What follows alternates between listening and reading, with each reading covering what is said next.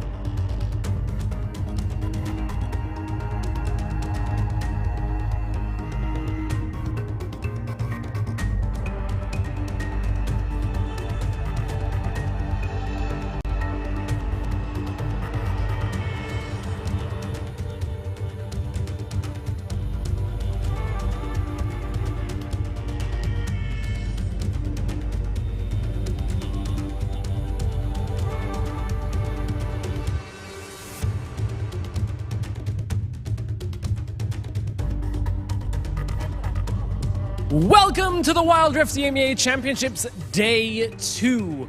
We're getting ready to find out which of our teams will make the playoff stage. Yeah, because yesterday was one hell of a day. We have Rix GG smashing everyone, being undeniably the best team in the Group A and making their way as the first seed to the playoffs, even though they had quite a bad time versus Team Queso. Yeah, rougher series against Team Queso, but Queso would make their way past NASA in our third series of the day. A 2-0, but it was close at times perhaps than it should have been.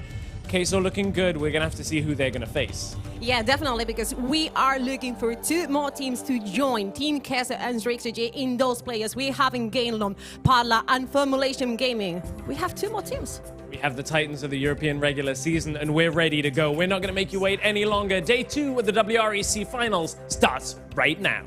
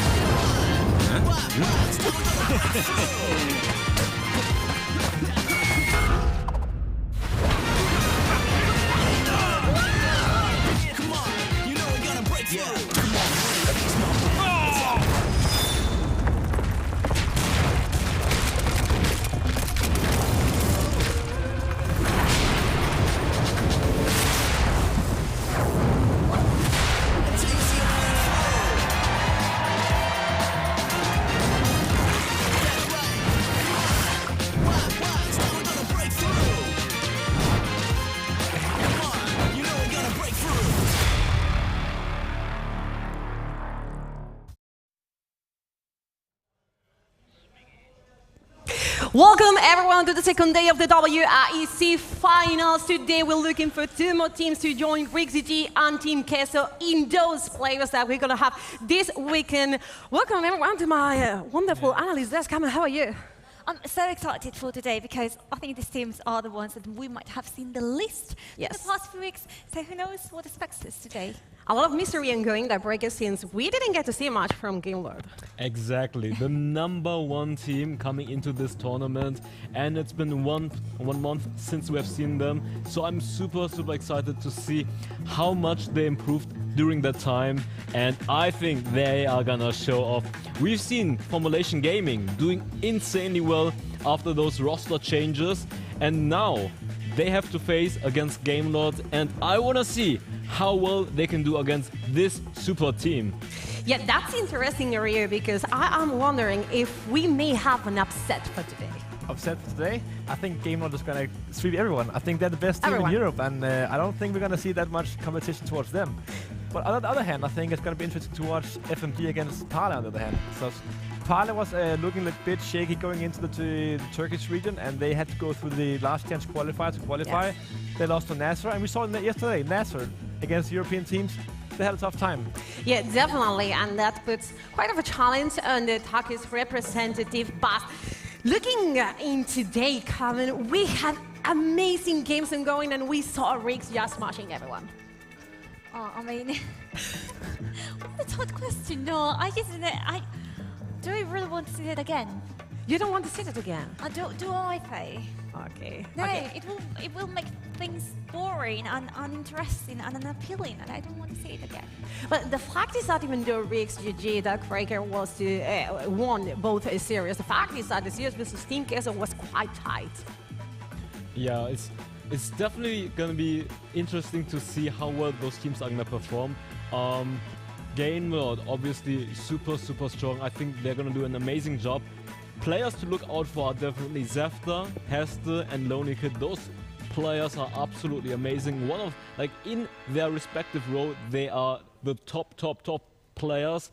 And then obviously FG, we've seen something from them already. They have been looking pretty amazing against Unicorns of Love. So I wonder how they can do against Game Lord, but also Parlor. I think in an offline event you can never underestimate the underdog because they can always make an upset happen. Maybe they can beat Formulation Gaming, or maybe they can even take a game out of Game Lord, but clearly my favorites are gonna be Game Lord in Group B. We're watching right now replays from the NASA versus FreakGG, and we were discussing yesterday about the LAN event, how the teams were gonna go here after so much time. And FreakGG felt like so online. They won 2-0 versus NASA Esports. We had some amazing performances, and I would say that Ramnam, won some highlights.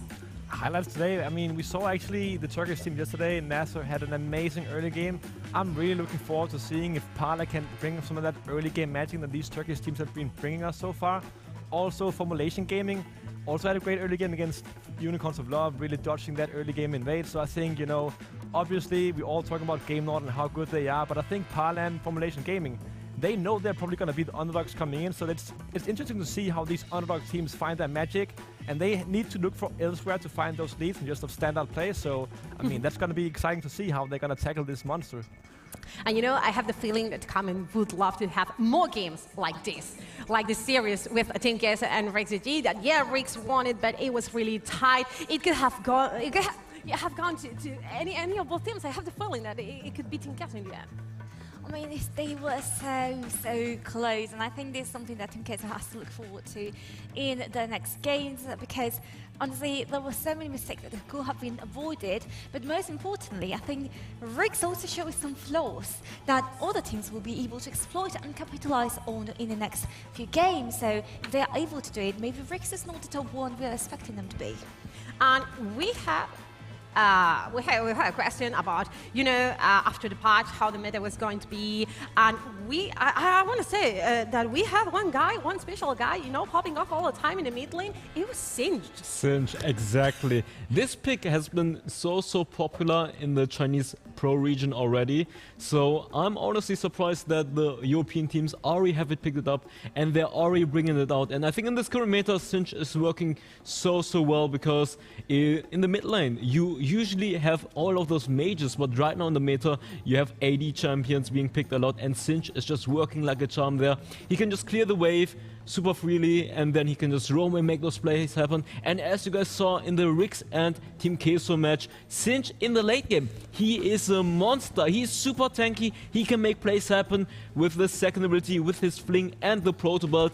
And on top of that, he has so much damage when you're chasing him, and you're not gonna reach him because of the Rylai's.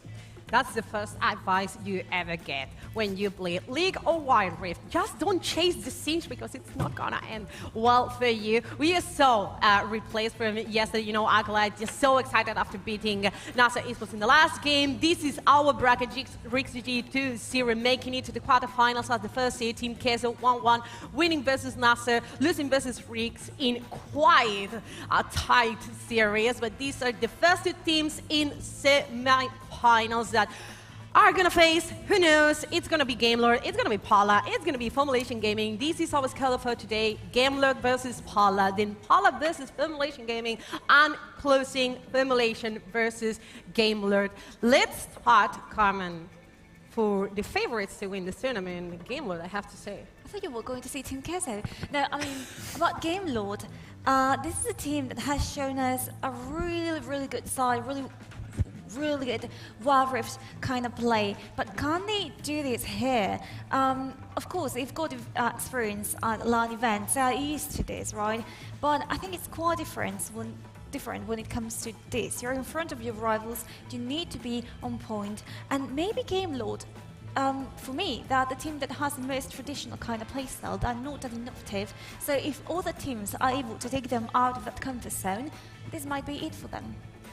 It is interesting because we didn't get to see much from Gamelord, and I don't know that if that is going to affect them, plus the stage fact. I mean, obviously, when you're playing in an offline event, anxiety can kick in. You can be nervous, but I have faith that Gamelord, they are the #1 team. They have performed in offline events beforehand. Obviously, they haven't played in a while, or we haven't seen them in a while, but I believe in them, and I think they are gonna show why they are the #1 team, and they are gonna storm Parlor. Let's see, because Parlor has a huge challenge in front of them. Guys, we're gonna check on our predictions in the analyst desk, and I don't know. Let's see how it goes, Ryu. For sure, Gamelord is your favorite, but do you think, Kevin is the only one voting for Parlor? Oh my god. Okay, You're so alone. I'm sorry. I'm gonna talk to you to Ryu later, but Carmen, defend your posture. Okay, so Parlor underestimated completely while all Formulation Gaming deserve to be the underdogs. Really though, Parlor is coming here after fighting teeth and claws together to this tournament. Do you think they're gonna let go so easily and be like, oh yeah, 2-0, we lose? No freaking way. I think they can make it, they will make it, and they will show you all that they can win. I really love that Carmen is always supporting, you know, the analysts. I love that, I need it on the analyst desk. But really the fact is that, yeah, Parlor, you know, put up a huge fight on the Turkish league, but the fact is that they flopped versus NASA, so I really don't know how are they going to be versus, you know, Gamelord, the favorite. That's why I put Gamelord #1. I think Parlor simply does not have the power, the mechanical prowess to beat a team like Gamelord. We saw yesterday Nasser was trying their best, Swest and Regner put up a fight, but they still went down and they got destroyed because, well, they met against these European top players. Gamelord is no different. I think Parlor is going to have a really tough time individually. Even though they're a great team, it's going to be difficult. And the reason I put Formulation against Parlor as well is that we cannot ignore that game against Unicorns Love. They were amazing. They looked like they're a team that has synergy. They have only been together for, what, 2 weeks on this specific roster, and they smashed it. I think, as a team and such a new team reaching this heights of synergy, just saying, hello, you guys came from the Russian region, and we're just sending them back home straight. I mean, this team was amazing. I don't think Parlor can compete with them either. We're seeing a trend that the European teams are looking the strongest. Okay. The fact is that I have to agree with you. But guys, let's see how Formulation does. Let's see how Parlor does. Let's see how Gamelord does. This is our Group B.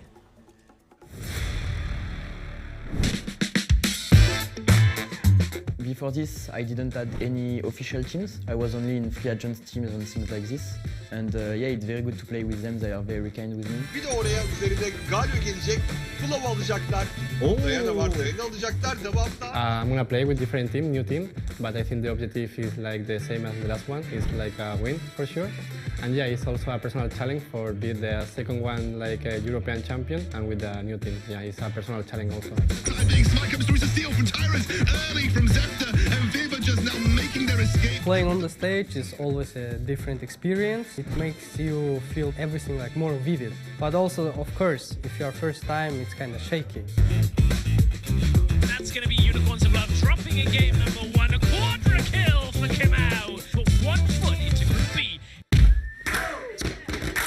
I'm a guy who like, yeah, I'm funny. I mean, I'm not funny. I mean, I'm crazy. Yeah, I'm crazy. So I hope I will do some crazy stuff with my team.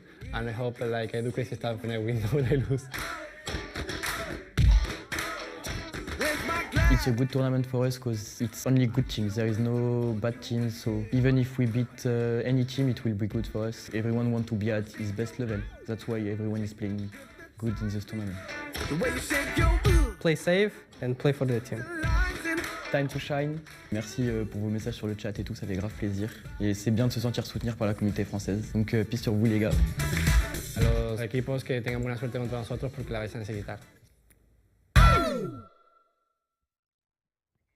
Translating here, good luck to the teams because you're gonna need it to play versus us. That was a bold statement by Gameload's players. But the fact is that they're gonna fight their favorites to take Rio the first seed in the group. Yeah, I mean, in this group, we saw getting number 1 in this group will mean you'll play against the number 2 from the other group today. I mean, Yes. tomorrow. And if you get the number 2 in this, you have to play against Rix. I think, for example, a team like Gamelord, they know how to play standard, they know how to win through the top lane. Yes. But we saw yesterday, Acolyte. If you're gonna win this group, you have to go against Team Queso tomorrow. And going against Team Queso means you're gonna be playing against the 4 that is Acolyte. He's almost impossible to break down and find leads against. And we know Gamelord from the WRIC playoffs, they found leads through the top lane. But can they stop Acolyte? Well, the fact is that Acolyte had some crazy day yesterday. Gotta say, he has an amazing performance and a really flexible one because we get to see him in so many different styles. Absolutely, we saw him Lucian, Camille. I mean, it was quite varied between the bruisers that he usually plays the weak side to him being actually one of the potential MVPs of the series and showing so much of his actual champion pool out of that comfort zone. Really did him so good. So I think, honestly, Acolyte, best top laner here. Okay, That's right. That's bold statement as well. The fact is that it was all about flexibility yesterday, that breaking wasn't it? Yeah. And we need that again from the teams from Group B because you need to have a good lecture of the new paths to come here.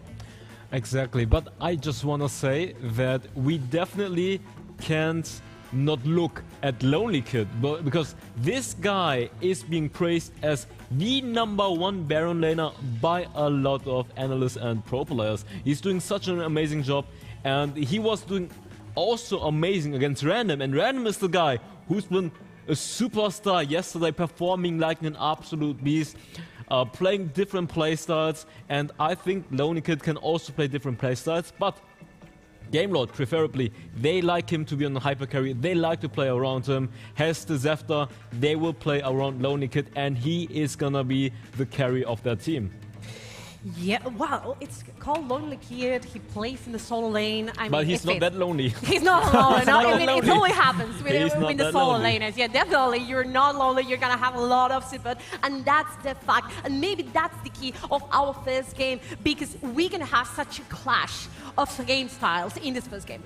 This team, as Darkbreaker just said, Lonely Kid is definitely not lonely. Hester and Zephyr are known as some of the best jungle and supports in Europe. What are they doing? Let's go top lane to Lonely Kid, and then they're just constantly feeding him, and that's actually an interesting. Cap and carry him. Cap and he will carry. But that's actually an interesting point. We've seen a lot of Hullbreaker yesterday, and Hullbreaker is actually best if you're alone. So let's see if Lonely Kid is gonna pick up that Hullbreaker, so that Zephyr and Hester, if they go to his lane, well, he won't be as strong. Well, let's see how it goes for them, guys, and we now have to welcome our teams to the stage.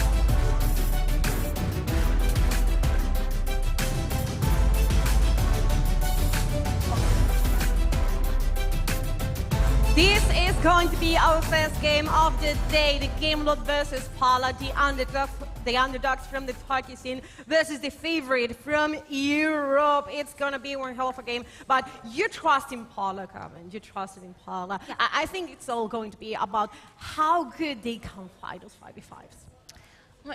Quite well, to be honest. If you think about it, they've got such a strong mid lane, but they actually can do it. I think they can do it. Yeah, definitely. Yeah, definitely, because I missed the upset yesterday. The favorites ended up winning. I want some spicy thing going on this second day of the WEC finals. We are watching Game Lord and Parlor all ready for this first best of 3 series, and a lot of things have changed. Since the last time we saw Game Lord. Even though since the last time we get to see Parlor, we had the patch, we had a lot of priorities changing, Darkbreaker, and that was everything yesterday. That if you have changed your priorities, if you're more flexible, if you have adapted to the new power picks, how do you think these teams are going to adapt into this event? I mean, obviously, after the first day, people kind of get a feeling on how the meta is being played right now. And obviously, Game Lord is a team that's so adaptive, that has a big champion pool. Yes. They are coming here, having a boot camp as well. They practice a lot of strategies, and I just feel like we thought they are the #1 team, and I think they will show up an even higher level than they already done. And I think Parlor won't stand a chance against a super team like Game Lord. The fact is that we were talking about flexibility, Ryu, and Bambi has one hell of a champion pool. Like, this one has the widest I've ever seen.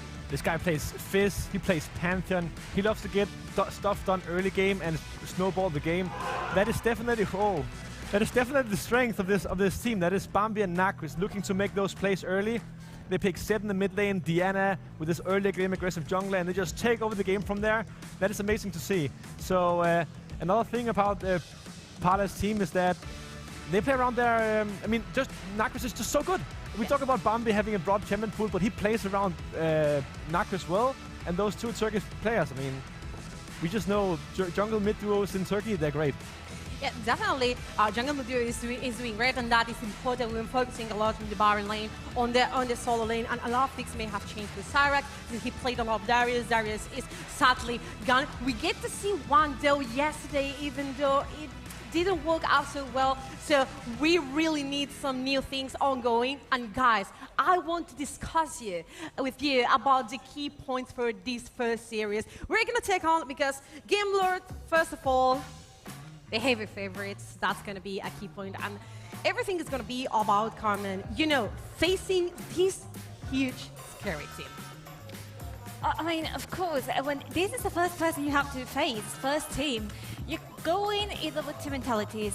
On one hand, you are either like, oh God, I think people think I'm gonna lose, and then I've got less pressure on me.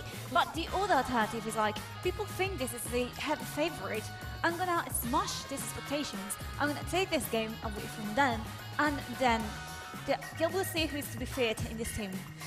Then we saw yesterday that Breaker, Club being so important with Rakan, for example, and we get to understand how important are support and also engage support, and Hesse is amazing on this type of champions. Exactly. I think Hesse is going to show why he is the #1 support right now. He loves those playmaking supports.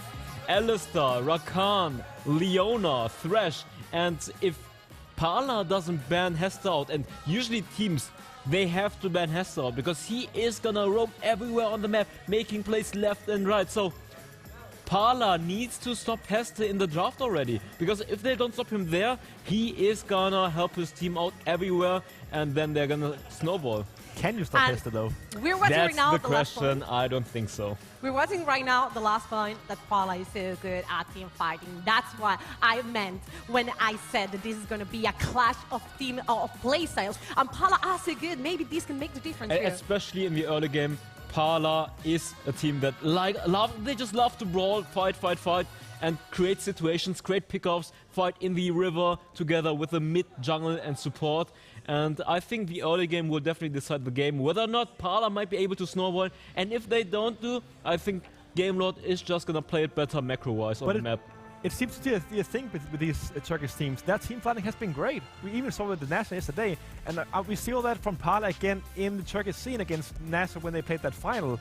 Parlor is a great team fighting team, and if they can manage to get those 5v5s against Gamelord without getting split pushed behind the map, maybe getting out-rotated, I think Parlor has a legitimate shot. But can they get those straight-up 5v5s? I'm not so sure. Let's see, I mean, it's all about the classic styles here. What team can make work their game plan? Because, you know, we're having Bambi played a lot of Olaf. We saw some Diana also from Naggers, and the mid jungle duo is going to be so important. But of course, you need to be aware of precipitations towards the bottom lane side. And also, I'm pretty curious about how the Turkish team come and have adapted themselves to the fact that a lot more of AD carries are showing up lately. Well, I mean, this is something that, again, it's a little bit of difference, right? In Europe, we've been seeing loads of APs in the past few weeks. We've seen the ADs coming back. But for Parlor, I'm not so sure how that has happened exactly. If we look at the team stats and what they've been playing, they've definitely have been able to just get a little bit of a clue of what this kind of meta is like. So whether we'll see more ADs today, I think it is quite feasible, to be honest. So. Yeah, the thing we have known from Gamelord especially is that they are really good at playing around the top lane, which we talked about before. They like this mages in the bot lane meta. Gamelord as a team has been playing a lot of Ziggs, a lot of Orianna, and now with yesterday, with Rix and Team Questo playing 80 carries, maybe Gamelord is going to change up their playstyle. Let's see. Now, guys, we are ready with Hells to disclose, you know, the clues for this game. Hells, how are you?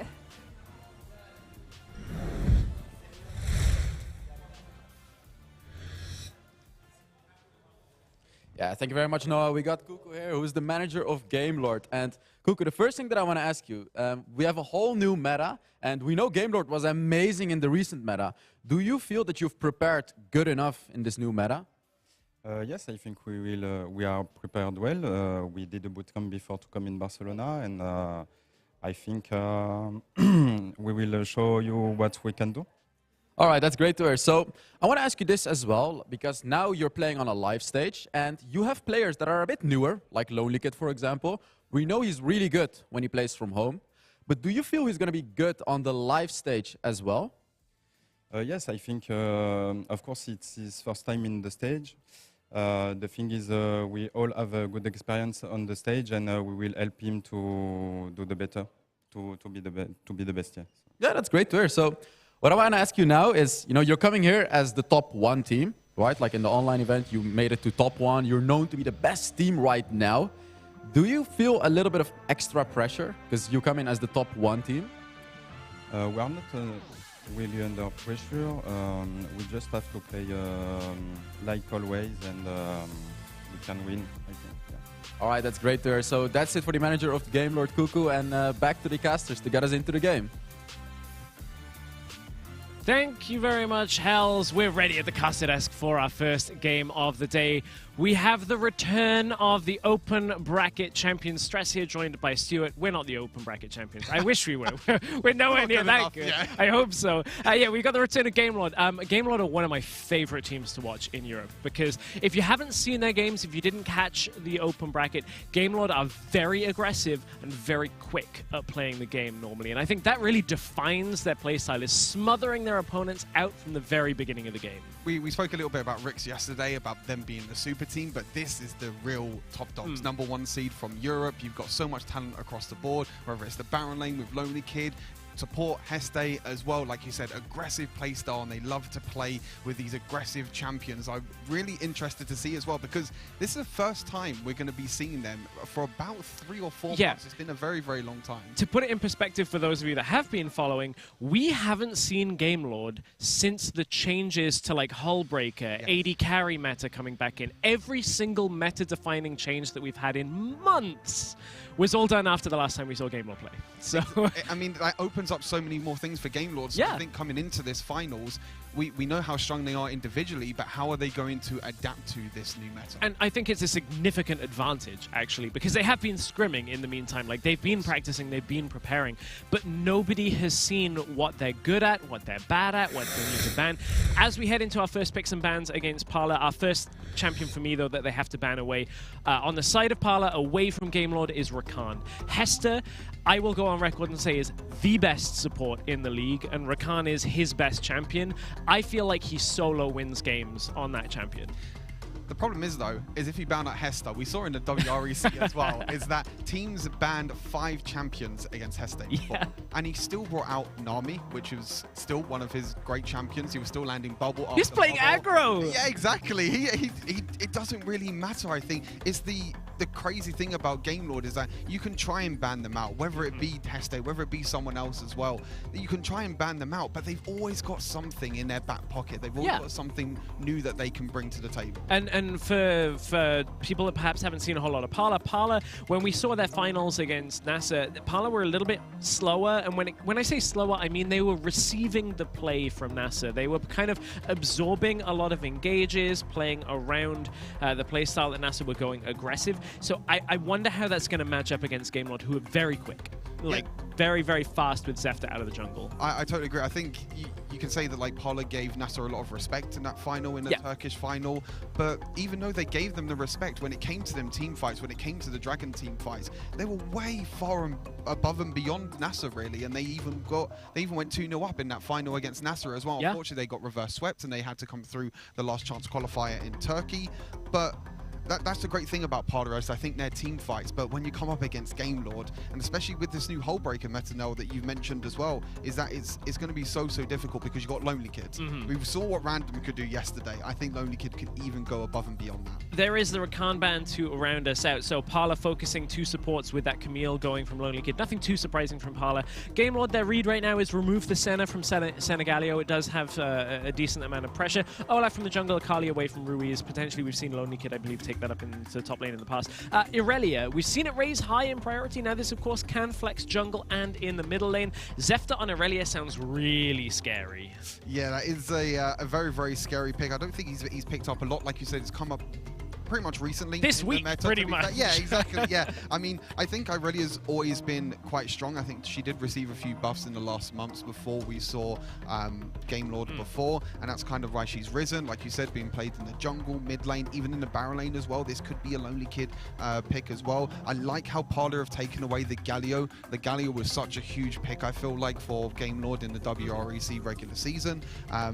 For Hester, you know, with the roams as well, him allowing to jump onto and protect the rest of his team as well with the ultimate, but the Gragas pickup as well. This could potentially be Gragas support. We have actually seen it in other regions as well, but it also could go maybe potentially into the mid lane with Ruiz, or even the jungle as well with Zefta. So Redemption is going to show us Varus. He's played a whole lot of Corki as well as mages. We saw some Varus out of Redemption too. So early game focus for Game Lord from that bottom lane so far. Diana actually making her way through the draft. We haven't seen a lot of Diana bans this weekend so far, but in the regular split and the last chance qualifier, we saw a ton of Diana on the ban bench. Yuumi banned, not exactly the champion that I always think of going with Varus specifically, but of course Yuumi Irelia sounds pretty scary. Yuumi will help Varus in lane, that kind of thing. So no surprises that we're keeping the focus down on bottom lane for the Hester bans. It's also not really a Hester champion, if I look at it. There's a lot of the engage. We heard DB on the analyst desk talking about the Alistair, champions like that. Exactly. I think it's more the aggressive supports that you need to try and ban away from Hester. Like Nami, right? I mean, he can flash in, he can bubble, he can flash Tidal Wave as well, but I think Yuumi just as a champion overall, like you said, not really good with the Varus, can't really get paired with the Varus, but when it gets into the mid and the late game, you can jump onto Irelia as a Yuumi, and when you have an Irelia in the back line, dealing that bonus damage and getting all the healing and the extra attack speed as well, is very, very scary. But there's the Alistar as well. There's another aggressive champion taken away, and again, 4 bans over to Hester. Yeah, again, respect. I feel like it happens every game against Game Lord, but Hester Heste always just comes up with something, but I'm curious to see what he brings out this time. I think Parlor need to now respect Lonely Kid and pick their AD carry here, or at least their bot lane carry. And I think you can't afford to let Lonely Kid see your blind pick top lane and then just have whatever he wants into it. The Corki makes sense, similar thing. What I would say about Parlor for now is if they don't pick a winning top lane, they're waiting for a later part of the game. Corki needs time, Jax needs time, Diana can teamfight in the middle of the game, but giving Game Lord Varus plus early game plus a snowballing jungler like Irelia is dangerous if you give him a winning top side. Yeah, there's Darius as well. Darius is an interesting one because Darius we haven't really seen too much of. Nope. I think we only saw him potentially only once yesterday. Yeah, we did. I think only once. So kind of fallen out the meta a little bit. In the most recent patch, he did get a nerf to his attack speed, so he's not going to be attacking as much. And there's Iona. There's the aggressive champion that we spoke about with Heste. A lot of single target focus, I feel like, for Game Lord. You've got the ultimate from the Iona, you've got the Chains of Corruption as well from Varus, and then it allows, you know, Irelia to jump in, Gragas to jump in, and also Darius to jump in as well. But I think the big part about this draft for Game Lord, which I quite like, is that we're going to see Ruiz on Gragas, which is not really a champion that we really see Ruiz on. Ruiz is normally this like control mage, sort of more passive, I guess you could say, mid laner, but on Gragas, you're going to be seeing flash engages all the time. Right at the beginning of the split, I felt like Ruiz had a decently sized champion pool. Like, even pre-WREC, we were seeing him play Fizz and Zed when we were casting Purge before the tournament even started. And as a coach's handshake, I think what I wanted to say on that point from the Game Lord side is, later on, Ruiz started defaulting back to Ahri, and I know the Analyst will likely talk about this later. I'm glad now to see the Gragas. We saw like an Olaf out of Ruiz in the season. He was forced onto a Lulu in one game that didn't really play out. So this, I think, steadies a little bit of those, not concerns, but just our talking points about where Ruiz would be coming into this tournament. We know how good he is as a player. We know how individually strong he is, especially in an offline environment. It was always just a question about the draft, and we've had it answered here. He's playing the meta already. Yeah, exactly. And for those who don't know at home, Ruiz was in that Team Queso roster that went to Horizon Cup last year as well. He was the one that was playing in mid lane for Team Queso last year. Now is over on Game Lord with Lonely Kid and Heste coming in as the kind of the new players for Game Lord. We've seen this roster for quite a long time, but at the start of the year, this is kind of new roster that they put together, and they were trying to win the whole tournament, and they did. They got #1 seed in Europe now, and now they're going to look to try and take down Parlor in this first series of day 2. Ooh, Zefter, did he spot? I don't think he actually got vision of Bambi, and Zefter's been taunted into the bottom lane. He's flashed away, will keep himself safe. Hester getting a very risky ward, but doesn't get punished for it. Redemption is here as well, and Parlor are trying to take away the Krugs, because there's a lot of experience there. They want to force the flash out. As I believe, yeah, that was Bambi flashing away. I don't think Bambi got too much from that, but they were trying to disrupt Krugs. And something I know that yourself and some of the other analysts were talking about is how important Krugs actually are right now. Like, there's a lot of experience in that camp, a lot of extra gold compared to like where Scuttlecrab used to have priority. So even an invade against Krugs tells you how important they can be. Yeah, definitely, because most of the time with junglers now, sometimes they like to start Krugs, go into red buff, go into Raptors as well, and that kind of sets up that either full red side clear or either the full jungle clear as well. Irelia versus Jax, I'm not really expecting this crazy Scuttlecrab start, because I think both these champions just want to farm up a little bit. They don't want to exchange and really do much in the early game. You can see the vote at home. That is a pretty big vote for Game Lord. That is a massive vote for Game Lord. Bambi's health is really low going through his jungle clear. Can Jax do blue that low with... Oh, his smite's going to come up, so he should be fine. But, like, look at how low he's getting off this. This means even if he full clears, he's going to have, like, no presence on the map for a while. I mean, he's already pretty much a level down as well. Zefter's already on the opposite side of the map. He's already full jungle cleared. Cleared the red side of the map, sorry, yeah. And Bambi has only done 2 camps so far. He's now going to get the Scuttlecrab in the bot side, but Zefter, this is already a pretty big early lead, and that early invade by Parlor, I like it. I like that they're trying to play aggressive, and they're trying something new, trying to put Game Lord a little bit out of touch, really. And we're going to be seeing how Game Lord kind of counteract that. I mean, they've done well. They defended the early invade. They've now got Zefter ahead. Bambi actually has to go back to base. You can see Zefter's already on the blue buff as well. He's going to carry on clearing that. That means that Zefter's just going to get a full jungle clear with the Scuttlecrab as well, and that's probably going to be level 5. Yeah, that's more than you should normally get from a clear. I mean, of course, Zefter, I think he lost a little experience off that first set of Krugs, which I think that's what Parlor were trying to bank on. But Parlor's composition itself does what I expect Parlor to draft towards, which is if somehow we can hold through the early game, we can look to get an advantageous fight when our composition comes online, we have control of the late game. And I don't think there's much a doubt about that. Like Varus' early game, Darius team fights in the mid game, but later on is not exactly that much of a monster unless you get like 4 resets in a fight. That's how you have impact on Darius. It's only really the Aurelia that if she gets unstoppable, I think Game Lord can work around as the game goes late. I think the good thing about Parlor is that even if someone does get jumped on by Zefta, they have that Galio ultimate as that sort of protection, even though the magic damage and that magic shield is not going to do too much. But actually, Lonely Kid is given so much respect here. I feel like he has no vision at all. I mean, at the top I side. don't know who showed on Crab Vision. I don't think they would have stepped into it. But Parlor have had 3 people up here for a moment or two. And I mean, Lonely Kid playing respectfully knows that basically the only way that Game Lord lose this early game from this current position is by Lonely Kid getting dove. Ruiz is pretty far ahead in the middle lane. We know that Zefta's had control in bottom lane with the way that Redemption and Hester have pushed out as well. Like, for Game Lord, it's about just reading the map state. And this is a little slower than we normally expect from Game Lord, but I think it's a careful first game for them on the stage. They were winning in 12 minutes in the open bracket. I think it's just kind of just staying a little bit calm. You know, it's their first time on stage. It's the first time they're playing a competitive game for a few months now. They're just trying to probably feel the way that Parlor are going to play as well, because they might have scrimmed together before. Obviously, I don't know that, but in terms of competitive games, this is the first time they're playing against each other, so maybe they don't know too much about each other's play styles. But if you're Parlor right now, especially because what we saw from them from the regular split as well, you'll take this early game. You know, normally with Parlor, they like to play a little bit passive in the early game, and when it gets to team fights, that's really where they shine. Yes. And they've done so well so far. And they're actually going to look to go towards this dragon. They're not going to start it yet.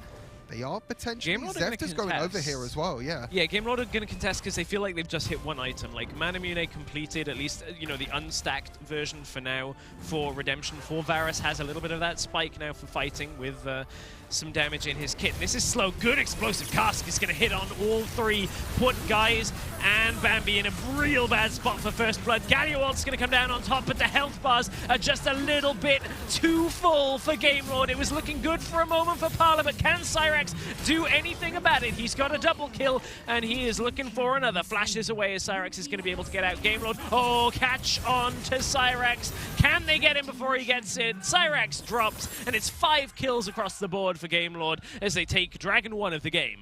Ace, complete ace by Game Lord. I feel like Parlor, they started off this dragon, but look at Corki on the mini-map in the top left hand. Corki is nowhere near this fight. Absolutely huge explosive cost by Ruiz, and that completely splits the team fight up for Game Lord. They're allowed to split it up. They can do really well. They can pick off the members of Parlor, which is what they do. They use the chain of corruption really well, and Zefta just does Zefta things. Just jumps around during the entire team. We're back right into another fight. Apprehend comes forward, and Bambi...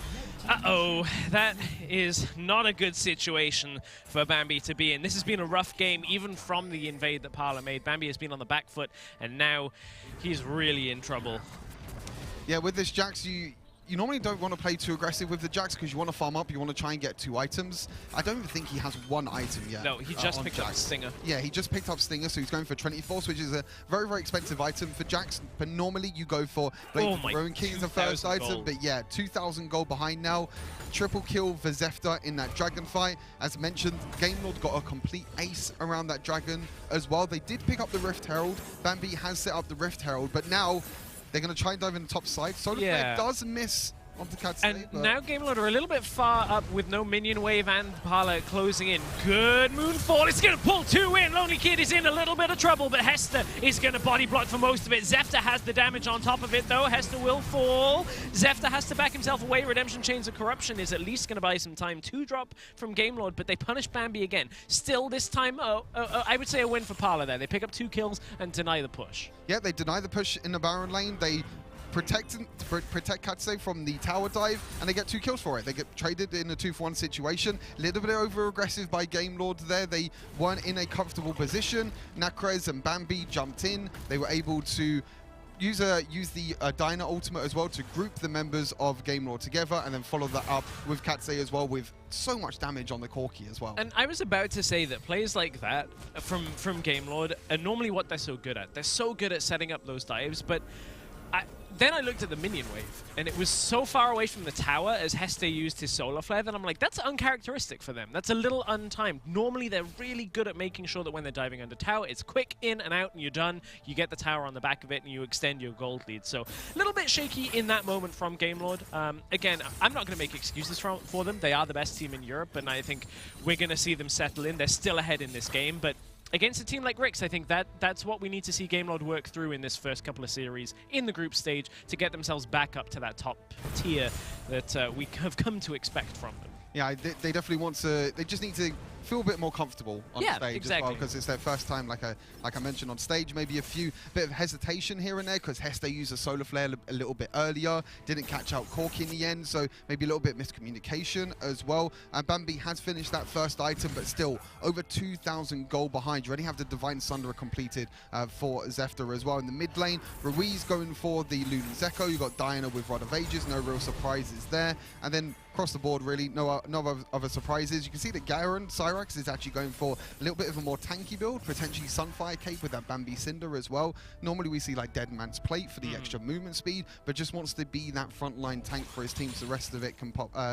follow up as well. But we're going to have a look at the Coca-Cola pop-off, which is going to be them just cleaning up this team fight. This was just right at the end of the previous replay that we saw before.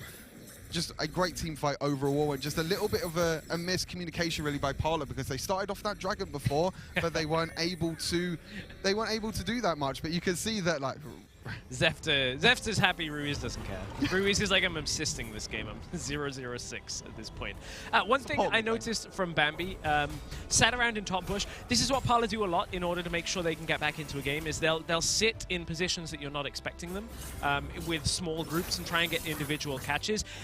They're trying to do it around Bambi, and now they've utilized Rift Herald in the top side, trying to funnel as much gold back into that Jax. I think that's a little bit dangerous because he's kind of unbalanced on the beginning of the game anyway. He's so far behind that focusing on him might be a little misplaced. It might be worth getting Katsa some of this gold as he was forced to package away, because I think Corki is probably going to have to be the one responsible for carrying this late game. Yeah, definitely. I mean, you've got the Diana, but the Corki is the main damage source for Parlor in this late game with Bambi as well, if he's able to jump in. But GameLord are just completely controlling all these neutral objectives right now. They got 2 dragons. They lost the first Rift Herald, but they had full control of that second Rift Herald. But interestingly enough, in this game, 9.5 minutes in, and the first tower went down to Bambi in that Baron lane. That's a very, very late first tower, and I think that just shows how passive really this early game is. You had that one team fight around Dragon, but other than that, there's not been too much. Saying that, Ruiz. Nacris is going to dodge out some of Ruiz. Oh, Ruiz doesn't even hit the explosive cask. Taunt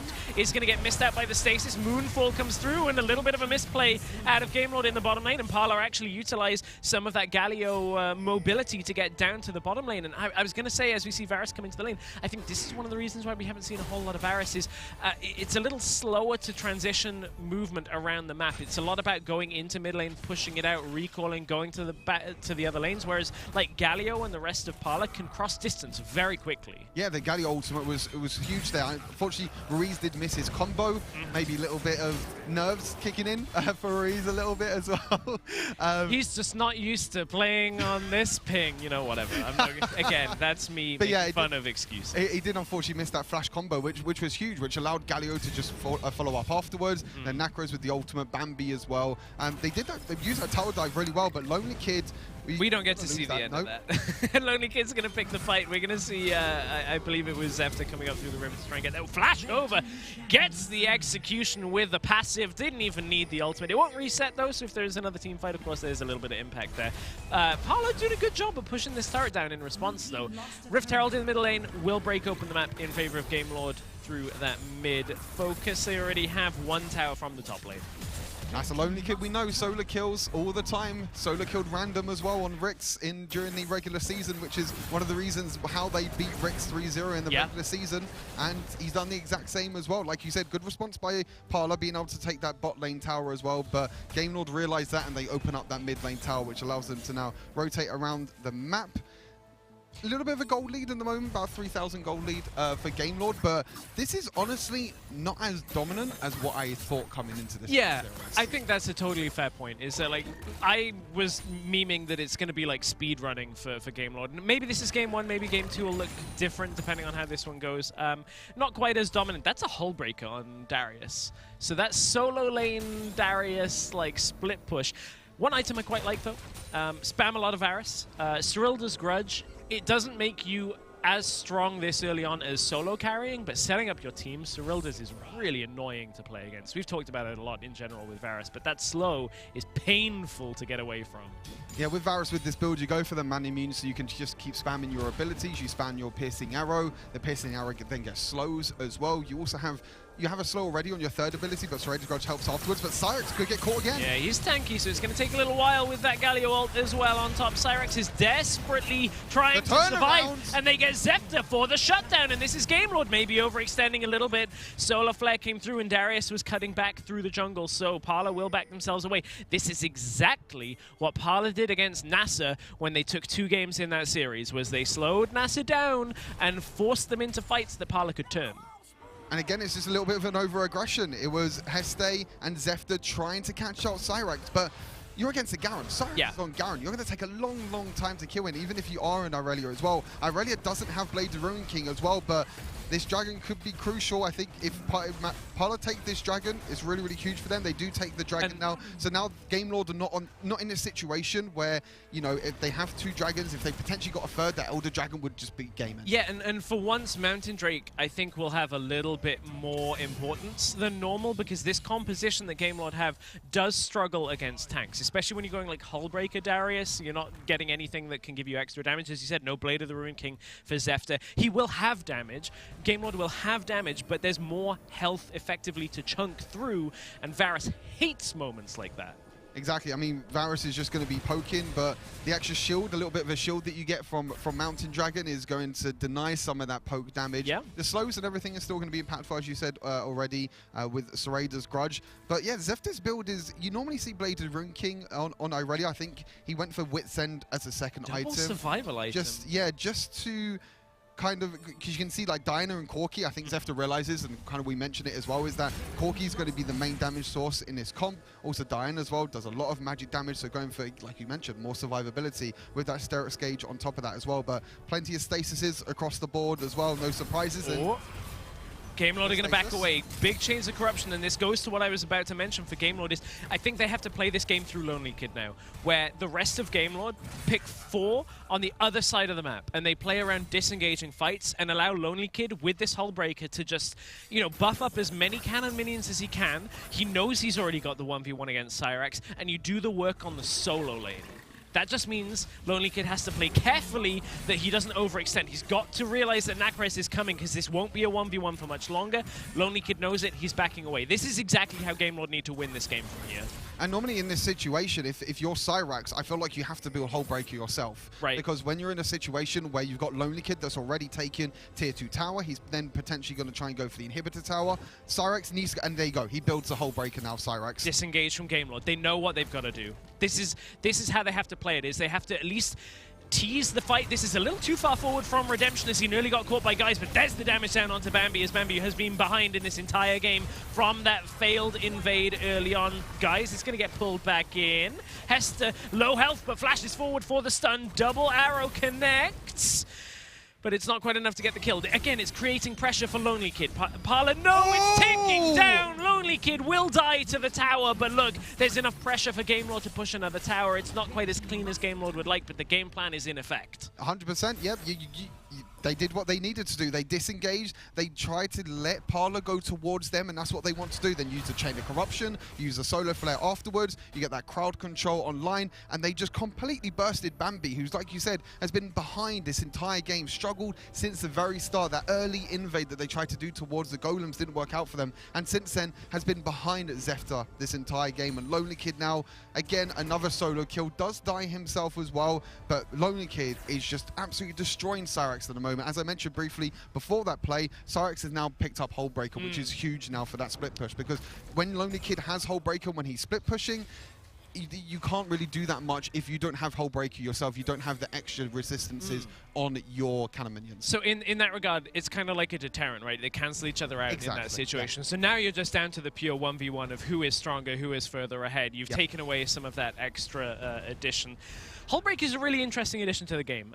We haven't seen it on Darius in Europe before. I mean, we haven't seen a whole lot of Darius because typically Darius is a team fighter rather than a split pusher. Like, Darius does tend to thrive where you can get multiple resets. It's not that he can't, and clearly Lonely Kid feels like it's a champion that you can blind pick, which is interesting, and I think going up against random, this might have been punished a little bit more. But I don't think Cyrex has done a bad job for the majority of this game. I actually think Parlor have played better than I expected coming into this, but Gamelord adjusted in this game, away from being caught in fights to now stepping back from fights and allowing Lonely Kid to push on the side lane.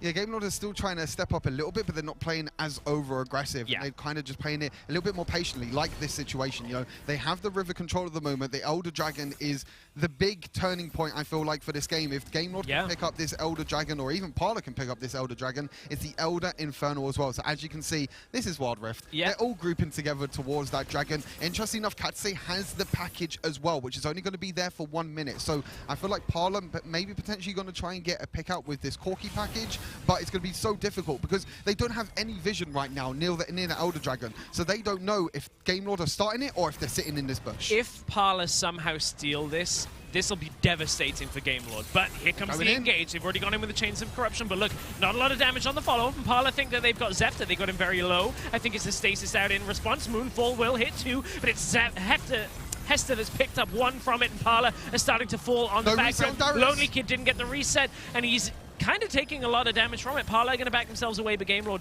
they still have the man advantage. They still have the extra person here. No jungler from Parlor. Bambi, no smite, means this should be going over to Gamelord. Parlor are going to try and get there, but I don't think they're going to do it in time.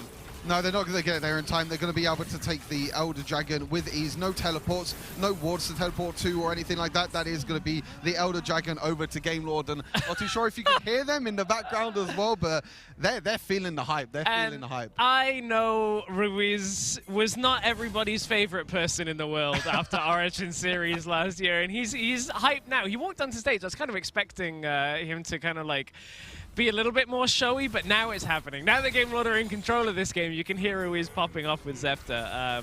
For those of you that weren't around at Origin Series like me, I heard that Ruiz was very animated in the game, and definitely some of the other pro players didn't take to some of the banter quite so nicely compared to how you might expect. I think Ruiz is just a very, very passionate player. He is. He's very passionate. He just wants his team to do well. We heard from him during interviews as well during the regular season, you know, how he loves this team. He just wants his team to do well. He feels like this team is a family right now, and they're playing like a family, really. You know, they're playing grouped together. They're playing so well as a team, even though this is a very slow, thought-out game by Gamelord, and this is not the dominant Gamelord that we really expected to see coming into this game. This is still something to do, but this is going to be it. This is that didn't land from Zephyr. Didn't get the stun that they needed, but Ruiz with another good explosive cast has bought at least enough time and enough space. Redemption on the back line is going to dodge out the heroic entrance, and look, Guys just doesn't have the health.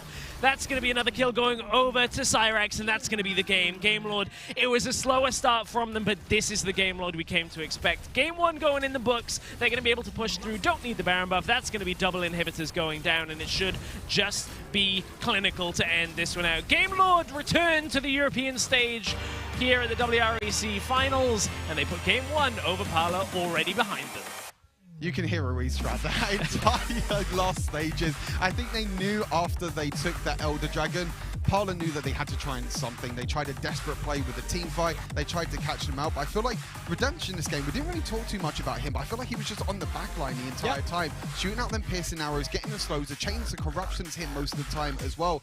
And when you're Parlor, when you're a team that wants to try and play aggressive, try and jump on with the Diana, with the Jax, when you have a Varus there, even though, as you mentioned, you know, not that great in terms of rotating around the map, but when it comes to them team fights, can be so crucial. I think the Parlor played decently well in that game as well. Like, I actually had a little lower expectations, which might sound harsh, but because I had huge expectations for Game Lord.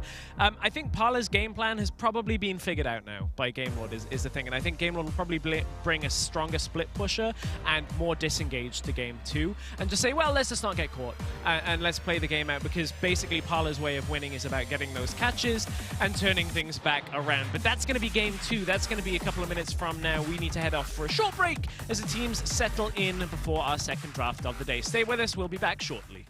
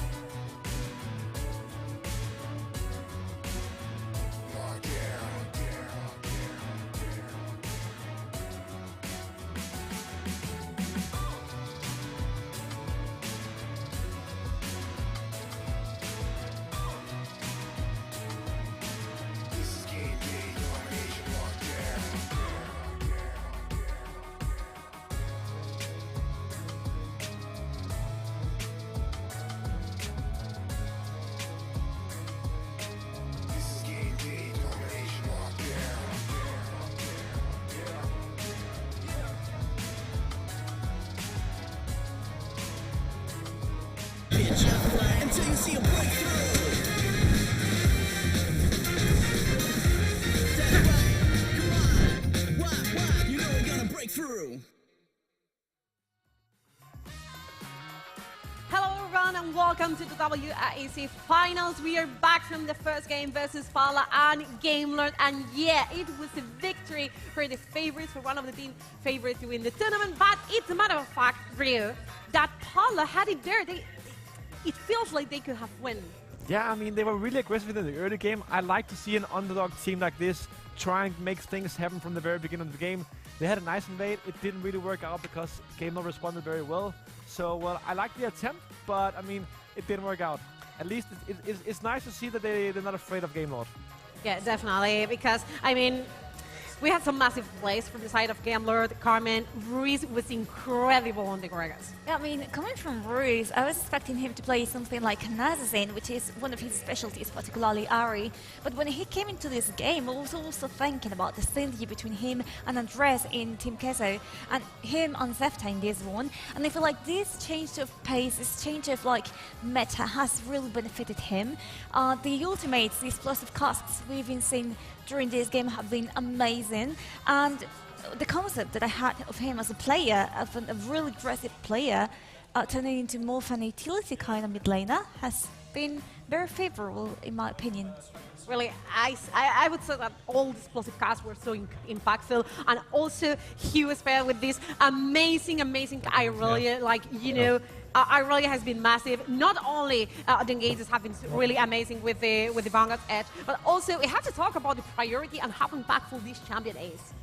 Yeah, we've seen from Gamelord they prioritize Aurelia coming into this match, and we've discussed it already that items have been changed in this patch. Divine Sandra on Aurelia has been super strong, and she has been such a power pick thanks to her flexibility, being used in the Baron lane, in the jungle and in the mid lane.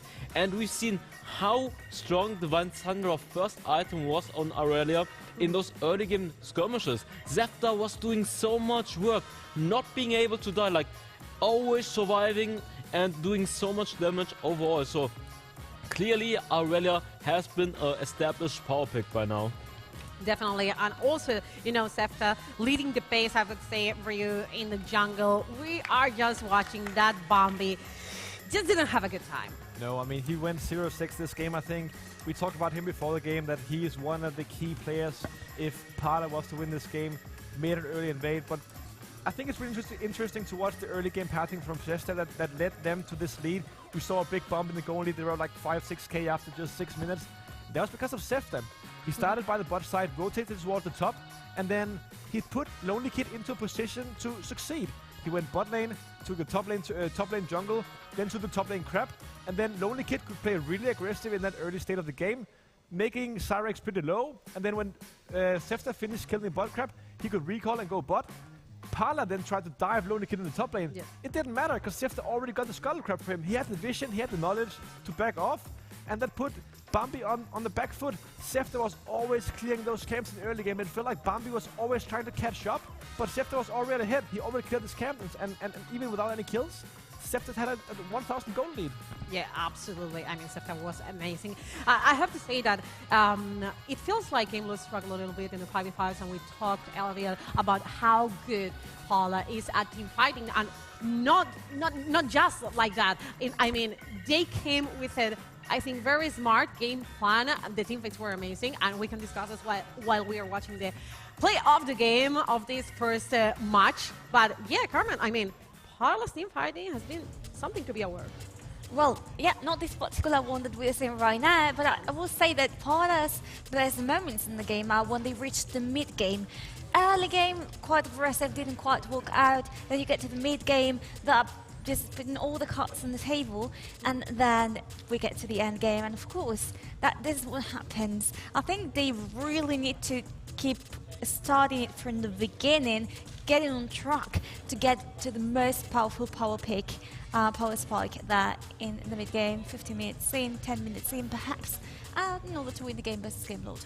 Yeah, I feel like that, definitely. And both teams played an awesome and awesome match, but Darkbreaker, it feels like Parlor needs to push up a little bit. It felt like, you know, Jax was so behind, but otherwise, they had a first shot. Yeah, they did really amazing. Surprisingly, the bot lane of Parlor matched up super well, and they stopped the over-aggressiveness of Gamelord. Like, we have seen so many times that Zefta was trying to make plays happen, but they were stopped by the bot lane and also by the mid lane. Like, I was honestly surprised how well Parlor was doing in those team fights in the mid game, even though Gamelord had the lead, and they put up a great fight, and the game went to 20 minutes. Okay. Yeah. Definitely, guys. We have ready Hells for an interview. So, Hells, what do you have to tell to us?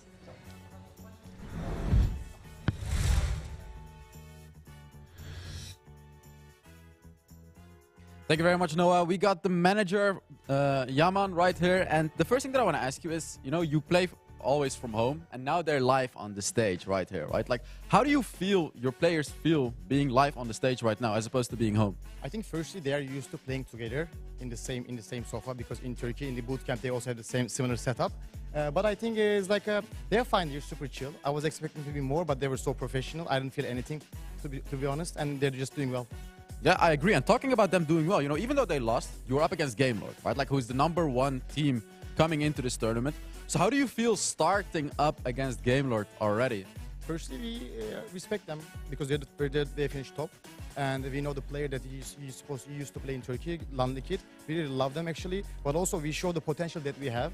And like, people were voting that the Parlor couldn't do better, but I think we show why they should respect us, because we are the top 2 teams in Turkey. We managed to come here. Also, Nasser played really well, and we have more. We are just waiting to show it.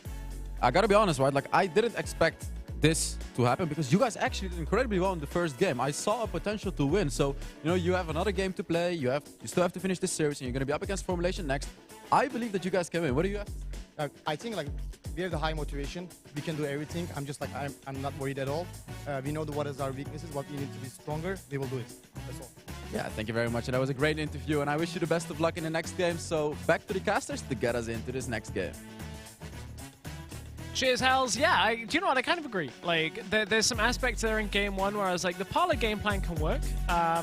I now want to kind of see where GameLord go from the next step. Like, I still stick with my prediction of, like, that GameLord are going to win this series. I think Formulation becomes a much more interesting series now, seeing Parlor from game 1. I mean, Formulation yesterday did look very, very strong against Unicorns of Love, and Parlor do look really strong as well, though. I mean, they're coming up against the first seed in Europe, so it's going to be very, very difficult for them, but they're actually quite competitive. You know, the game went on for quite long. Yeah. They were winning some skirmishes as well. They were capitalizing on little over-aggressions by GameLord, but I think you mentioned it during the last game. I think the way that GameLord adapted during the middle of that game, realized that, okay, we can't play too over-aggressive because they like to catch us off guard. They realized they could play a little bit more passive, then Parlor came towards them, and that's where the game really changed. Yeah, I always attribute this in the way of it's almost like downloading your opponents, right? You have to understand their play style when you haven't played against them before in order to be like, okay, this is how we beat them, and now we go. So for me, what I'm expecting from GameLord now is to deny the Galio, to deny some of the picks that were allowing Parlor to fight quite so quickly, or at least group quickly, and then play at least a little bit safer around risky engages. Like, play a little more controlled, but still quick. Still the game mode that we're expecting, where they're pushing the pressure, setting up plays, and just shaking off a few of the cobwebs for this game. For Parlor, I think you want to try and get your hands on the Galio. You want to try and get a lot of those team fighting picks. I don't even know whether it would be a bad direction to take the, like, full team fight and go for, like, a Seraphine composition, where you're like, if all we're doing is going to team fight to win, and that's the only way that we can get past GameLord, perhaps you go that direction. It doesn't have to be the Seraphine, but I think you kind of get what I mean with, like, big team fight ults that all stack on top of each other. Yeah, definitely. I mean, we saw from Parlor in the regular season as well that they're really good when it comes to team fights. Yeah, exactly. I think the manager was mentioned there as well. You know, they're confident with each other. They play together for such a long time now, and they have that little bit of confidence. And in terms of picks and bans, GameLord are going to stay on the blue side, and Parlor's going to stay on the red side as well. So Parlor picked red side. No surprises really, because red side is really strong right now, because you get to get that flexible last pick. You get the 2 picks instead of 1 in kind of that first rotation in terms of power picks. In terms of bans, everything's still the same right now. I think Senna is still really, really strong. Could be paired in that duo lane. It's kind of a fasting Senna with champions like Galio and Gragas, and again, Karma banned away. Olaf taken out, Karma taken away, Camille. So if they don't have the Akali and maybe swap out for the Galio, I would be interested to see whether Nakris takes that Akali. Not going to be answered on this game. It's going to remain how game 1 draft was. Rakanov as well. There's Hester's basically S-tier champion. I mean, you can add like plus to that for Hester. Yeah, Irelia first pick exactly as last game. I think it went well. Like, it wasn't just about the botched invade from Parlor in the last game that allowed Zefta to play through. But I like the Gragas priority. I think this now gives you all that flexibility until the end. It dropped through to second rotation on blue side, and it's going to be secured with the Galio. This is a good start for what Parlor want to do. I like this. Yeah, definitely. They swap out the Jax, and now they pick up the Galio, Gragas instead. They take it away from GameLord as well. There's the pick for Ruiz. There's the pick that we know Ruiz can play, the comfort. But now I'm a little scared because we said in game one when Ruiz was like, I don't want to say out of options, but when Ruiz was challenged a little bit in draft, Ari was his default, and it didn't always look amazing when he was playing it online before. Maybe offline we'll see a little bit of a change up, but this game lord draft for 2 and 3 pick, wildly different to every other game we have seen in this tournament so far. Yeah, Darius we haven't seen too much. Now picked 2 games in a row now for Lonely Kids. Again, with this Hull Breaker meta, you don't really see Darius as kind of this 1 versus 1 split push champion, but I think you know, a player like Lonely Kid can probably pick up any champion really in the Baron lane and just 1 versus 1 anyone. Yeah, I mean, in Lonely the entire Kid tournament. I mean, he did do well as well against Cyrex. Lonely Kid really made a name for himself in regards to like putting him in that upper echelon with Random, right? Is like everyone said Random's the best top laner in Europe, and by the end of the split we were like, well, that's kind of like alongside Lonely Kid, and then Acolyte's right up there with him. So yeah, I have a lot of confidence in Lonely Kid with, you know, he's blind picking this Darius. It looked good in the last game. He made a lot of space for his team. Now I want to see how Parlor can go up against it. Can they find a matchup that they prefer to the Garen? Because we know Darius Garen can kind of go even for the most part, but Lonely Kid showed he could win this side of the matchup. Yeah, definitely. I think the later the game goes, the harder it really gets for Garen as well. Yeah. Because of the extra bleed damage that you can get. Garen likes to build just full tank, but then with Darius, that means you can just pull him in. You can just deal as much damage as possible. And then with the ultimate as well from Darius, you just deal so much damage. You saw in the previous game that Lonely Kid got about 2 or 3 solo kills onto Cyrex as well. So it's gonna be interesting to see if they've adapted and if they're going to pick something else. So potentially you've got the jungler in the top lane, potentially, if there's going to be a Nakrez mid Gragas. We'll have to see what pick they're going to be picking out. The manager said they do have some picks up their sleeve as well. They just haven't showed it yet. And There's maybe this is one of them. This is the Riven. Another flex pick as well. Again, on the red side, you have this double flex now. The Gragas can go in the jungle. The Riven can go in the jungle as well. I would expect it to be Gragas mid, Riven jungle. And I think Game Lord would expect it to be the same as well. I think so. So we'll have to see how they finish off the draft as well. Game Lord, they're going to have to finish their draft now as well. They're going to go for something for Redemption, which is going to be standard. He's going to go back to that Varus, which... This is just the Leona again, then, if you want to play that out. For a very pick-heavy composition with the way that they're playing it. We don't see a whole lot of Riven in Europe. See a lot in North America and a few other places. Braum coming in, and this is the disengage. This is what I meant about, like, well, now what they've done is Ari is mobile, Irelia is pretty mobile, has the stun, Braum for the disengage, Varus can kite back, use the Chains of Corruption. So everything about this screams like setting Lonely Kid up on the side lane with the Hull Breaker to push back out, and the rest of Game Lord only take fights they know they can win.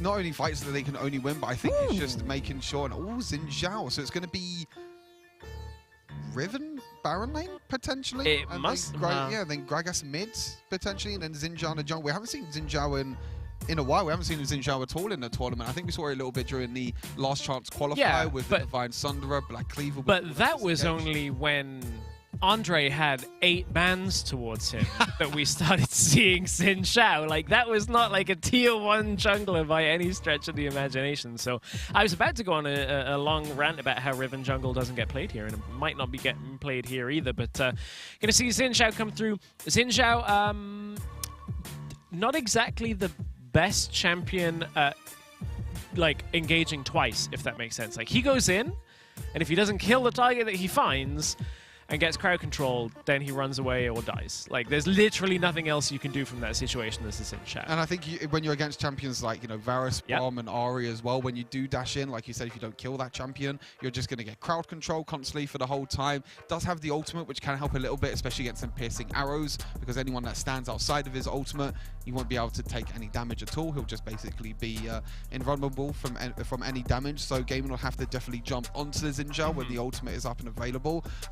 But very different draft really from Parlor, you know, with his Gragas, Riven, Xin Zhao as well. The bot lane is pretty much the same. On the side of Game Lord, you got Redemption in his comfort pick again with Varus. The same with Lonely Kid as well, comfort pick with the Varus with Redemption, and then Darius with the Lonely Kid as well. So a lot of comfort. Irelia for Zefter again as well. It did work well. He did get that triple kill in the early game. Yes. That allowed him to accelerate that lead. And we're going to have to see if this is going to be the same. It's actually Riven mid lane, Gragas top lane.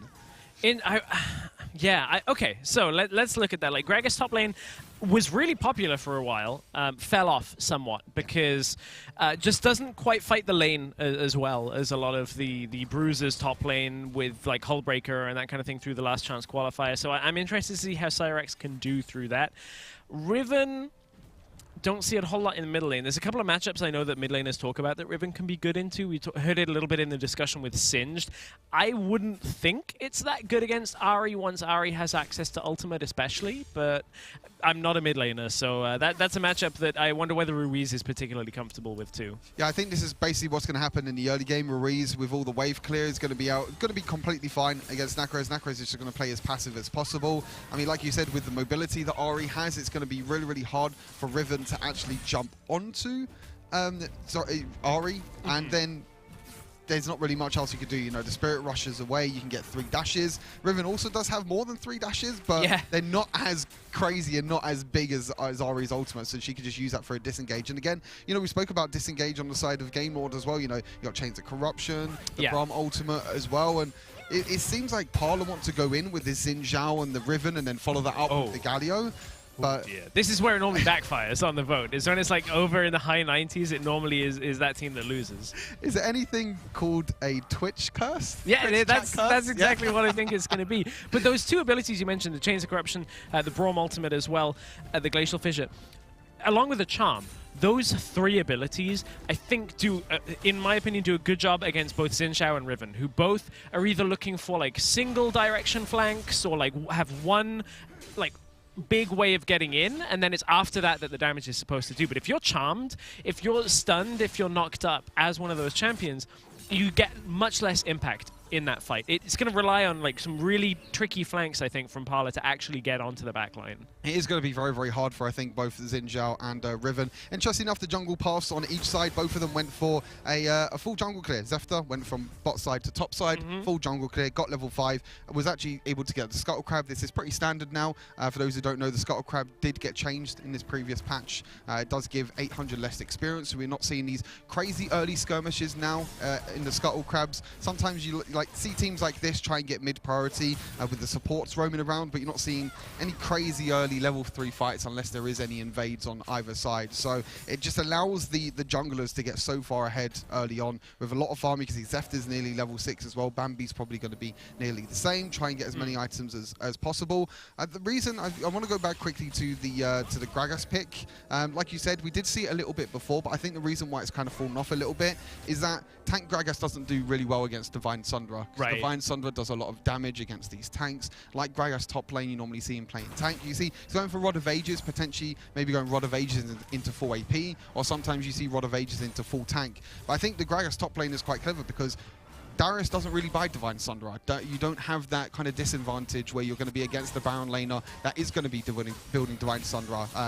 Does look like Ruiz again. That's it. This basically what's going to happen. That's the interaction right there. It's like Riven starts the engage, Ruiz just goes, okay, easy charm, runs away. Doesn't even have to use the ultimate. Redemption forced to flash out in the bottom lane. Going to play very carefully, and this is what I'm expecting out of Game Lord, is like respecting and denying the fights as much as they possibly can.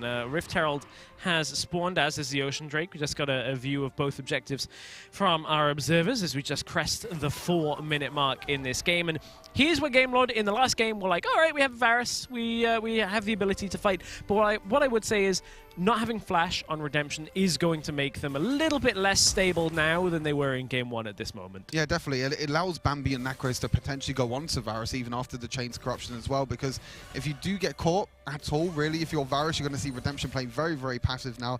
There's not really much you can do, but you can see Parlor actually sneakily enough going for that Dragon. I don't think there's any vision of Game Lord there, but I think they realized that there was a lot of rotations towards the Dragon, and now they're going to go up towards the Rift Herald. But Parlor, they're going to go up there straight away. They still have the Corki package as well. I'll be very interested to see how long Corki has left in the package. Rift Herald's not dead as well. Rush this. The eye is open, but they can't get it. It was slain by Redemption, but the fight's going to go to Parlor, surely you would think, here as the Vanguard's Edge goes in. Oh, Zefta's trying to pick up what he can from this. It's 2 kills already going over to Parlor. It's a double kill for Bambi. Ruiz has to come and try and save the day for Lonely Kid, and the rest of Game Lord as the 2 of them are standing strong. The team fight from that Darius is going to turn this back around for Game Lord. The charm lands, and it's oh so charming for a triple kill. Lonely Kid's probably going to fall to Nacras on the back end of this. Overall, 4 for 4. 1 Dragon to Parlor. Game Lord get the Rift Herald, and the gold has gone to Darius and Xin Shao. If you just see the player cams right now, both teams are going absolutely crazy right now. They both think they won. It was a 4 for 4 exchange. The gold is dead even. It was, I believe it was, who actually picked up the Rift Hold? It was Redemption, yeah. Redemption actually picked up Rift Hold. So it was actually really, really close, and it was actually a really clever play, I think, by Parlor. Parlor's the one early on making these aggressive plays. And you're going to look at back at this team fight. Zefta tried so hard to make all these dashes, but again, it's the Galio ultimate. It's the extra protection as well, but Lonely Kid with the cleanup from Ruiz as well. But this whole time, Nacres was just out of the fight. I feel like Nacres, if he was in this fight, Parlor would have won it. There would have been no clean up at all, and now they're going to try and look towards its Baron lane. It's going to be the first tower going down to Game Lord. They do still have that Rift Herald available, so they can try and potentially use that towards the mid lane. But Parlor, again, they're the ones making the aggressive plays. This is a different Parlor to what we saw during the regular season. And they're taking it to Game Lord. They're not scared at all. They're going in again. Game Lord, though. They have a strong Darius from this position. Has Protobelt when he wants to use it. There's the execute. Gets the kill. Doesn't get the reset, though, because it wasn't the ultimate. The stun lands onto Cyrex, but it's being traded back in exchange for Zefta. 1-for-1 so far on this. Oh, he got him over the wall! Junked. He got him over the wall with the ribbon.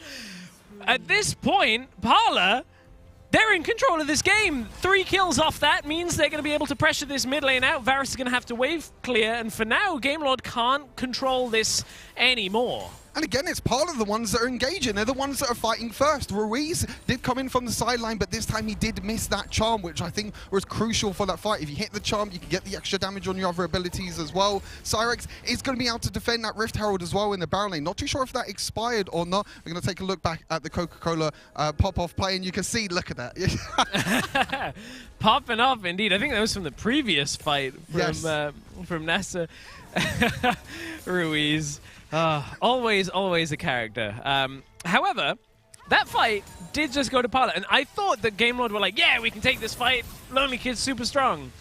Now they're going to go back to not fighting, I feel like. I feel like they need to once again go back to like giving Lonely Kid the advantage on the side lane. Yeah, definitely. Yeah, I think the Hull Breaker is going to be used as a second item here. Cyrex actually has to flash. You can see the BF sword already being built by Lonely Kid. He's 4-2 as well. He's over 1,000 gold ahead on Cyrex. And we saw what Lonely Kid did last game against Cyrex. Solo kills as well. Potentially probably going to be solo killing again. Game Lord going to try to go towards his mid lane tower, but with the wave cleared that you have from Galio and Corki, he's going to be completely fine for now. But yeah, Lonely Kid, Hull Breaker second item, and like you said, I think they're going to play this 4-1 playstyle where they're going to just group together as 4 people, leave Lonely Kid on the side lane, and just use that, because now Cyrex doesn't have the Hull Breaker. Cyrex won't be able to build Hull Breaker, which I think, it can't at all build Hull Breaker, because it just doesn't synergize. There's no point in getting it on Gragas, right? So, and with Cyrex not having his flash, they're actually having to avoid that 1-versus-1 for a while now, because Protobelt Apprehend, which actually Protobelt was just used by Lonely Kid. I didn't see exactly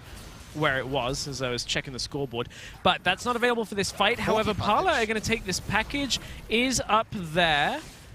4k health on this dragon. It's going in! That's a big taunt lands from Parlor, and I think it's going from bad to worse for Game Lord to start this one out. Redemption's going to drop. Double kill comes through for Nacres. Unstoppable on this ribbon, and Parlor may very well be on the cusp of evening this series up. It's going to be Dragon likely into Rift Herald here, and Game Lord, they adapted their strategy in the way that we thought they were going to need to, but they are playing right into Parlor's hands. My guys on this Galio has been absolutely huge. Multiple taunts constantly. It was the E flash that originally started off that team fight, and the Corki package went across the whole of Game Lord.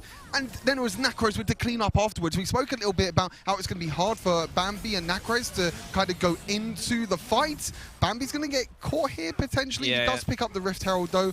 Don't think he doesn't have flash. He has to smite for the movement speed. He's going to die. It's going to be Heste picking up the kill, which is quite nice. Yeah, it's a consolation prize for Game Lord. Really, like, they lost a lot from that fight. Like, so even getting a kill doesn't even that back up. They need to be able to pressure this tower. They need to create space for Lonely Kid, but this is how this fight started. Yeah, it was, guys, if you watch him on the Galio, E-Flash, 4-man taunt, and then the Galio, the Corki package as well. On top of that, you can see there was a little bit of disengage. They tried so well, but Nacres, the huge ultimate for that double kill as well, and this is the Parlor. This is the team fight Parlor that we kind of spoke about coming into this as well. The whole break is being built by Lonely Kid. He could be completely Lonely Kid's no flash, no barrier, no proto belt anymore, and no chance of getting out of that alive. And Parlor know exactly now what Game Lord's adjustments are going to be and where they need to put the pressure.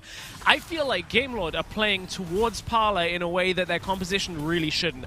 I don't know that they needed to fight that dragon. I think they could have handshake on those objectives, avoided Parlor, and they've given a ton of gold over to this Riven. Yeah, that's it. I feel like the pressure's now building onto Game Lord. Now they're at a gold deficit, 3,000 gold deficit now against Parlor, which I think is really, really huge. And actually, perhaps the more important one is not necessarily the Riven, but the AD carry difference in gold. This Corki outscales Varus anyway, and Katsa is in a great position, 2,000 gold up. Yeah, definitely. 2,000 gold ahead, has the Storm Razor, has the Essence Reaver available for him. And yeah, I mean, we spoke a little about, you know, in the previous game about Parlor, how they like to try and catch teams off guard. They like to group up in these side lanes and get them picks, and they did just then with Lonely Kid stepping up a little bit too far. But so I wouldn't be surprised if he plays a little bit more passive now. You can see now, look, he's paying the respect now. He's not walking up to the lane because Lonely Kid probably realized that they might be in the exact same situation as what he did before, where he got caught out with the explosive cast, with Bambi coming in as well as guys. So now I feel like Game Lord are definitely feeling the pressure because now they just can't really play that aggressive as what they want to. Their expressions have changed. Redemption following the first Rift Herald was smiling, he's beaming, happy, like, yeah, we got the objective, even though the fight went a little weird, like, oh, noise from both teams. But this time, Game Lord are settled now. They're focused. They're a lot less kind of jovial about this game because the reality is, from this position, if Parlor play their composition out correctly, they scale later into the game, they should win the team fights, and this should be a 1-1 series. Parlor actually have done a fantastic job of setting themselves up for a Game 2 win. Definitely, and I think this is a huge surprise, really, for Parlor. You know, coming into this, Analyst desk, we were talking about as well. I think everyone probably at home were talking about as well, about Game Lord coming in as a first seed from Europe. But again, this is their first competitive game for 3-4 months. Maybe then just not used to this, you know, new meta. I think the picks in general are very different to what we saw from yesterday, you know, with Rix and Team Queso. Now we're seeing this Darius, which is not really that strong at the moment with this Hullbreaker. We're seeing, you know, the Ari still. We're seeing a lot of Redemption prioritized on the Varus, which you saw in the regular season, and also Corki as well. We're not seeing these hyper carries that we saw yesterday either from Game Lord, so maybe it's them still trying to adapt to this new meta. You can see the story of this game as well through the kills plus assists for a lot of Parlor's lineup. 10 kills on the board, and there's 10 kill participation on Cyrex, 9 on Katsun, 9 on Guys as well. Like, Parlor are fighting together throughout this game. And it's something that Game Lord just can't play around. Game Lord are going to push up topside, though. Hester even going up with Lonely Kid, so going to deactivate his Hullbreaker, but to give him a little bit of security there and allow him to get away. And you can see they're backing off as well. They're giving the respect over to Parlor because they feel like they could get caught out again. But that's 3 dragons now over to Parlor. That's huge for them. And when the Elder Dragon does come up in the next 4 minutes, I think that's really where this game could swing either way. Even though Game Lord are behind on gold, we know Game Lord, you know, we know that they can still come back from this situation, but Parlor, I feel like they're just in full control right now because Game Lord can't really make these aggressive decisions that they used to making. And normally now at this point I'd be looking to, okay, Redemption typically plays a lot of Corki, like you probably have these late game threats. Really, the way that Game Lord have to get back into this game is somehow finding a fight where Lonely Kid goes off, or Lonely Kid somehow plays a side lane and pushes through. And to be honest, this is a whole lot more focused on Lonely Kid than we've ever seen Game Lord play before. Look at this as well. Zefta's just, he's not even farming or doing anything. Yeah. He's actually sitting in the lane with Lonely Kid and is actually, this Nacris is huge. has found Ruiz. He has the Hullbreaker as well. Stasis means there's almost no way out of this for Ruiz, and Ruiz is going to drop. Parlor say the Hullbreaker is going to be strong for us as well as against us. And it's actually Nacres that picks up the whole break. Yeah, exactly. So we spoke about, you know, how Cyrex can't pick up. Nacres is like, okay, I'm just going to pick it up instead. And now it's him that's actually going to be split pushing the side lane. But just before that solo kill, I was just speaking about how Zefta was just sitting behind Lonely Kid the entire time. So now Game Lord, I feel like Parlor just playing mind games for Game Lord now. For some reason, my memory is blanking on this. As an opponent, you get the indicator, right, for Hullbreaker? You can see that it's active. So you also can see if if it's not active, right? If you know that opponent has Hullbreaker, I'm going to get Twitch chat, let me know. You're all experts, you're all Grandmaster players, so you can let us know. That's something that I would love to find out, because that would give away a lot of information, right? If you've got a deactive Hullbreaker on you, as Parlor are going to push through the top side, now it's actually going to be grouping into the middle lane, as Game Lord have to be careful. This Zinshao will cross distance quite quickly, and Game Lord, they do manage to back away. The respect that Game Lord are giving over to Parlor now, they realize that they're in a disadvantage. If this was normal Game Lord that we saw from the regular season, they've been like, okay, we can play aggressive, we can go towards this mid lane tower, we can get this mid tower, and we'll be able to escape. But now they're backing off, they're giving the respect over to Parlor, and now we're not going to be too far away from that Elder Cloud Dragon. I feel like both teams are playing a little bit more passive at the moment, because they're both waiting for this Elder Dragon, and that's that huge, massive team fight that both these teams are building up for. So now Nakrez is in the side lane now against Lonely Kid, that Hullbreaker versus Hullbreaker, as we mentioned a little bit in the last game, with kind of the deactivation and kind of the counterpart of both of them as well. And then Cyrix is in the top lane, but again, you can see that Zefter is not really doing too much. He's more protecting his side waves than actually trying to make plays himself. This is one of the worries that I wondered about Irelia jungle, and this is one of the first times that we're seeing it really struggle. And obviously, when you get gold generation on a jungle like Irelia, you feel amazing and you feel super strong. But to attribute it to like a League of Legends PC pick, Hecarim was a jungler that needed to snowball the early game and demolished scrims for very long. But as soon as he was behind in games like this, as soon as you couldn't get reliable engages, delete one target, move to the next one, the pace did not favor a jungler like that over other meta junglers. Now, Zinshao isn't a meta jungler, but this pace from Parlor has bought time for Katsu to be really strong, Nakrez to be really strong, and I just think the Irelia dies so quickly in fights if you're not far ahead to have the items, that I don't know whether Zefter's impact is as large as Game Lord need it to be, because we're 17 seconds away from the biggest fight of the game, and in my opinion, Parlor are in full control of how this goes. But again, it's Game Lord that are here first. Ruiz is going to go back to the base. They need to be a little bit careful. They're in a 4 versus 5 situation right now. 5 seconds.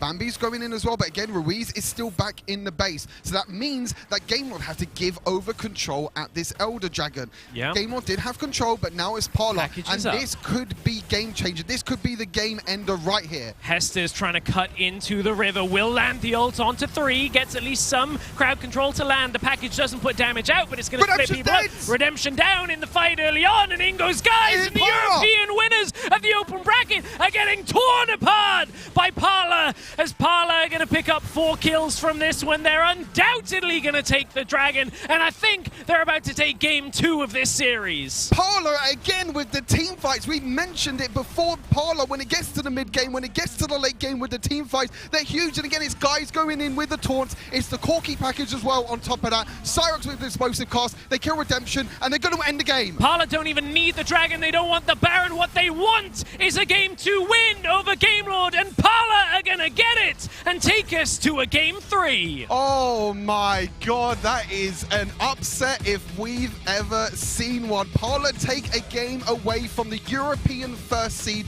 coming into this Game Lord, and this is absolutely huge. You can see that the manager now is telling his players, you know, calm down, you know, you've taken a game from Game Lord, but this series is not over. We've still got one more game after this as well, and Parlor, honestly, in the first game as well was a huge surprise. They played very, very well against Game Lord, and now in the second game, they take a victory against Game Lord as well.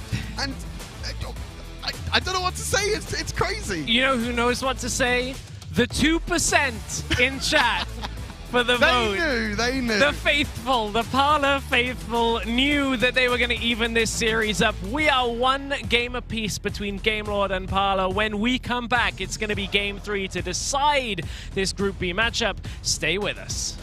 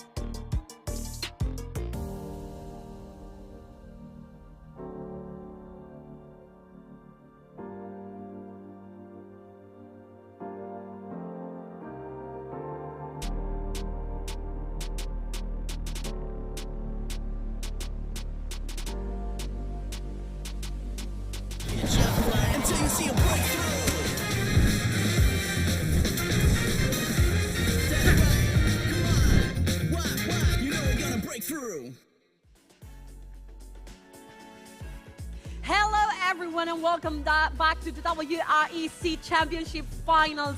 We wanted to see Parlor stepping forward, pushing further, and we really got that. They took the victory versus Game Lord. It was one heck of a game. Now they are tied, and it's all about the third match.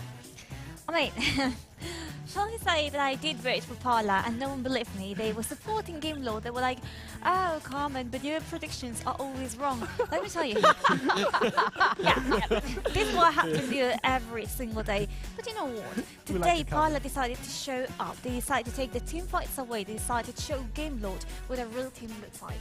And I would say that usually it's not, the side of the team, but today the highlights were on Nacres, sick Riven, that one we just witnessed.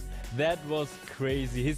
His Riven in the mid lane. I was honestly surprised because first of all, I thought they wanted to put Cyrex on that Riven because the Riven against Darius is amazing, and I wanted to see Cyrex on a strong pick against LonelyKid because LonelyKid in the last game he was performing so well.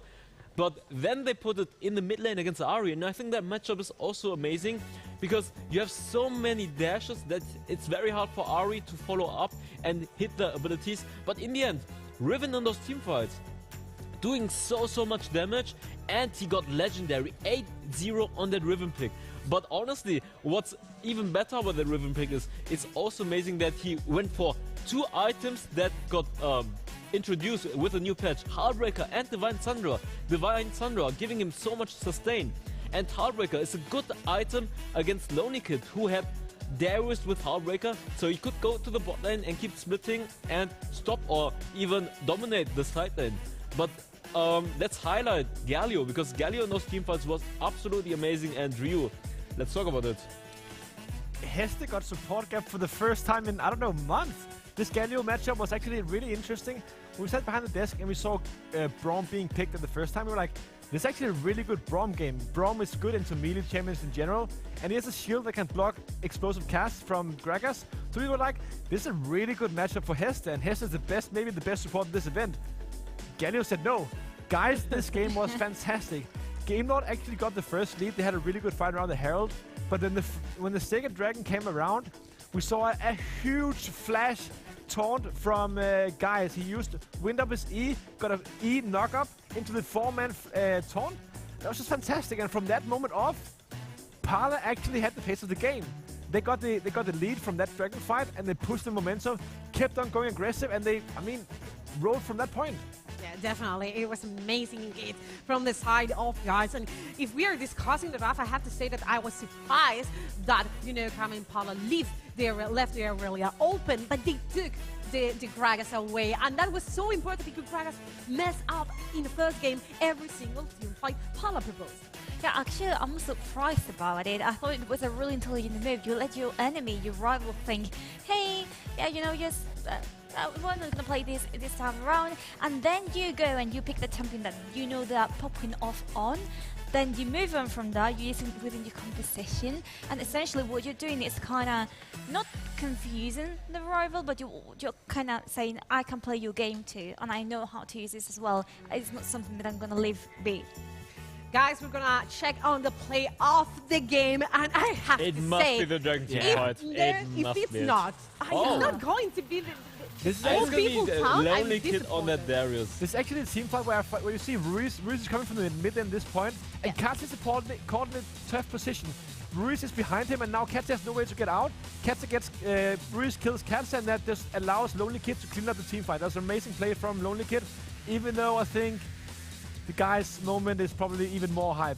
This was the highlight for Game Lord, solo lane and mid laner, but it wasn't enough. In the end, this game was flawless. This is an absolute massive team fight for Game Lord, but this was the closest they were to win a team fight in this map, I have to say. Even though you can check how the Parlor guys were celebrating, they were so excited about this game. They are the underdogs when it comes to this game, and they proved themselves, and that's the more important. Right now, you come into the third game extra motivated, and the momentum is so good for Parlor Esports Company. For Game Lord, it's quite important to get this win, but for Parlor, it will mean so much. And actually, the third game, Game Lord has two options. Either you keep playing the way you've been playing, which works and doesn't work at times, and or you try to find something new, because it's the first time you're facing these guys. You want to make it as the first seed of your Group B. Yeah. So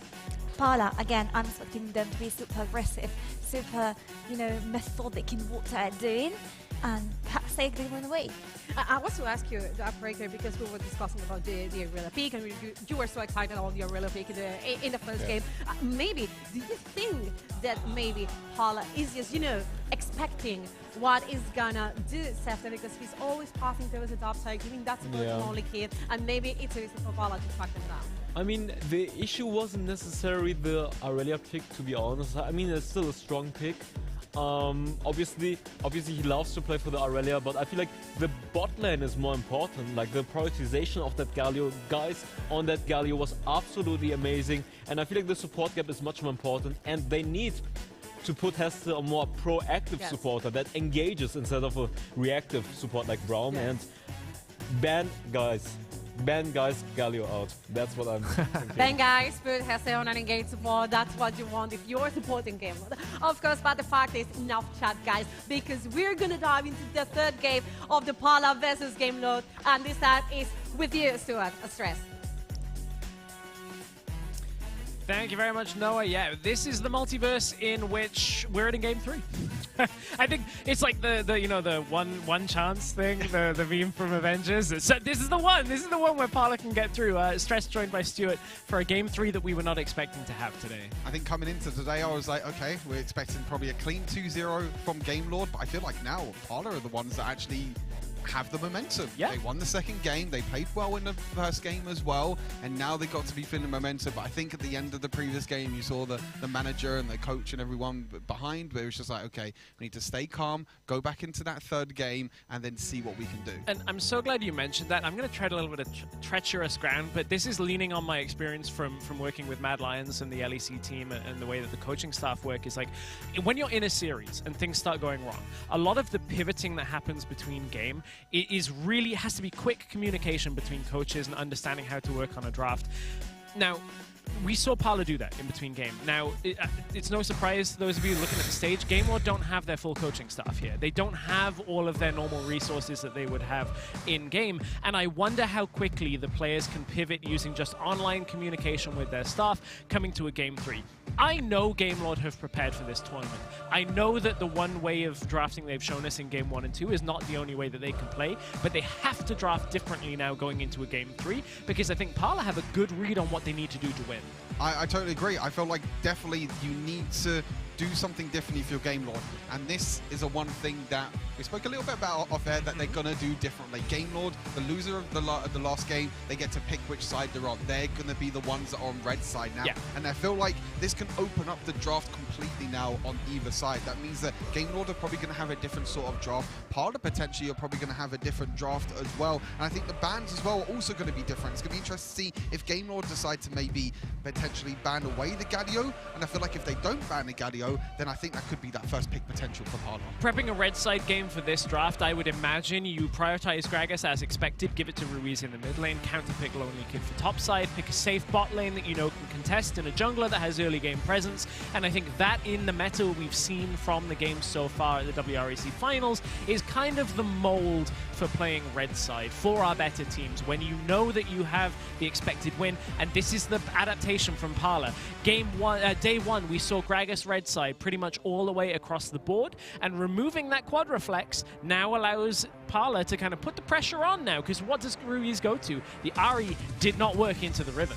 Yeah, you mentioned it a little bit before in the previous game. You know, even though Ruiz is his comfort pick, he just didn't perform very well on that Ahri in the last game. Again, I feel like Game Lord are going more towards this comfort than actually adapting to the meta itself, because we saw Rex yesterday adapting to the meta, we saw Team Queso adapting to the meta, but now coming into this, is actually going to be Game Lord that are not really going to adapt to the meta. So there is a few power picks open. Irelia being banned away, Camille being banned away. I think Galio's a big one. Yeah. There you go. That is the first pick. I'm not surprised at all. That's going to go to guys down in the support role. absolutely popped off in that last game as well. And I wouldn't be surprised if Katse actually picks up that Corki again as well, because that combo in the dual lane, especially in that last Dragon fight, was the decider. I mean this in no disrespectful way, but Galio is very much like macro painting by numbers, where it's very easy to make it work. That Riven, high priority. I wonder, I feel like, you know, blinding that into mid lane, I don't know that we've seen it too much from Ruiz, but I mean, maybe it's an option. It at least means that Nakres can't have it, but first rotation red side, I would be expecting a few other things here. The Yuumi priority is available if you wanted to take it, if it's a pick that Game Lord can play. But Parlor, Game Lord's read on the meta is so strange. This is very, very different to what we've seen from the other European teams yesterday. Riven, you know, like you said, could potentially go in the mid lane. I think it could also be a Zephyr pick as well. And this Ori could go mid instead, yeah. Exactly, yeah. Oriana could go mid lane or bot lane as well. Redemption, I feel like this is maybe where kind of Game Lord can maybe be lacking in terms of what there is. I think the Analyst is touching it, you know, briefly as well. I think the bot lane, you know, Katse and Guys has played extremely well, but for Game Lord, Redemption is just not really playing these hyper carries, and this is actually a big pick that we didn't actually speak about at all.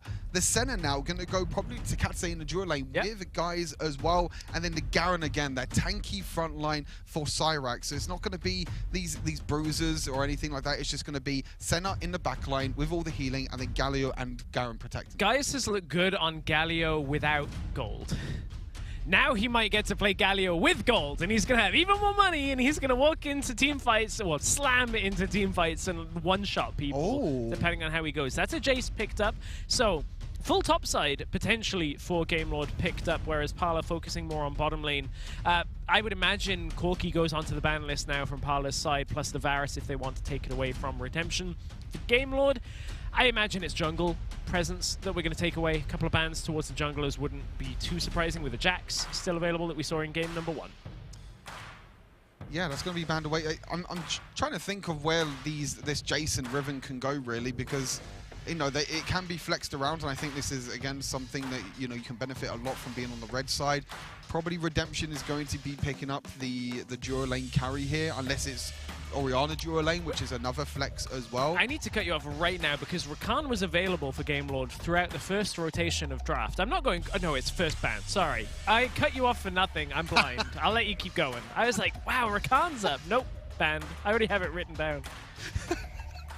Sometimes my boomer brain kicks in. At least I kind of realized it right before you told me I was wrong. I mean, that's completely fine. I mean, mistakes do happen. Say something intelligence to it, because I've been talking a lot that isn't in this draft. Xin Zhao, Jax banned away. We saw it from Parlor in games 1 and games 2, the jungle picks for Parlor, so taking them both away. I think Xin Zhao was actually a pretty nice pick as well in the previous game. Form Bambi, going in and engaging, but then also using that ultimate to kind of split the rest of Game Lord apart. Thresh being banned away as well. We actually haven't got Heste's support yet as well, which normally is a big thing that Game Lord prioritize in their drafts. They're gonna go back to Leona from game number 1. So this is a lot of potential, a lot of pick potential, because you can use Leona with the shockwave afterwards and then allow Jason Riven to follow up afterwards. So they're leaving that flex pick. I mean, there's loads of flex picks actually, because you don't know where the Oriana's going, where the Jace is going, or even where the Riven's going as well. And now Parlor have to completely just complete their draft, so they're looking for potentially a jungler and a mid laner. Yeah, I'm wondering what even is available. The Akali was banned out in the previous games. You know, now we get to see Nakres. I mean, the Riven looked good. Snitch was tweeting in between the games how when Parlor had a couple of these key picks that worked very well for themselves, like the Riven for Nakres and guys on the Galio, like they've looked very, very strong in comparison to what we were expecting out of Game Lord. I have to feel, we discussed this during the break, I feel like Ricks are the big winners of this series because they are getting a ton of information against Game Lord. And we've been expecting a Game Lord Ricks finals, but if Game Lord were to lose this series, there's a chance they end second in the group and therefore would match Ricks in our tomorrow series. They also, if they lose this series, they could potentially be out of the entire tournament. They could. They very well could. Because they're going to be up against Formulation afterwards as well. And Formulation looked good. Yeah, Formulation team fighting yesterday. You know what didn't look good though? Was Ruiz Azari last game, and that is going to be picked up again for Ruiz. I don't really like this at all. That means it's probably going to be Lonely Kid Baron. I still feel like their flex is still there. It could be Jace Baron lane.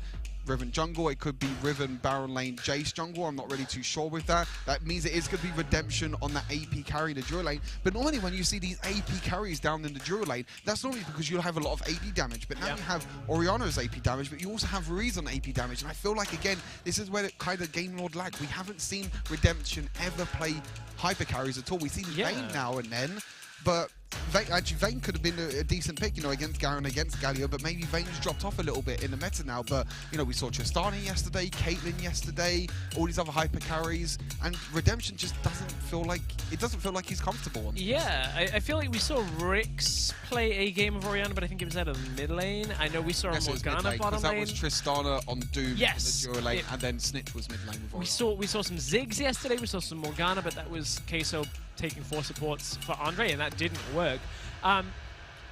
You know, if I didn't have faith that they were scrimming on the new meta and the new way of playing around bot lane, I would feel like this is Game Lord being a step behind where you would expect them to come in with their draft and what they're picking, which is strange. I'm kind of having trouble internalizing it coming into this because our expectation is so high on a team that 3-0'd Rix in the finals and just made it look oh so easy.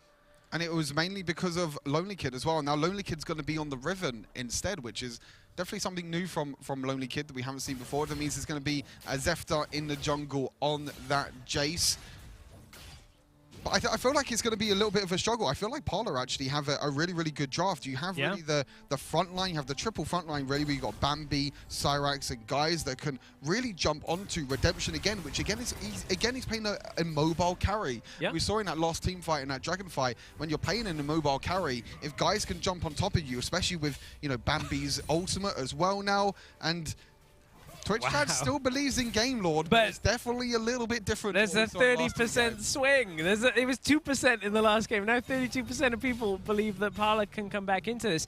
And I feel like we're going to learn a lot from the first objectives of the game, in the sense of, like, as we hit that 4-minute mark and as we go to team fights, if Parlor win the first team fights of the game, I think it's incredibly difficult for Game Lord to turn it back around. Galio does such good work in team fights. Jarvan starts team fights well. Akali cleans up team fights very well. And if that works for Parlor to start this off, we might have a very big upset on our hands for this series. I think we've already had an upset, to be honest. Exactly. With Parlor taking the game away from Game Lord, but Game Lord's the one playing aggressive. The aggro Leona play coming through. Ignite was ticking, but Hester has perhaps overextended. Still has the flash available. Bambi finds his way onto Redemption, forces the flash out in response, and Hester is going to go back in with the Zenith Blade because coming down the river, Zefta is trying to track down a first blood. He'll get it. He's looking for more. Can't get it, but the charm does land from Ruiz for the second kill of the game, and one more for measure as Ruiz's Ignite ticks and really shuts out the early game for Parlor. 1 kill goes to Nacrez, and that'll help, but Game Lord starting strong. It was very back and forth. It was originally a Heste that tried to go for the initial engage. Bambi was able to rotate before that and got a little bit of an extra engage, but it was Zefta and it was Ruiz that got the first rotation down. And I feel like this is where Ahri can come up and shine in the early game, because Ruiz on this Ahri, you can push down the Akali in the early game. Akali doesn't really do too well in the early game, doesn't have the wave clear, can't really step up against Ruiz. It allowed Ruiz to roll down into the duo lane first and get that clean up, get that double kill as well. Now Heste's going in the mid lane. Yeah, Hester's locked guys down again, and Katz gets hit by Zefta's shock blast. Good dodge on the rest of the damage. But I think this is what Game Lord need to make as the adaptation is. Hester has to be in control of these games, and he's going aggressive. Yeah, he's playing aggressive. This is a replay again of that bot lane fight. Bambi actually forcing out 2 flashes, forcing out the exhaust as well. But look at this. Nacrez is still under tower, and Ruiz is already halfway down the river. Zefta's here as well, uses a shot blast and the gate as well to get the extra damage. Ruiz as well with the cleanup. Flash charm as well. And you know what was great about that as well? I don't know if Ruiz actually planned to do it, but he ignited the Senna, maybe manually aiming the Ignite onto Senna, because he knew that with the Ignite, Senna can die, and then he can finish off Galio with that combo. Yeah, gets the 2 kills instead of all-inning on the 1 to be able to get that. Now, I mean, we've seen a lot of Senna Galio historically in Wildrift. We've seen it in the metas gone by. It's very good at team fighting, and Senna needs time to get into the late game. But if Senna just really doesn't get items, if there's no damage to come through there, so much more work goes on to Nacrez's shoulders on this Akali. Like, yes, there's going to be damage coming from guys, but, like, if Ruiz starts snowballing, Zefta starts snowballing, like these fights will end before Senna can really put out consistent damage. That's one thing I wanted to point out as well, is I feel like in this series, Nakros has actually performed very well against for Ruiz sure. and performed very well in the entire series. And on a pick like Akali, we've seen Veos as well do very, very well on Akali. And you can see here, Ruiz with the reaction again. Look at him. He's... I don't think you need to lip read for a lot of what Ruiz is saying, especially in the first game. You know what's funny? That was a play where he died at the end. Yeah. He was going crazy that he got the two kills, and he was like, wait a second, I'm dead. Hang on, I need to focus. I need to put my hand back on the phone. First Dragon of the game. Game Lord are going to look to set it up. Zefta already picked up 1 kill. Ruiz had picked up 2 previously, and it should be fairly straightforward Dragon, as Rift Herald has been started by Cyrax. And Game Lord are shouting about this, like actually wanting to contest this second objective as well. And again, Katza needs more time, guys. The ult's there, but he's stuck on Catalyst. He doesn't have a full item here, not particularly tanky, and he will get caught. That's a good lockdown. Big shockwave is going to come through from Redemption to at least hold 1 in place for another kill from Game Lord. They'll back themselves away as the charm does land. Hester managed to flash away. That's a kill going over to Lonely Kid. A double kill for Ruiz, and we doubted his Ahri. We have been saying, is it the pick for Ruiz? And we're finally getting a game where Ruiz is able to have that impact. Big ultimate from Senna will be enough to take that double kill for Cyrax from the Ignite. The tower goes down and it's scrappy, but Game Lord will advance their lead. And now we're kind of seeing the different play styles, I feel like, for both teams that we were expecting coming into this. Parlor have been playing a lot more passive in this early game because you have champions like Akali, like Senna. You know that you can't really take these early game team fights, so they just completely gave up the first Dragon. They're now going to try and contest this Rift Herald, but look at Game Lord. Look at Game Lord. They're racing towards this, and Hester's going to look to try and go in again. Yeah, in goes Ruiz. Charmlands, he's stolen Ruiz! He's doing everything in this game! The offline buff has turned on for Ruiz, and Game Lord have stolen it away. Beautiful still there by Ruiz. The smite wasn't there, unfortunately, by Bambi, and now Game Lord are in full control. 5,000 gold, but this is back of the replay. This is a Game Lord that we know, playing aggressive, going for these tower dives. The counter engage was nearly there by Bambi, but look at Lonely Kid going back in. He actually denies the jump of Akali to go back in as well. Beautiful knock up by Lonely Kid on this Riven, being able to clean up the rest of the team fight as well. And that afterwards, Cyrax tried to get a kill afterwards, did get a kill afterwards as well, and also the Senna ultimate did get another kill, but in the end, a huge win by Game Lord. They now have a 5,000 gold lead at 6 minutes in the game, and this is the aggressive Game Lord that we expected coming into the series. Up to 2 towers, have the Dragon, they stole the Rift Herald. It's still available for them to use whenever they opt to, so 2 outers have fallen. They will be able to get that through the bottom lane if they want. 5,500 gold in the lead, Game Lord, and where it falls is exactly where they want it. They've got a healthy lead on Lonely Kid, a massive lead from the middle lane. Jungle is ahead as well, 1,000 gold. Across the board, everybody is matching or above for Game Lord, and that's the position they have looked the most dominant from. Definitely, but we've seen before that Parlor have come back before from gold deficits. We saw it as well, you know, again against them in the regular season, against NASA as well. They know how to play from behind, and they do have a comp that does scale very well into the late game, you know, with this Akali, with the Senna as well. But again, this is kind of the passive Parlor now, you know. I think they've realized that they've kind of been a little bit too overconfident now in this third game, and they weren't able to do too much against Game Lord, and Game Lord were able to capitalize on the early advantages. And Ruiz just dashed forward. I can see his ult tick onto the first cooldown. He was looking for it, but Lonely Kid's the one in the top lane that has to now fight away from 2. He's going to back away. They backed away on bottom lane as well. Lonely Kid, he's going to pick the fight. Galio is around. Doesn't get hit by the knockup. Cyrax is back, but picture in picture, you can see bottom lane Rift Herald to charge into the tower, and Game Lord are advancing their lead, but carefully. They've learned their lessons from Game 1 and Game 2 and known that if they overextend in the fight, that's when Parlor are going to trap them. But Game Lords seem to be a little bit better off this time around. I think Lonely Kid could get a little bit caught out here. There's no Galio ult, so that's not going to allow guys into the fight quickly, but it's enough to deter. I think Lonely Kid now on this more mobile Baron lane champion definitely helps him out a lot. I feel like Darius in the last 2 games, they definitely got caught out by quite a bit. But it's just the bot lane play. I think this is Game Lord trying to get a tier 2 tower. They're at an advantage as well because Galio and also Tyrax on the Garen was in the Baron lane as well. They tried to go for aggressive play again. They tried to go for a team fight, but Heste was just there for a distraction. He went in just to make sure that they can get that tier 2 tower. But as I mentioned before that replay, you know, Lonely Kid on this more mobile Baron lane champion means that even if he does get caught out, then you can still use all your dashes and everything to escape them difficult situations, which on a champion like Darius before, couldn't really do that. I'm laughing because Game Lord are getting hype about a secure dragon that no one was around from Parlor. I'm like, what's going to happen next game? They walk into lane, farm some minions and start yelling, but right now they're going into top lane and it's almost like they're killing minions because Guys has already dropped and as is Cyrax, and this is the Game Lord we expected. This was our expectation for this series, but Parlor have given Game Lord a lot of problems in Game 1 and 2, but I think Game Lord may very well have got themselves the lead to make sure that they have one hand still on that first seed coming out of Group B. Definitely. Feel like Parlor tried to make a bit of an exchange. They did take that tier 1 tower in the bot lane.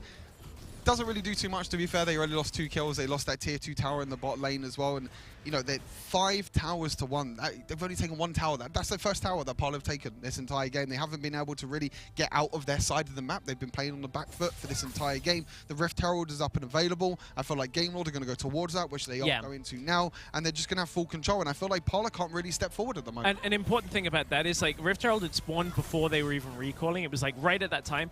And I think some people might say, well, why wouldn't you rush it at that point? But for Game Lord, they know that that's a coin flip, right? If you go back, spend your gold, you're so far ahead that this Rift Herald is secure. There's almost no real way that Parlor can fight this without trading a lot for it. And Game Lord know it's fine to delay. Definitely fine to delay indeed, as this is a play, you know, we saw the other side of this fight, but this is Cyrax just getting completely caught out, completely isolated against 2 members of the Game Lord. Not really much they can do, but they were able to get that bot lane tower afterwards. They have that Rift Herald to break that tier 2 tower. This could potentially be 6 kills, but coming going from in, Cyrax, but wow, Bambi didn't even get to flash, didn't get to ult, and skating on thin ice in this game for Parlor as they're getting routed back to their base. The shockwave will hold them in place, and that's everything going Game Lord's way. It's 3 kills already in that exchange. Parlor have started to fall apart in this one. Game Lord have found their strength, and they're going to get their first inhibitor of this game 3. Looks like the inhibitor is going to go down. You don't really have a lot of weight. Heste wants in! Goes in off the Zenith Blade. Heste manages to survive on low health. 200 health remains, but it's gone from that inhibitor. Stasis will keep Nakrez alive for a moment longer, but it's not going to be enough to get much more than that 1 kill. It is all going into Game Lord's pocket. Inhibitor down, another kill as well over to Game Lord, and this is full control now for Game Lord. Over 10 kills ahead now for Game Lord. 2 dragons as well. That next dragon is going to be spawning very, very soon, and I feel like Parlor with this composition, they needed to play passive, but I think Game Lord realized that as well. They realized that Senna can't really do that much, has 30 stacks at the moment after 12 minutes, which is not really too much, to be fair. And I feel like Katse hasn't really had the opportunity to really get souls, to be honest, because there was always fights happening in that duo lane. There wasn't really much going on at all. Like, he didn't really have a moment where he can just sit in a side wave or sit in a mid lane and really collect any souls this game, which means that it just takes even longer for Senna to scale. You got Nakrez as well, who's had a decent game, you know, two kills and 2 deaths. Could get caught out here though. Heste is going fishing, but there's not really anybody to catch at first. But Nakrez forced out of the Shroud. The Cataclysm is going to deny Game Lord for a moment longer, but Heste cannot be denied from this with Lonely Kid. They're going to set up the fight.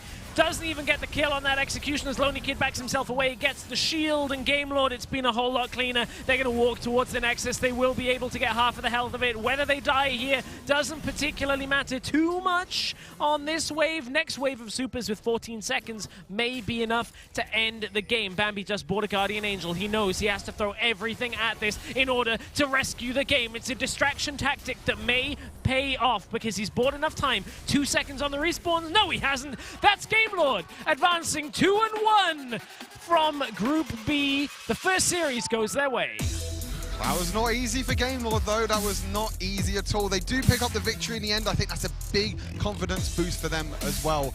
I think they probably had a little bit of hesitation and a little bit of nerves after game number 2 as well. They did fall to Parlor, which I think was an upset, but congratulations to Game Lord. They do pick up the win. It's a very crucial win as well, but now they're going to be up against Formulation as well, which I feel like Formulation looked very, very strong yesterday.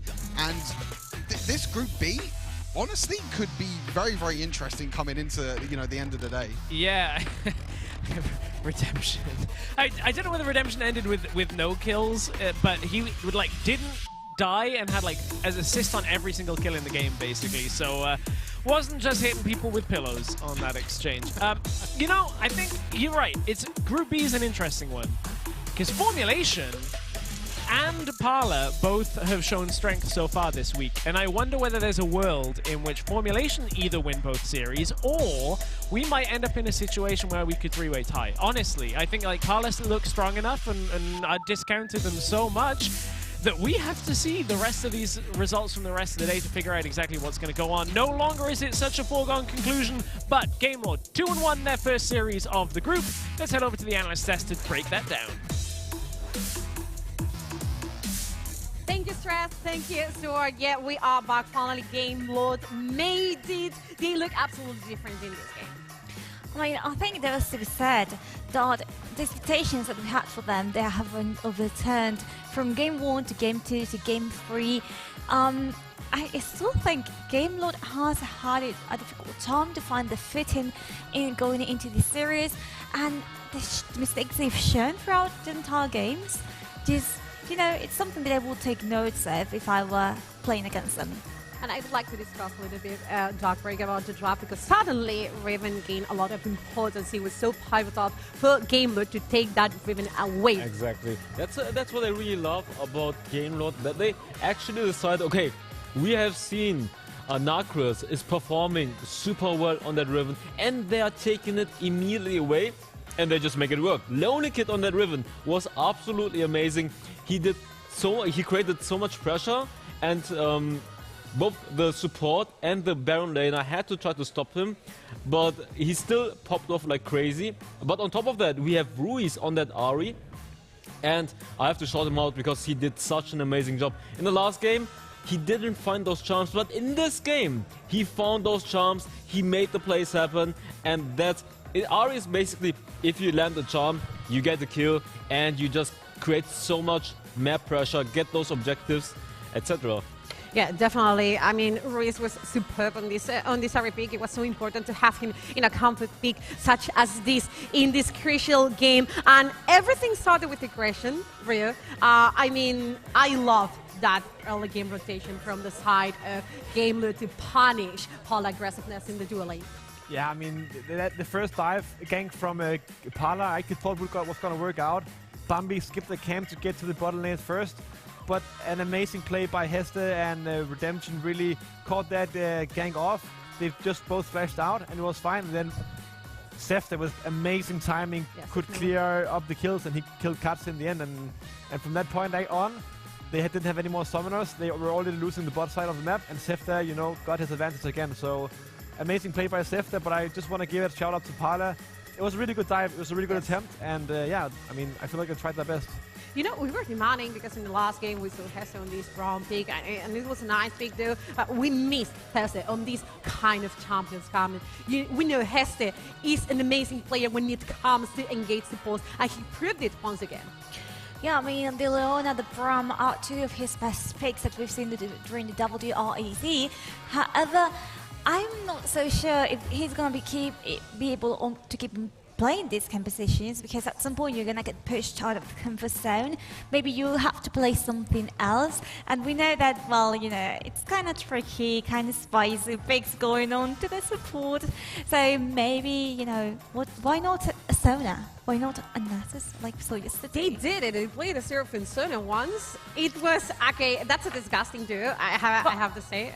I had it in league. I mean, it's just crazy. You can play versus that. But the fact is that when you play this kind of champions, this time that breaker, you enable your team to do things. And this time the combo with Orianna was so important for the mid game. Yeah, exactly. APCs are for a reason in the meta right now. It's just, I feel like Redemption loves to play these type of champions because it fits really well into their draft, and it does so much damage, provides so much consistent damage, and there's a reason why a lot of times teams just go for those AP champions in the bot lane over ADCs just because of the consistency and the teamfight value that they have. Yeah, definitely. Guys, we're going to check on the play of the game of this third map of Gamelet versus Parlor Esports. Play of the game. Oh, there's going to be this team fight in the mid lane. It was a nice attempt from Parlor, but in the end. This is one of these moments where Lonely Kid really showed that he's an amazing Riven player. He understands when to go in, what are those cooldowns, and when is it worth to burn a flash. From this point on, he got a triple kill, and he just really turned up from that moment. After this fight, actually, it was really interesting. Parlor spent a lot of resources to try and call Lonely Kid down. Let's not let him get too far away with the game. Yeah. But it wasn't possible. Even though they applied pressure towards Lonely Kid, it wasn't enough. He just applied it right back onto them. He kept on playing ting-tang with them. And I mean, Lonely Kid, even though, I mean, there's a condition who's going to be the MVP, he played amazing this game. But yeah. His Riven was cracked. That Riven was definitely cracked, but we were discussing about Ruiz earlier because it was so important for him to be in this conflict league, in the area. He even stole that Rift Herald, and that was massive for the game load. It was absolutely massive, but I don't know if our will keep being open for the next few games now. I really don't know. Guys, but we stop talking in here in the analyst desk because we have Hells ready for the interview.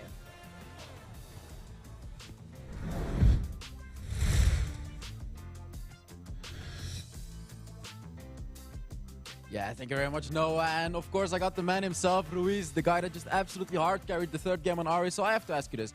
How are you feeling after winning the very first series of the live event? Okay, first of all, I feel like very happy and excited because this series was necessary for us, do you know? And yeah, excited, happy, and like I want to play the next games, you know, like I want to just play the next game and show like the people what we can do in the stage. Because this game was a very necessary win to them. Just for being the first in our group. All right, yeah, and talking about the next game, you're going to be up against Formulation Gaming, and they showed a really good performance against Unicorns of Love yesterday. So how are you feeling matching up against a team like Formulation Gaming, who we know is also an incredibly strong team in Europe? I mean, like, we are going to just respect them, like, because they have very good players. But I think, like, do you know, this was the hardest match for us because it was the first time, like, touching the stage, you know, playing the stage. So, like, I feel like in the third game, we really felt so comfortable with the stage. So I think, like, we are now feeling so comfortable for play against them, and they need to be prepared against us. Yeah, indeed. This was a hard game. And, you know, we got to talk about Parlor as well, because I think they did an amazing job. So if you have to say anything about Parlor, what would it be? I know all their players, and they're very good person. They play very good and very well. And their communication and their energy in the stage was like incredible. And yeah, they played better than we expected. Congratulations for them for this performance to us. Yeah. All right, thank you very much for the interview, Ruiz. Best of luck in the next game, and back to the analyst desk.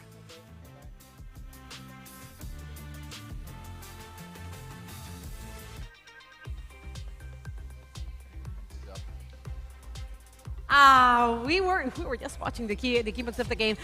Guys, yeah, definitely, I'm taking the last Ruiz words. Parlor played amazing. They exceeded expectations.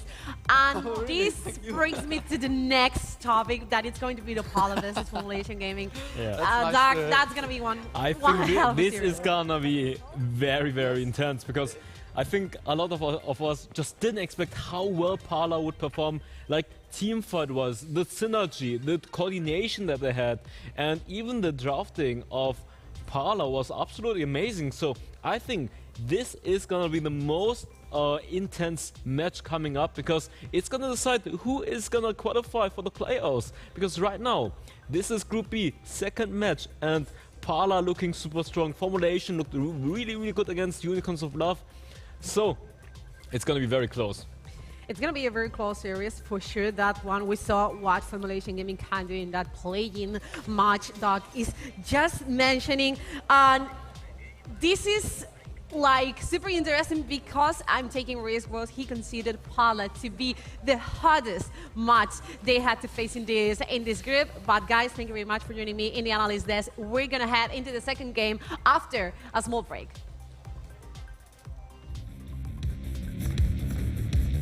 There's something about games. What you're doing there gives you real chills. There is one thing that can't be stopped. Feelings. if you can feel it, It must be real, right? and that's That's real magic.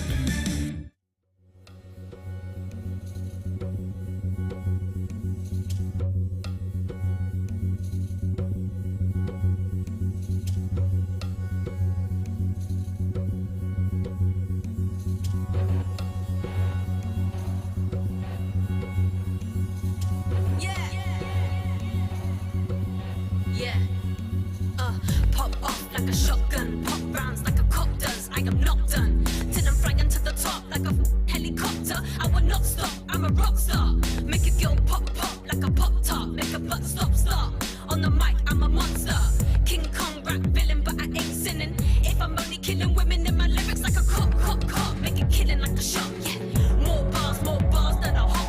Run, 'cause we're coming for the spot. If you're dumb, get clocked like a watch, like a cop. Make it killing like a shot, yeah. More bars than the block. My body, my choice, my truth, my voice. Speaking to make noise, so we won't stop. Running like a riot, roaring like a lion. Tell them what we're fighting for. We're fighting for our rights, but they wanna keep us silent. They don't know what we're fighting for. More and more. They don't know what we're fighting for. Running like a riot, roaring like a lion. Tell them what we're fighting for. Boss like Kamala, boss like the Carters, daddy and the kids like I'm your father. These little youths ain't like me, a big woman like me couldn't walk a block in my Nikes. Raised in the sticks, made waves in the bits. They throw stones, they hit like bricks. I'm building them up till my life gets cozy, 'cause my life went rosy. Scarf up, looking real pretty. Whole squad looking real gritty. I make a drop like a drop top. When a pretty pop, make me want a hopscotch. Flow killer chalk lines to a hopscotch. Make it pop like a cop, take a top off. My body, my choice, my truth, my voice. We kids to make noise, so we won't stop. Running like a riot, roaring like a lion. Tell them what we're fighting for. We're fighting for our rights, but they wanna keep us silent. They don't know what we're fighting for. More and more. They don't know what we're fighting for. Running like a riot, roaring like a lion. Tell them what we're fighting for. I feel like a man round here. Girls can be gangsters too. Yeah. 'Cause I feel like a man round here. Boys will be boys in blue. Yeah. I feel like a man round here. Girls can be gangsters too. Yeah. I feel like a man round here. Boys will be boys in blue.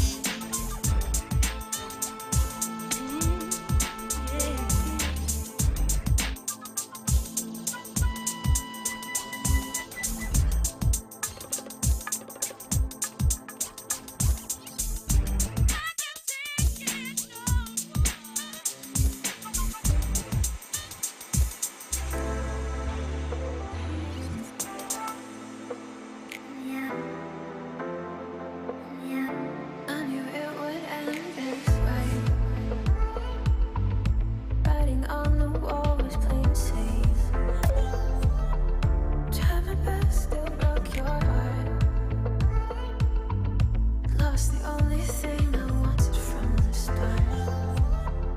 All the rumors are true. I'm a mess here, and it's all because of you. Turn this water into There's nothing in the way. Keep pushing proof into the pitch of fire until you see a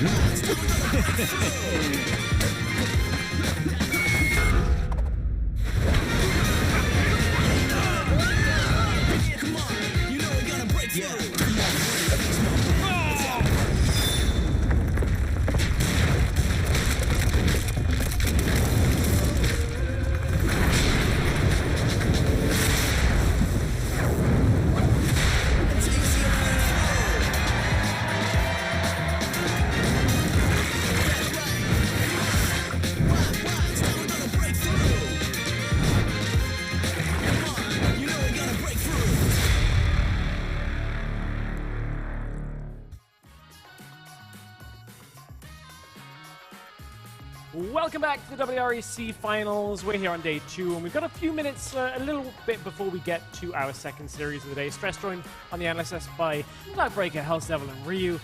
This is going to be a more interesting series, I think, than we had pinned it before we came into the today. I just got off casting Parlor versus Game Lord, a big upset in that game, in game 2.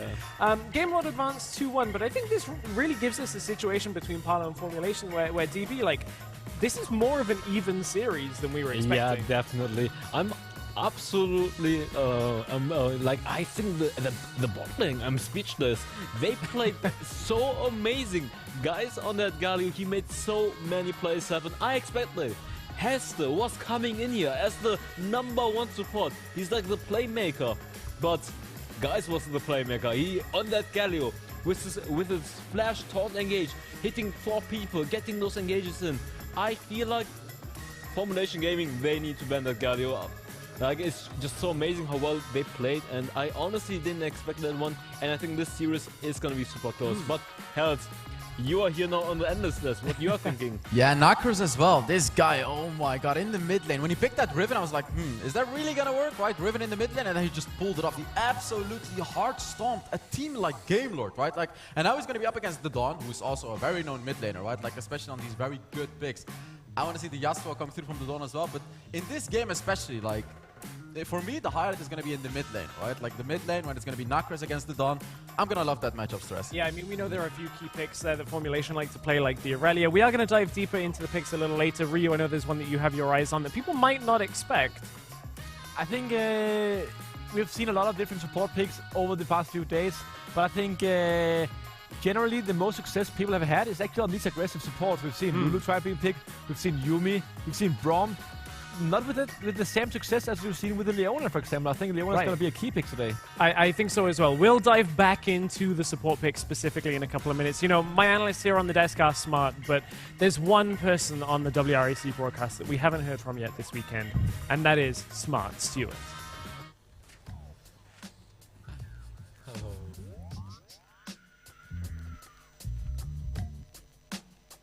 Thank you very much, Stress. Yes, it's not a WREC without Smart Stewart. We're going to be taking a look at game number 2 between Team Queso and NASA. This is where Hullbreaker becomes a completely broken item. So hopefully we'll get the gameplay up very, very shortly. In this clip, there was a very, very interesting situation where there was a lot of Hullbreakers. There was 3 Hullbreakers across the entire board. And the big ones are on Camille and Garen, because in that Baron lane, as you can see on the mini-map, Acolyte was up there. So as we roll this clip, we should be able to find out what actually happens in this situation. So it's actually NASA the ones that are playing really, really aggressive in this clip, because they know that Acolyte is up in that Baron lane. They need to make sure that they either stop Acolyte, or they try and force a team fight to try try and get the win. And now, at the moment, you can see that NASA realized that Acolyte, they can't leave Acolyte alone with Hullbreaker because of the extra resistances and everything as well. You can see highlighted now on screen that Camille in the Baron lane is the main problem for NASA. So the whole of NASA are now getting dragged along by Team Queso. That means that Team Queso now have control of that Elder Dragon. And then again, NASA are the ones that are playing aggressive. Everyone tries to go in, the flashes come in, the ultimates come in as well. But again, in the top left-hand corner, you can see that Camille is now in a 1 versus 1 situation against Garen. In that base as well, the Hullbreaker minions are in the base. You can see that Garen can't do anything against Camille in the late game because of all the damage that she can do. The 1 versus 1 against Garen is not going too well. There's a team fight still happening. NASA are trying to force the Elder Dragon, but Camille, with that bot inhibitor down as well, with all the Hullbreaker minions, is able to end the game for Team Queso, and that means they were able to make it to the semi-final. So I've got a question for the analyst desk. Is Hullbreaker a broken item? That is a good question, and from Hullbreaker to Darkbreaker, Mr. Breaker himself, Breaker, what's your verdict? I just have to say Hullbreaker is one of those items that is broken in the right hands. Like, we have seen so many players going for that Hullbreaker and not make it work because they just keep grouping up. They don't know how to play around that Hullbreaker correctly because it's an amazing item where you have to find the right balance between when do I split push and when do I have to join for the team fight, and also when do I buy this item. But if you play it correctly like Acolyte did, you just saw he's unstoppable with those super minion waves because all of those minions are getting buffed with the resistance buff, and he also gets the resistance buff, and on top of that, also, he does more damage on the Nexus. Yeah, it's that entire setup for Hullbreaker is so detrimental when you're pushing in on a champion like that can actually push and make sure you can get those backdoors. It's very rare that we've seen that much of a backdoor in Wildrift, but we saw it yesterday, Team Queso picking up a win. I wonder whether we'll see it in this series. My gut feeling is both Parlor and Formulation are team fighting teams, and Ryu, we left off talking about supports. You mentioned Leona as a pick that you might expect. In your mind, which bottom lane, which support here has the advantage coming into this series? Oh, that's a good question, because we just saw guys pull off a massive performance against Game Lord, and Game Lord is not an easy team to pull off, especially Shine as a support player when Hest is around here. But yesterday, we saw Trust and Network Khan being fantastic against Unicorns of Love. So it's going to be super difficult to see who's actually going to outshine, because I think from the games we've seen so far, Guys and Trusty are probably in contention for the best player from that team, each of their own. So it's going to be interesting to see. Another point upon the Hullbreaker, actually, I think Camille is going to be a pick today that's probably not going to go through. Acolyte showed yesterday why it's one of the best picks in the game. So I think we're probably not going to see Camille today. So we're just about ready to go into game. We will have a little bit more time to talk in just a few minutes' time. Let's get our players onto the stage for our second series of the day.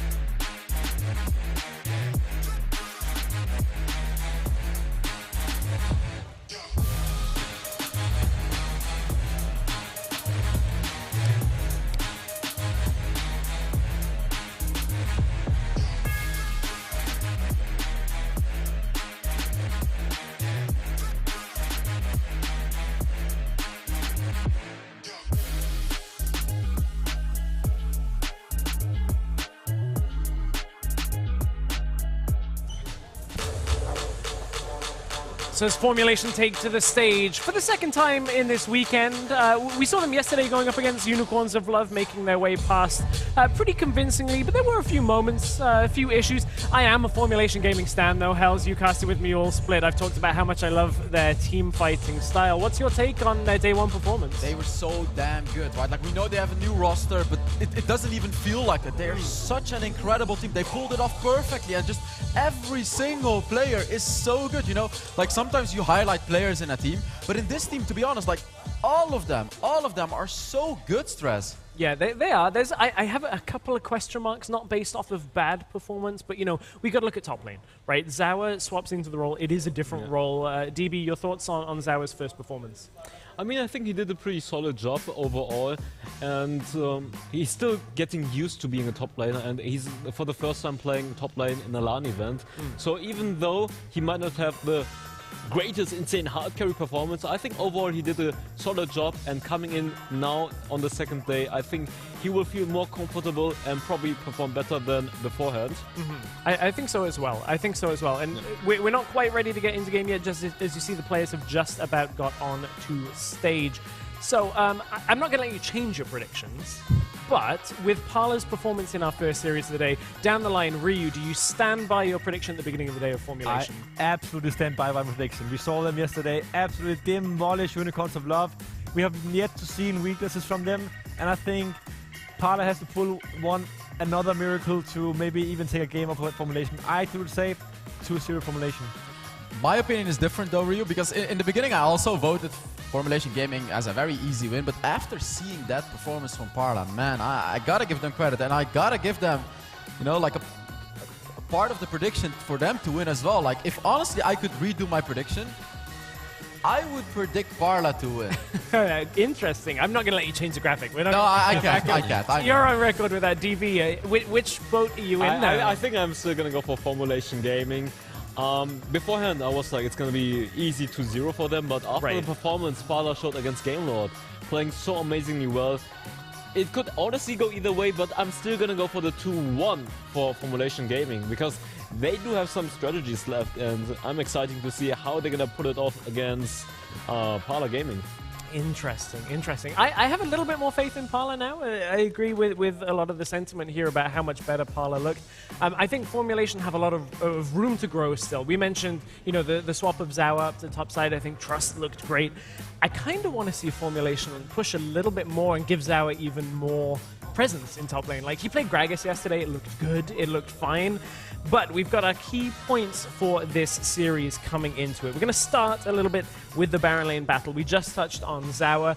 I think realistically this we thought was going to be a one Baron laner group with Lonely Kid, but this is a lot more interesting, right? Like, Zawa, I think, has some opportunity to make some plays against I think he didn't have the chance to shine with the hyper carry pick so far, because he went on that Gragas recently, and I feel like both Cyrex and Zur, they can both play both styles of being on a strong champion, like maybe a Riven or Camille or Darius, but also like on those tanky champions like Garen and Gragas. So we will see what type of strategy both teams are gonna go for, and if they're gonna focus on Zur or Cyrex and gonna play around them.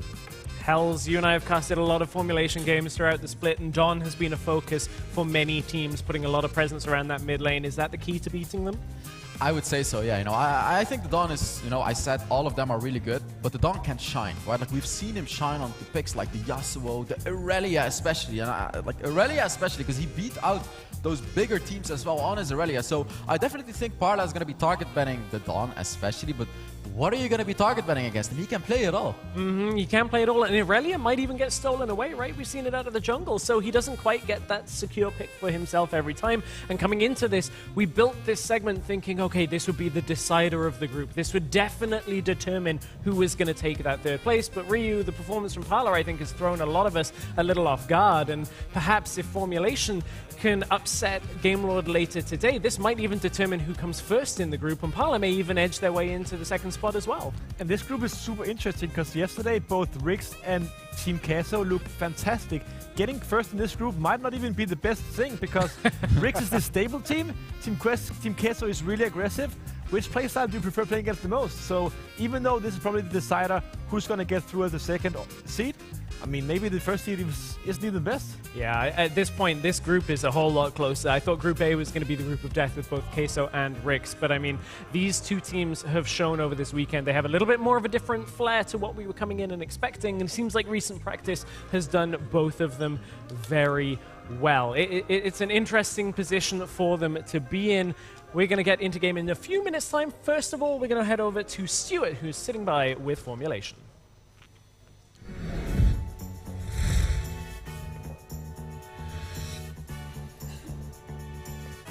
Thank you very much, Stress. Yes, I'm indeed joined by Mavilla, who is the coach of Formulation. Mavilla, kind of your thoughts on yesterday? Obviously, you beat Unicorns of Love. You got into this group. We thought that this group was going to be a bit of an interesting one, with obviously Game Lord being the first seed, but now with Parlor in the previous series as well, you're going to be up against them as well. What's your thoughts on Parlor going into the series? Parlor performance in the last series has been kind of impressive for what I expected from them, so I'm actually kind of curious to see what they bring up. Awesome, awesome. And then on the flip side, Game Lord as well. I think most people would say pretty disappointing. What are your thoughts yourself about Game Lord? I don't think it's more like disappointing. I think that they are still adapting to the stage itself. It's the first match that they are playing now. So let's take it like a test. I'd expect them their true performance on the series against us in the next match. And me and Stress were talking a little bit as well that there could be a potential that with Game Lord maybe not doing too well, Parlor as well, you could potentially get the first seed. Obviously, you're going to be against maybe either Rix or Queso in the semi-finals. If you was to pick one of the two, who would you prefer to play against? I'd rather prefer to play against Queso, to be honest. Awesome, awesome stuff. Thank you very much, Mavilla. Good luck in this game, and we'll go back to the casters to get us into game. Thank you very much, Stuart, and welcome. I know I'm going to be your play-by-play in this game. I'm joined by Cameron, and I have to say that I'm super excited about this Parlor versus Formulation. Parlor comes in here with a lot of pressure on their shoulders. I mean, you come from losing a series 2-1 versus a team that has been the most hyped up, and now you have to get right afterwards into another series with a team that has been classified as the underdog, but are still given quite a lot of chances, a lot of trust. Yes. So I think I'd be super nervous. I would be super nervous, but maybe you can take all the momentum before the third game versus Game Lord and put it into this series, because the fact, and they were discussing before about it in the analyst desk, it's like the question Stress made. Would you change your predictions right now after watching what Parlor can do? You voted Parlor. Yes, I did. You voted Parlor, but I really don't think Formulation is that favorite for now. After what Parlor have done, I don't think so. I think they were favorites yesterday just because it's the team that we know. Yes. But as Unicorns of Love, people were like Formulation. But today, again, they're facing Parlor. And if it wasn't because we've seen Parlor performing so well, people will still be like, Formulation, of course. Yes. I mean, granted, the changes in the roster and the lane swaps have worked miraculously well. They were good before, but yes, amazingly well for them. But hey, who knows? I mean, we've seen a different side from Game Lord that we weren't expecting. Who knows if Parlor can turn this around again? Question is, how are you going to approach the game if you are Formulation Gaming, if you are Parlor? Because yesterday we get to see a bright side from Formulation Gaming, and it's all about the dawn usually because the earlier, the aggressive pace and stuff. But Theke played amazingly with the Tristana. He got the MVP, and it was for a reason.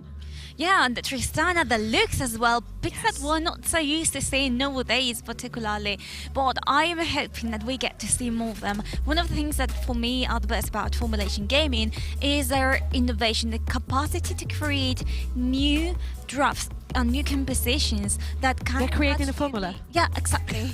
Hey! No pun intended. Yeah, exactly. And it allows them to create so many plays that the team that they are playing against doesn't expect. But no, we've got the first one of the series. It's gonna be an Akali. Wow. And the second one is going to be, let me think about it, it's going to be Karma. Do you think so? You're going to think, yeah, here comes Karma. Yeah, ultra permaban. I think it is 100% punch rate so far in the finals. I mean, it's extremely broken, and it's a reason it's like a mandatory ban from the red side. What do you think will happen if they allowed Karma to go through for once? This is a good question, actually, because sometimes these kind of champions, you don't have the chance to practice them because they are so broken, they are always bound to win. And I've seen plenty of these situations happening in League of Legends, actually, because like, yeah, the power pick is open. What do I do now? I didn't get to practice it. Do I pick it and flip it? They pick it and lose. But, I mean, we hopefully will see Karma at some point in the competition, but now we have to move on to these Gragas. We saw it in last series, Parlor played it as well. Formulation saw it. I think they took notes, and it's important in Wildrift being adaptable. The Jax is going to be out, and so is Rakan, played by Trust yesterday. Yes. However, we've got the first pick. Yeah, we got to Camille, and they were discussing about this very same pick in the Analyst desk, because just yesterday we get to see what Camille is capable of, and Parlor is attacked their style. Guys, was so important in this Gallia. I was wondering if Formulation Gaming would ever wanting to, get Parlor away of that pick, but they got Gallia, they got all of for Bobby probably, and this is. This is firepower. You get to some crazy team fights with the two picks. I think it's one of the best synergies in the entire game, and if they manage to get a Lulu, for example, that would be crazy with Empower, Ragnarok and the Wildrift. But still, we've got Jace here, and Jace has been another champion that has been consistently banned and all picked during these past two games. Yes. I think the statistics are close to 90% probably, and again, it depends on the one route you want to go, if you want to go with PAD. But what we know is that they are gonna have that Leona to protect the entire composition, and with the Camille Hexacultimate on the solo flat from Leona, you can create quite a good play there. Yeah, definitely. That's a very, very, very interesting combo. But in this situation, the Gallia, gathers even more importance. It's gonna be the cookie probably for Katsu in the Dragon lane. You got, the aggressiveness with the Olaf. You get to have these amazing engagements that we get to see from Kais with the Gallia. I love, Gallia is such a round champion, he does everything. In my opinion, he's good with Camille and he's good against Camille, because you jump to somebody with the Hexic ultimate and here comes Gallia to save his spawner. Exactly, with it run with Hero's Entrance, it's so useful when you've got this type of champions in front of you, because you kind of know what your limits are. Yes. And I also think with the Gallia ultimate and Olaf, you can clean the first the front lines, and then you go in with Coke and the Valkyrie, and you can end up cleaning more. However, that can be a double-edged sword if they don't execute that properly. Now we have to see the next bans. We've got the 6 played a lot by Feko, and the Riven, so powerful in the last series, not gonna be there in this game. Yeah, definitely. The Riven. The River is run away from Formulation. You're respecting what Nagros can do with this champion. We get to see it in the previous series, and Graves has been taken off the board as well. It's gonna be Diana for Parlor, and they were all about the team fighting, the firepower. You're gonna have a huge neutral objective setup with the package, with the Gallias, the Hero's Entrance, and also the moonfall from Diana. I really watching that Parlor stuff, and to me, they are on their comfort zone. Absolutely, you've got them there. Diana was played by Nacros in these finds versus NASA Esports. It's one of his best picks. However, we've got Tristana coming back for Formulation Gaming, and it worked quite well yesterday. So again, it's like comfort picks for both teams, which means that there's actually a matchup of true skill. Which team is the best one out of these two? Yeah, maybe with. Oh, this is gonna be Ari further on in the mid lane. Ari is such a highlight champion. You can go in, go out with the ultimate, with the Spirit Rush as well. Now Parlor have the last pick, and they need to, I don't know how to say it. They need to undo those flex picks. They need to decide where the Diana is gonna be, where the office is gonna be. They need to run the composition. It's gonna be Renekton probably for Cyrax. And I really love what they have done, what they have brought into the table with this draft.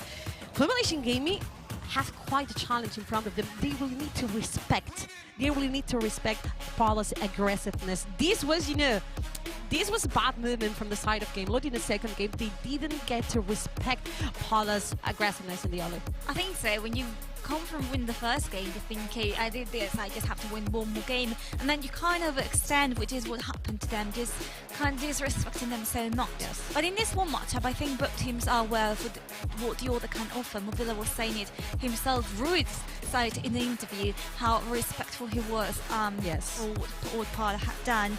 And in this one case, if you look at both compositions, you've got Parlor, which for me is quite well rounded up with the Renekton, the Olaf. So you've got quite a good composition to go into team fights, into all-in, with many AoE and, champions. Now, if you look at Formulation Gaming, I'm a little bit more skeptical about it. The Ari, I do like the pick. I'm not entirely sure of how they're going to execute that. I'm hoping I'm hoping Tristana doesn't go through certain phases that she went through yesterday. Where Fico just threw her with a rocket dump. Yes. And it wasn't beautiful. There are two sides on Tristana. Sometimes it's a champion that can perfectly 1v9 when she's absolutely fit. And sometimes it's like my mind is telling me no, but my body is demanding me to jump forward, be melee, and that's absolutely dangerous. But guys, we're jumping into the Parlor versus Formulation Gaming. A lot of pressure on Parlor's shoulders because a defeat would mean they go home. Yeah, because if they lose this one series, they're going to be 0-2, and they know this. That's what they post. Actually, don't know what they post, but we'll know shortly. I think they must be, you said before, but under so much pressure. I'm just hoping that both teams can, like, Formulation Gaming still has one bullet in, in Gandhi. It still can come back from that. But for Parlor, this must be like, why? Like life or death right now. Yeah, literally do or die. Literally swim or swing for Parlor Esports. Yeah, if Formulation takes these areas, that would mean that Parlor is out of Formulation would battle Game Lord for the first seed. The first part of the Group B. That would be amazing, but I really don't want to count Parlor out because that would be so sad considering they put up such a huge fight onto the favorite of one of the favorite teams to win this tournament, and you have to respect them. I mean, whatever happens today, whether they win or lose, I think for tomorrow we can see many changes in the adaptation from the teams. Yes. Like that, definitely many notes to be taken both by us and by them. And also, if Formulation Gaming makes it, I don't think. There are many possibilities, but it's gonna be a change for sure from what we've seen in the past few days, due to how many innovative, creative things that we've been coming up with, new picks that are coming back, players that are popping off where they usually wouldn't, like Acolyte, for example. He will be usually be excited. Why am I talking about Acolyte again? I don't know. Don't ask me, Noah. I mean, I remember Acolyte like being super excited in the calls, like celebrating so much the good plays yesterday. And talking about players that popped off yesterday, be wearing here because Feka is being punished. Feka was one of these kind of players, superb in this Tristana yesterday that may be so important right now. And you were talking about Formulation Gaming win conditions. I will feel like they have such a good peak composition. You can be picked by Leona, then a lot of the C is gonna go by Camille, also by this Ari, and you will have a bad time if you get lost in the river, if you get lost in the jungle, because these picks are so dangerous due to the high mobility. Totally agree with you, and we also need to take a little bit of look at the vision.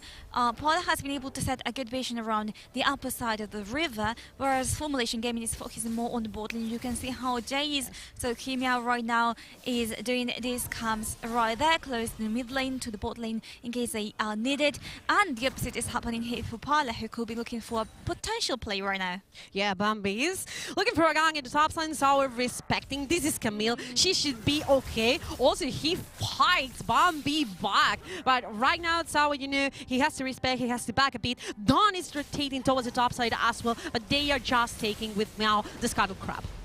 I was about to get excited about poor Scuttlecraft kill, but now I feel bad about it. Yeah, Emea just rotating just quite properly, not doing just a straight top to bottom composition. In the meantime, Bambi has to recover a little bit of that experience lost while he was helping out the top lane and try to open a new window, potentially again that mid lane. I think if they have to trust someone in here, it's Nacres with the Diana with such an assassin that can turn an entire game all the other way around. However, if they're able to do that, will be an entirely different discussion. 2 minutes in, no kills, different for Wildrift. Don't just never stops. Like, he just roams towards the tops, and now he roams once again as Rex may be in a bad situation. He's exhausted under the turret. The dive may be okay. Automatic has been coming on, and the first blood goes to Formulation Gaming. Meow was the one taking it, but Sal ended up dying again. In the end, it's a 1-1. I'll say something. I feel quite bad for Cyrax because in every game I've seen of his, Yes. it always... Okay, guys, looking for the down bomb. He's down here in the bottom lane, in the dual lane. Trust is okay. Leona is just so tanky with the W, so it's fine. Leona's so tanky, it reminds me of someone. Yeah, but I mean, in this case, no one has to waste the summoners, which is quite a good idea because we are going to have to keep on fighting in lane. Right now, it seems like Cats and guys do have the upper hand in that bot lane, but they have to retreat quickly.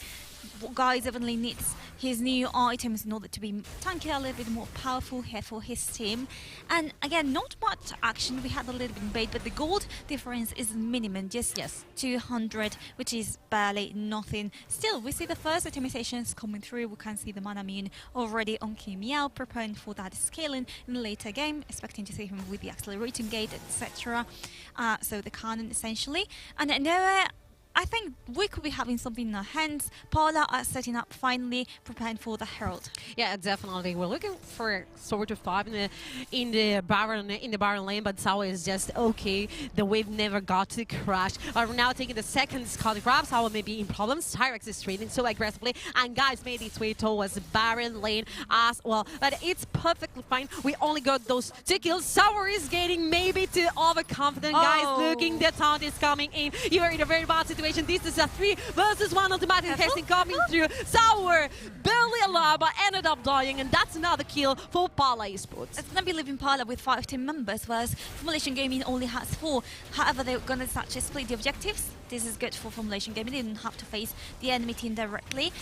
I can still see a potential rotation from Parlor to take advantage of the enemy Camille being there a little bit down. Yeah. But you know what? I am forcing Meow, maybe in trouble. No, the charm was beautiful. And Vega takes the kill this time.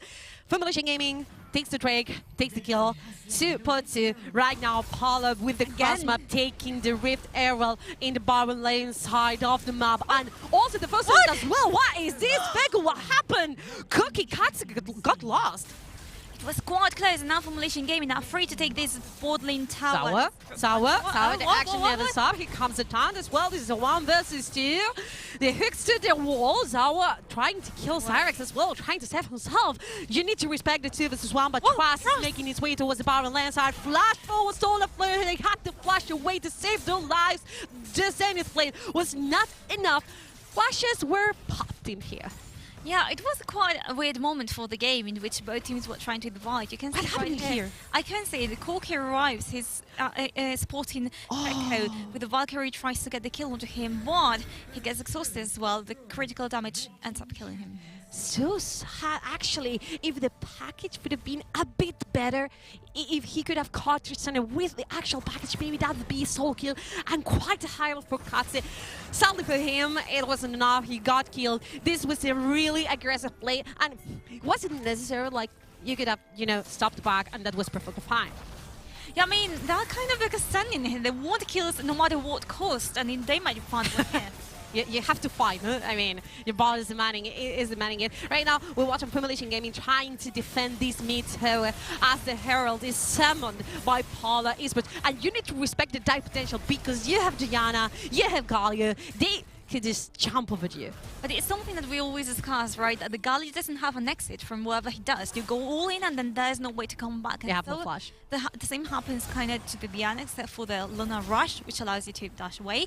But if they had managed to secure this mid lane tower, that would be an incredible power spike for Parlor, an incredible good thing for the macro plays. Yes. And look at what Formulation Gaming are doing right now, Noah. Yeah, definitely hanging on this Diana. Nagris is so but Vega jams forward, still baldy. Katsu is here as well. You have no bomb. Guys in here to support his team, and the Barrel Tower is just okay. I think that was really a bold attempt from the side of Formulation Gaming. You had to respect that they could rotate. Bambi is in a bad situation as well here in the mid lane. The stun never came through. Trust here to save his Baron laner. Going in, that wasn't really bold. Here comes the Nagapa as well. Why you had to go for the Solar Flare? And Isolaf, the one taking the kill. He goes unstoppable with the Ragnarok. Sawa doesn't want to know anything about this fight anymore. Jumps backwards with the hook. And I really think that Trust overestimated himself in here. Oh my gosh, so Formulation Gaming right here, yes, we're stepping a little bit. Paul identifies the situation properly. They were actually in a situation where they could have lost and, you know, could have gone wrong. Yeah, and it's been all about, you know, Formulation rotating towards the Parlor side of the map. It was a problem for Parlor because they hadn't, you know, the mid pressure to stop the Don. The Don was just moving no matter what. He never stopped in the mid lane. I mean, and with an Ari, it's impossible to stop him. You've got plenty of skills in order to escape from those situations. Now, we're in a kind of like point where there are no objectives, immediate objectives on the Rift. The towers are quite a touch-up, one tower for each team, and now perhaps it's time to try to find an isolated kill, try to establish control over one of the objectives. The Dragon is going to be spawning sooner than the Herald, and we can see that Parlor is rotating towards there to get a little bit better vision. Bambi is here on the lower side of the river, and there it is, Formulation Gaming all together. Be careful because this could be good. Right now, Formulation Gaming has all the control over the bottom side of the river. They are cleaning the vision, and in my opinion, Bambi, no, poor Bambi. I've seen this movie, no, and it does not end well for Bambi. Right now, it's Meow the one taking the kill 2-0 for these Jays. He's strong for a K2. I didn't quite like this one play. Oh. Okay, right now be wearing here flashback what's from the side of Diana. Naggers in a bot spot. You can't respond right now full B5 to this Drake call. Though I like this from Paula. You can't take the Drake, but you took the mid turret. Yeah, I wasn't quite convinced in the beginning when they were going to save the teammate, because I thought, okay, you're just wasting time when you could just be making the Herald and do that. But now it seems like they found the mid tower and perhaps the Herald, or not. Formulation Gaming, yes, taking the best out of the Temple. The champ has been amazing. The ultimate Hexa coming through. And this is the Herald all done. Down before with the sound. Pretty good. Trust in a bad situation. Goes backwards with the thin flip and ends up being killed by this Olaf. You know, Paula hitting hard back. Oh, Zawa. Where are you going, Zawa? I don't know. He's backing. I think he's gonna go base. No. That was close. They spotted him, they just weren't quick enough to reach him.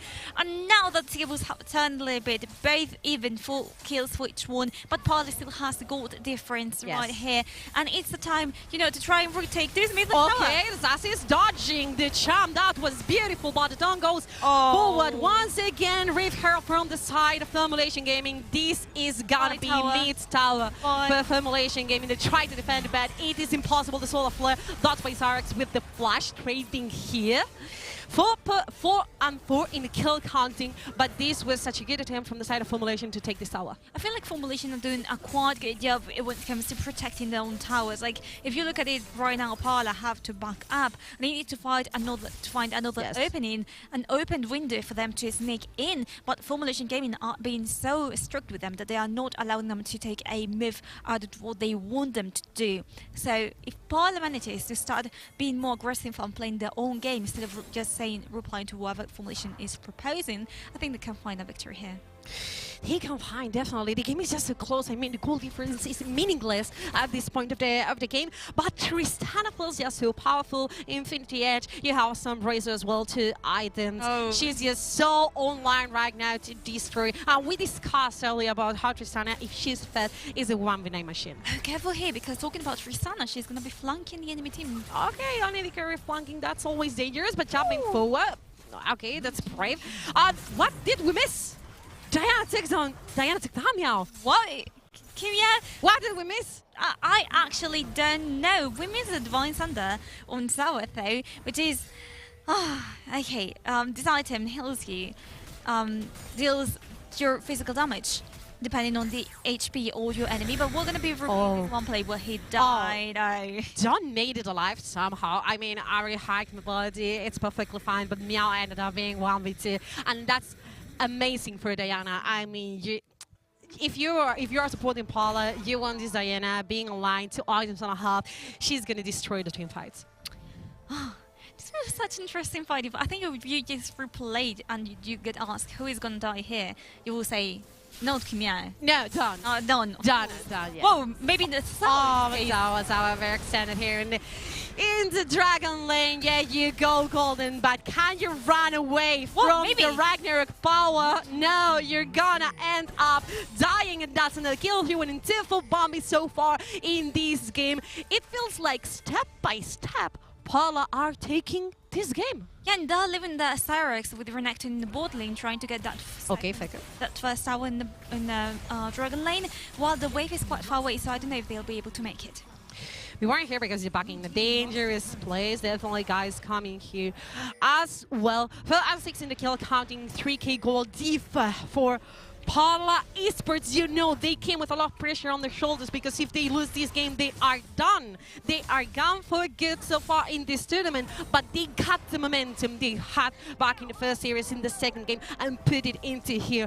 Formulation Gaming are facing a real tough team to deal with. I have to say, you know, we were highlighting how good Parlor was a team fighting, and so far they have Olaf in a real good spot, they have Renekton in a real good spot, and they are dominating the river. Oh, okay, so Parlor was rotating towards here, so he's doing Formulation Gaming. Now we're keeping down the back lane, so Noah, could be happening soon. Definitely. I mean, Trust wants to go in, but guys, I saw this the last series. Once again, the flash and the down, the Hextech ultimate got about to die. Exhausted Ari got to still alive somehow. He took the double kill as well for an 8 in the kill count, and 2 guys down from the side of Formulation Gaming, and the new objective should be there. Faker with the ultimate, Bombi ticking but not dying. Shower mixing here in the river, and they slow down Parlor Esports. The HP bars are really low, so low you can't mess with Camille and Tristana. But Antagonist wants to go in once again, and it was stolen from Formulation Gaming. The 3rd Drake in a row for the blue side team.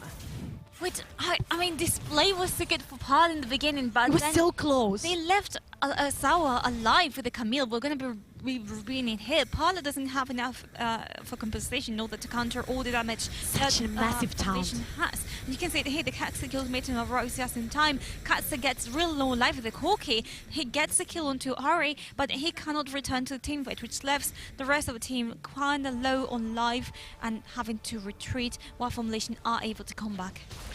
That was really close, but it feels like Parlor were able to take the Drake, but somehow they were not fully confident. I don't know why. They left the river.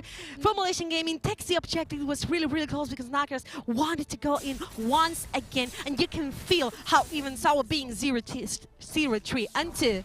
You have to respect the Camille. What can she do? I mean, respect the Camille. Yeah. Sawa has been struggling so much in this one particular game. Things happen. Yeah. I mean, they do happen, and they can be solved. Maybe this chance. That was a very nice attempt to drop down Parlor Esports. I was highlighting, okay, there's a blade forward. They forced Pombi ultimate, so that's, I think, good enough. You traded nothing for an ultimate.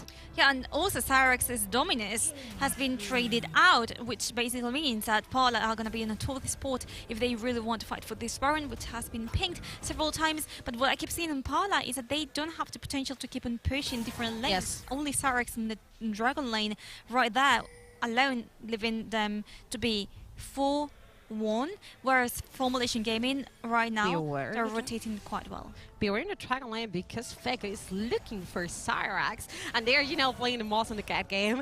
In there, finally, it's nothing is going to happen, but Parlor is just want to set up for this Bourbon Nash that we have in the Rift right now. We have Cyrex resetting, you know, the package is there for Corki to take it when necessary, but the game feels just so close.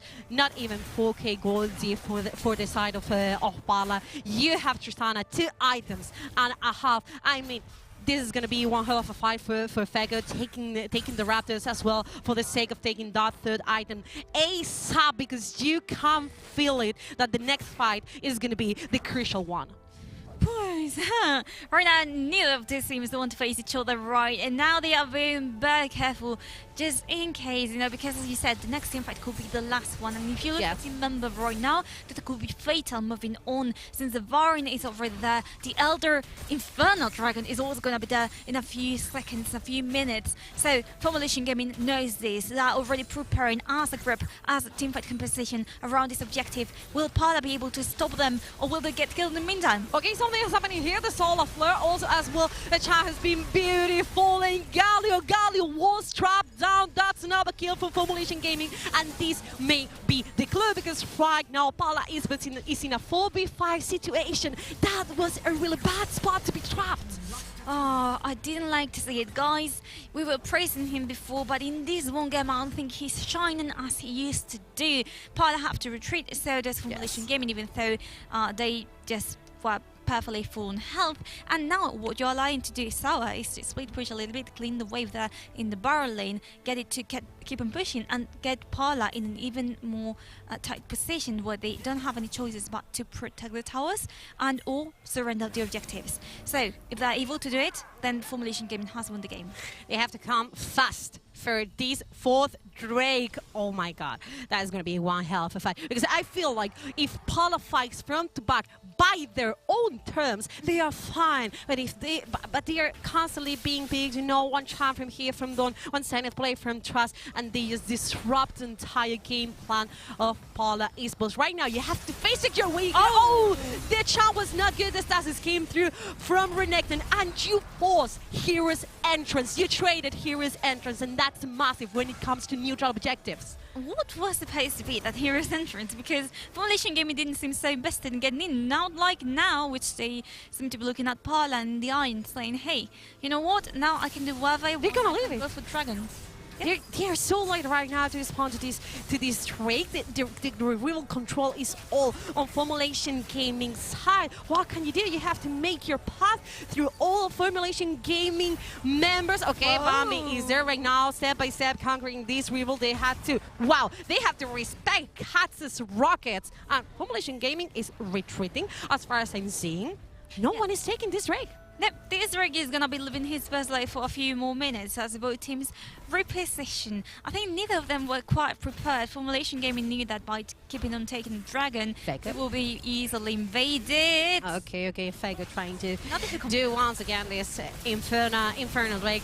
This is a crucial right now. Parlor is the layer. The Drake is going to be for Formulation Gaming, the fourth in a row. Here comes Galio, but the Drake is for Formulation Gaming. The fight, I don't know, the Stasis came through, and Cyrox with the Dominix all into the team fight. Camille wants to go away, and Bombi got smashed. 1 versus 3. Cyrox in a problem in here. Dobson, he comes figuring a bad situation, but still alive. Don't deal down, but the killing spear from Diana that took down this Tristan. A massive shot on for the side of Parlor Esports. That they lost the Drake, but they took the team fight. It's absolutely amazing how Parlor is winning these team fights. They might lose the objectives, they might not get it. But you lost the Drake! That is huge! That's 4 Drakes for Formulation Gaming, but right now 30 seconds away for Faker to respawn. They are taking all through the middle. They can really take this game. Dawn is the only one alive to defend. The Stasis came through. They will focus in the Nexus. This is gonna be Parlor Esports game! What? Oh my gosh! What a game! You can see in the players' faces right now. This feels like a victory already. I mean, it felt like Formulation was in control after that Drake, but they didn't fight it so well. Parlor Esports, they took the defense, they killed all of them. Dawn alone wasn't able to defend the Nexus, and they took over the first game. You can't count them out. Never! No, Parlor has been doing this again and again. When you think they're out, when you think they're going to lose, they're like, wait a second, I'm here, hello everyone, I'm gonna come back, okay? Wow. Drink water, you need that. This is absolutely crazy game, the one we had, and a lot of points in here because, finally, I thought it was all lost for Parlor when Formulation caught Galio in the mid lane. It was a 4v5 situation. You could have, in fact, Formulation could have, fought for the Drake in a 4v5 situation. So great for them. But they retreated. They did, and that was a major mistake by them. Had they kept on doing it, they could have done something else. Well, we really need a rest after this game, guys. So we're gonna go for a small break and see you for the second game of the series.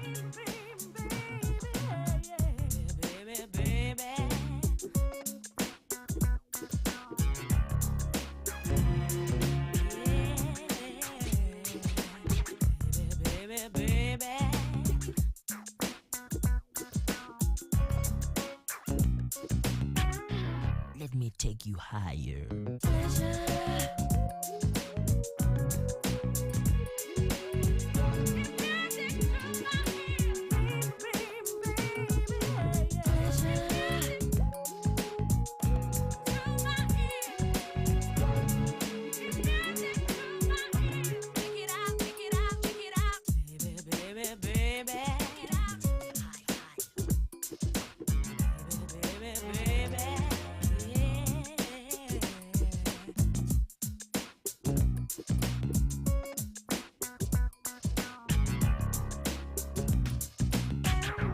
Let me take you higher.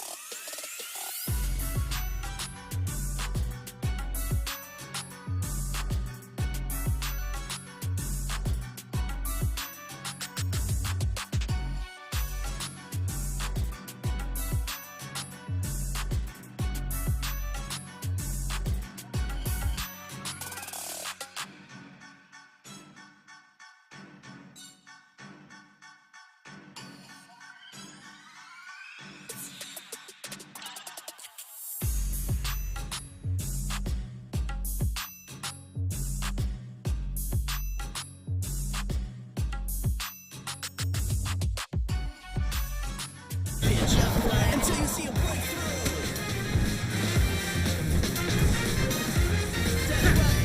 Come on. What? You know we're gonna break through.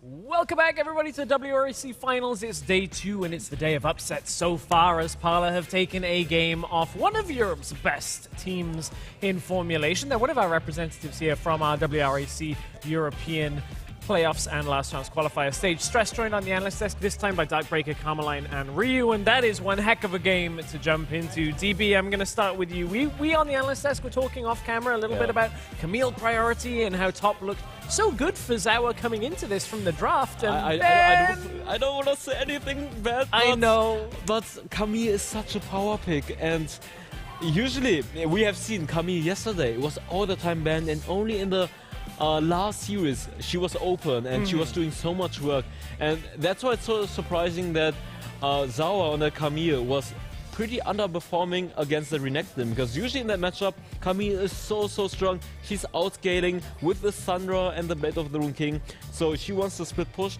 but instead she's getting pushed in. She's losing those 1v1s against the Renekton, and Renekton was 3000 gold ahead at one point, doing such an amazing work, but I feel like He could have maybe went for the Heartbreaker as well. I know Renekton is a strong team fighter, but he could have pushed that advantage even more, get the teleport as well, and then he can always push in the Camille. She cannot join those team fights, not pick off people with the ultimate, which she still did, and still had the pick on that Galio.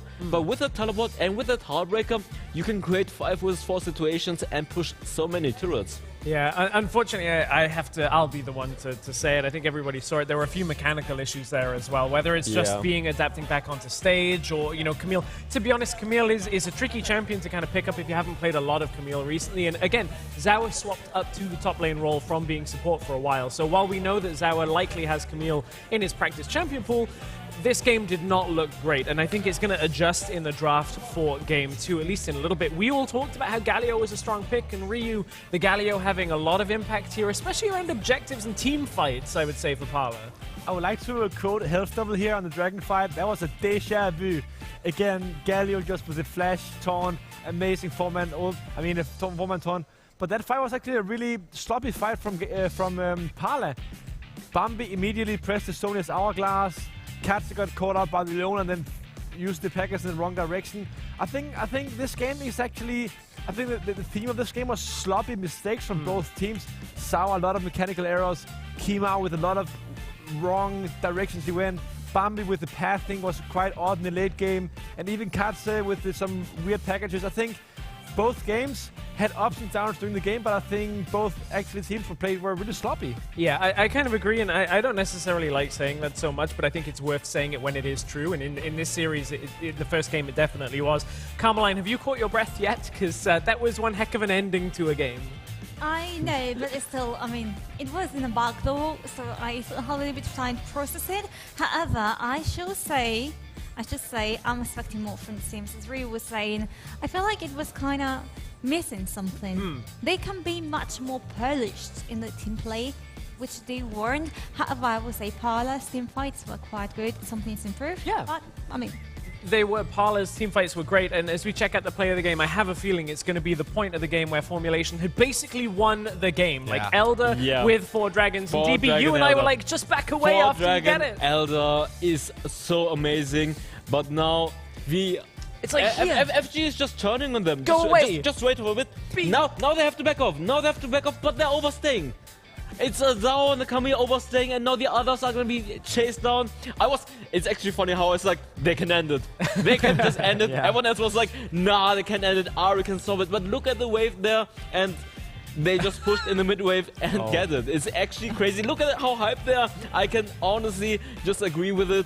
Having 4 Dragon Elder is basically a death sentence. You just win it, but they stayed too long. They were too aggressive. If they just backed off, reset it, I think they would have won. But that's how it happens. When an opposing team gets 4 dragons, you have one window to win the game, and that is fired immediately after you use the abilities on the dragon. The one thing Formulation should not do is stay after the dragon. Right. That's the one thing they did. And again, it really comes down to this: the sloppy mistakes from all around the map. Yeah, because it was a 4v4, if I'm not mistaken, in that situation. So Formulation's way of playing is like, you reset off that fight, pressure around Baron, and you know you're stronger in the team fight. You know that there's no real way that Parlor can actually take that fight, but now that we've learned, Parlor will always take the fight. Carmeline, like, heading into a game 2, team fighting seems to be the name of the game. Is there any changes you want to see from Formulation in order to kind of take on Parlor? First of all, adapt to the style that Parlor is proposing. I know for teams it's always difficult to kind of surrender their own pride and be like, okay, I have to pay close attention to what the rival is doing. But for me, that's something that they really have to do. The second one being Camille out of that draft. Please, no, thank you. I don't want to see Camille ever again in that one. And of course, yes, once again, we know how well Formulation Gaming can do things. Right. They need better communication. Yes, I mean, Formulation, we've seen a lot of playstyles out of Formulation. There's been a lot of pressure on the Aurelia in this draft. We've seen a lot of different things. Ryu, what's your thoughts heading into a game 2 that puts a lot of pressure on Formulation now in this series? It puts a lot of pressure on them because they were the team that made this role swap. They put Sawa into the top lane, and they were the first pick, and they picked Camille. when you pick a first pick, it's because this is something we want to play around. They played around it, and it was honestly not working. Yesterday we saw Acolyte on how well he played around this Kimel pick. He was really a menace to be reckoned with, and honestly, it just straight up didn't work out for Formulation. I think they need to change that draft a little bit, because Sour has proven in this particular game he did not live up to the expectations of a carry top laner, and watching him, yeah, honestly, just wasn't that good. And Darkbreaker, what do you think of this top lane matchup? Do you think I think he really needs to go for those maybe different places, go for the weak-siding top laners again. Like Gragas, like yesterday. Yeah, exactly. And I feel like Formulation Gaming, when they play around Don, is just working better.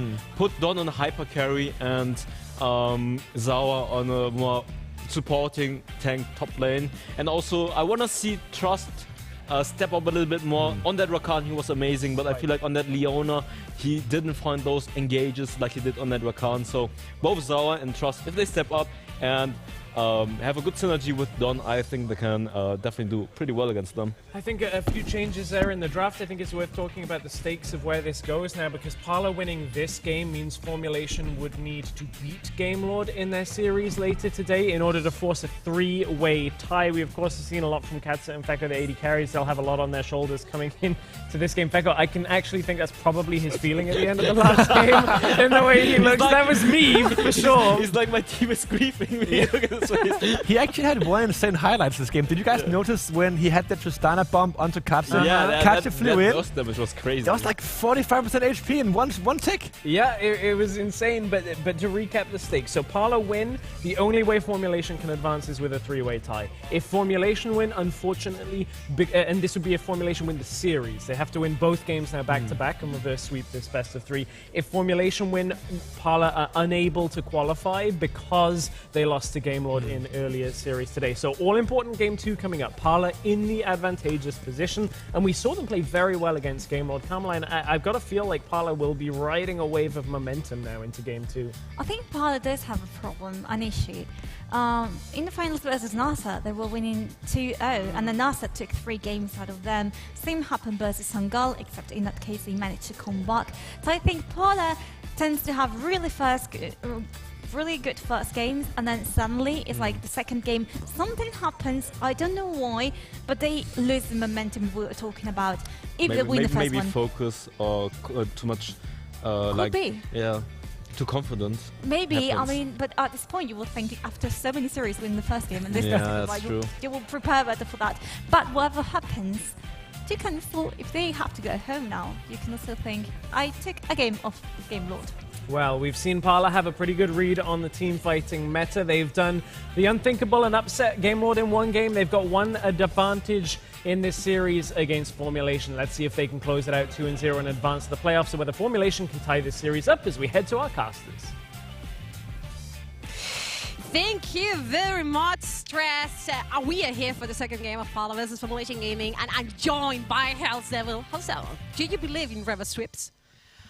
I believe in reverse sweeps, but I also believe in Parlor Gaming. As I said, right, like after that first series, I believe in Parlor Gaming, and as well, like this is exactly, well, it's what I expected, but they won in such a crazy way. I believe in reverse sweeps, but I believe more in Parlor. You believe more in Parlor. You said you would have changed your prediction. I would have, yeah, I would have. If I could, I would have, but of course I can't. But like we predicted in the beginning of the day, and then that's what it is. The graphics guy would have killed you if you get to change your prediction.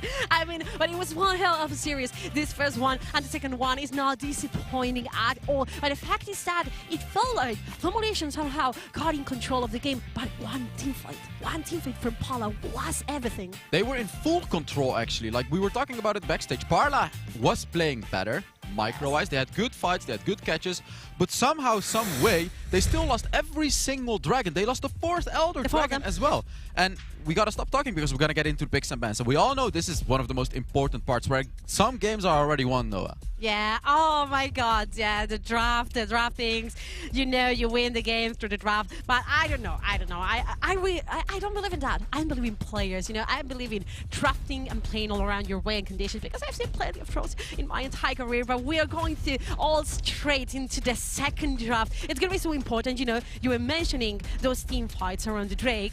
In my opinion, Katse was massive in that last one, because you got to see how many damage those those rockets were dealing. Yeah, for sure. So that's the Corki on Katse. I believe every single game, correct me if I'm wrong, I believe every single game Katse picked Corki, which may even be banned out in one of these games. But another interesting thing is Formulation Gaming, who lost the first game, chose the red side. They didn't choose the blue side, so the Camille priority is apparently not there. Well, I get it now after Zhao's performance on the first game, of course, right? And we can see Parlor is not banning the Camille this time yet again. Yes. They're like, we don't care. You know, you pick Camille, we don't care. We're gonna counter it. Parlor, there it is. Formulation bans the Camille. Yeah, definitely. And you said about the Corki. After 4 games, he played 3 Corkis and 1 Senna. One Senna indeed. One Senna. Yeah, and they lost the Senna game, unfortunately. I feel this is perhaps a bit of a weakness of Parla. Ooh, they do get the Gragas, however. And Gragas every single game. Like, first pick or second pick or ban. Like, I don't believe we have seen him get further into the draft. Maybe once, maybe twice. But Gragas is such a power pick. You can pick it anywhere. And Formulation doesn't know what to pick against. It's like, this is the problem when you pick red side. And blue side picks a champion like the Gragas who can be flexed everywhere. And who can't really be countered as well, Noah. It's like so easy to first pick Yeah. it, you know? Yeah. Quadruplex it, you can place it everywhere. You can even give it to Guys, but I have the feeling that Guys is going to play once again the Galio if it's open.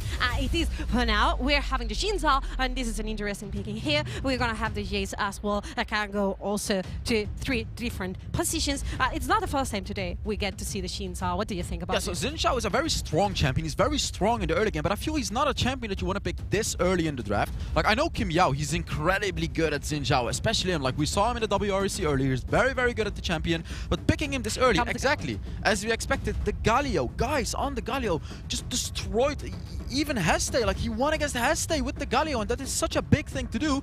And he was essentially the part that won them this game. He was the one that engaged, and Nakver's on the Riven as well, Noah. Yeah, this is massive. The Riven was found away the first game of the series. And picked away by Gamelord in the last series as well. That it is, and this we're having this high priority on the Riven. That's all on Nakver's because he was what, 8-0 in the second game? Yeah, he was 8-0, and in this draft as well, Riven is one of those champions that works incredibly well into the Xin Zhao, because even though Xin Zhao can push you away, Riven can re-engage, and she deals damage in the close range, so after he pushes her away, she goes right back in. She has 4 dashes, and she should be able to deal with the Xin Zhao now.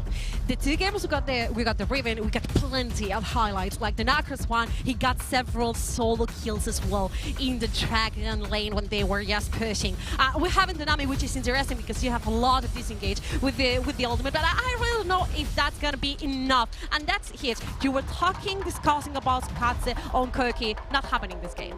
Exactly, and this is, I really like this from Formulation Gaming. There it goes. Like, I really like this as well. They're essentially banning away some of the champions that Katse is really good at, which is the Corki and the Varus. So, Formulation Gaming has done their homeworks even against a team like Parlor Esports. So now Parlor Esports gets put in a spot where Katse has to be forced to pick some of the champions that he may not be as good at. And as we can see, like, he played the Morgana as well. He played a lot of Morgana. We haven't seen it yet here on the live event. But is he gonna pull off the Morgana, Noah? I really don't know, because in my opinion, you have plenty of AP damage. You have the Gragas, you have the Gallia. Maybe Morgana is too much. Maybe he can pull out once again the Senna. That maybe, you know... Senna, exactly. Senna hasn't even been banned. Yeah, Senna hasn't even been banned. And another champion that he really likes is the Brand. So, Fiora pick. So, I like this Fiora pick. And I was also talking with the Dawn actually backstage. Like, why did you pick Fiora there? You know, I said it's because of all the melee champions. He said it's the perfect draft. And as we look into this draft as well, Gragas melee, Galio melee, Riven melee. These are all melee champions. Although it's a bit early in the draft now, because now Parla can still pick ranged champions, which can kite Fiora. Yeah, definitely. And that would be so important. We were discussing about the Senna, and maybe it's gonna pull out after. Oh, it's gonna be Morgana. I feel a bit disappointing, I have to say. Yeah, the thing is, right, like, I hate to say it like this, but I honestly feel like Katse has, like, a few comfortable picks, right? Like the Morgana, like the Senna, like the Varus, and I forgot, like the Corki.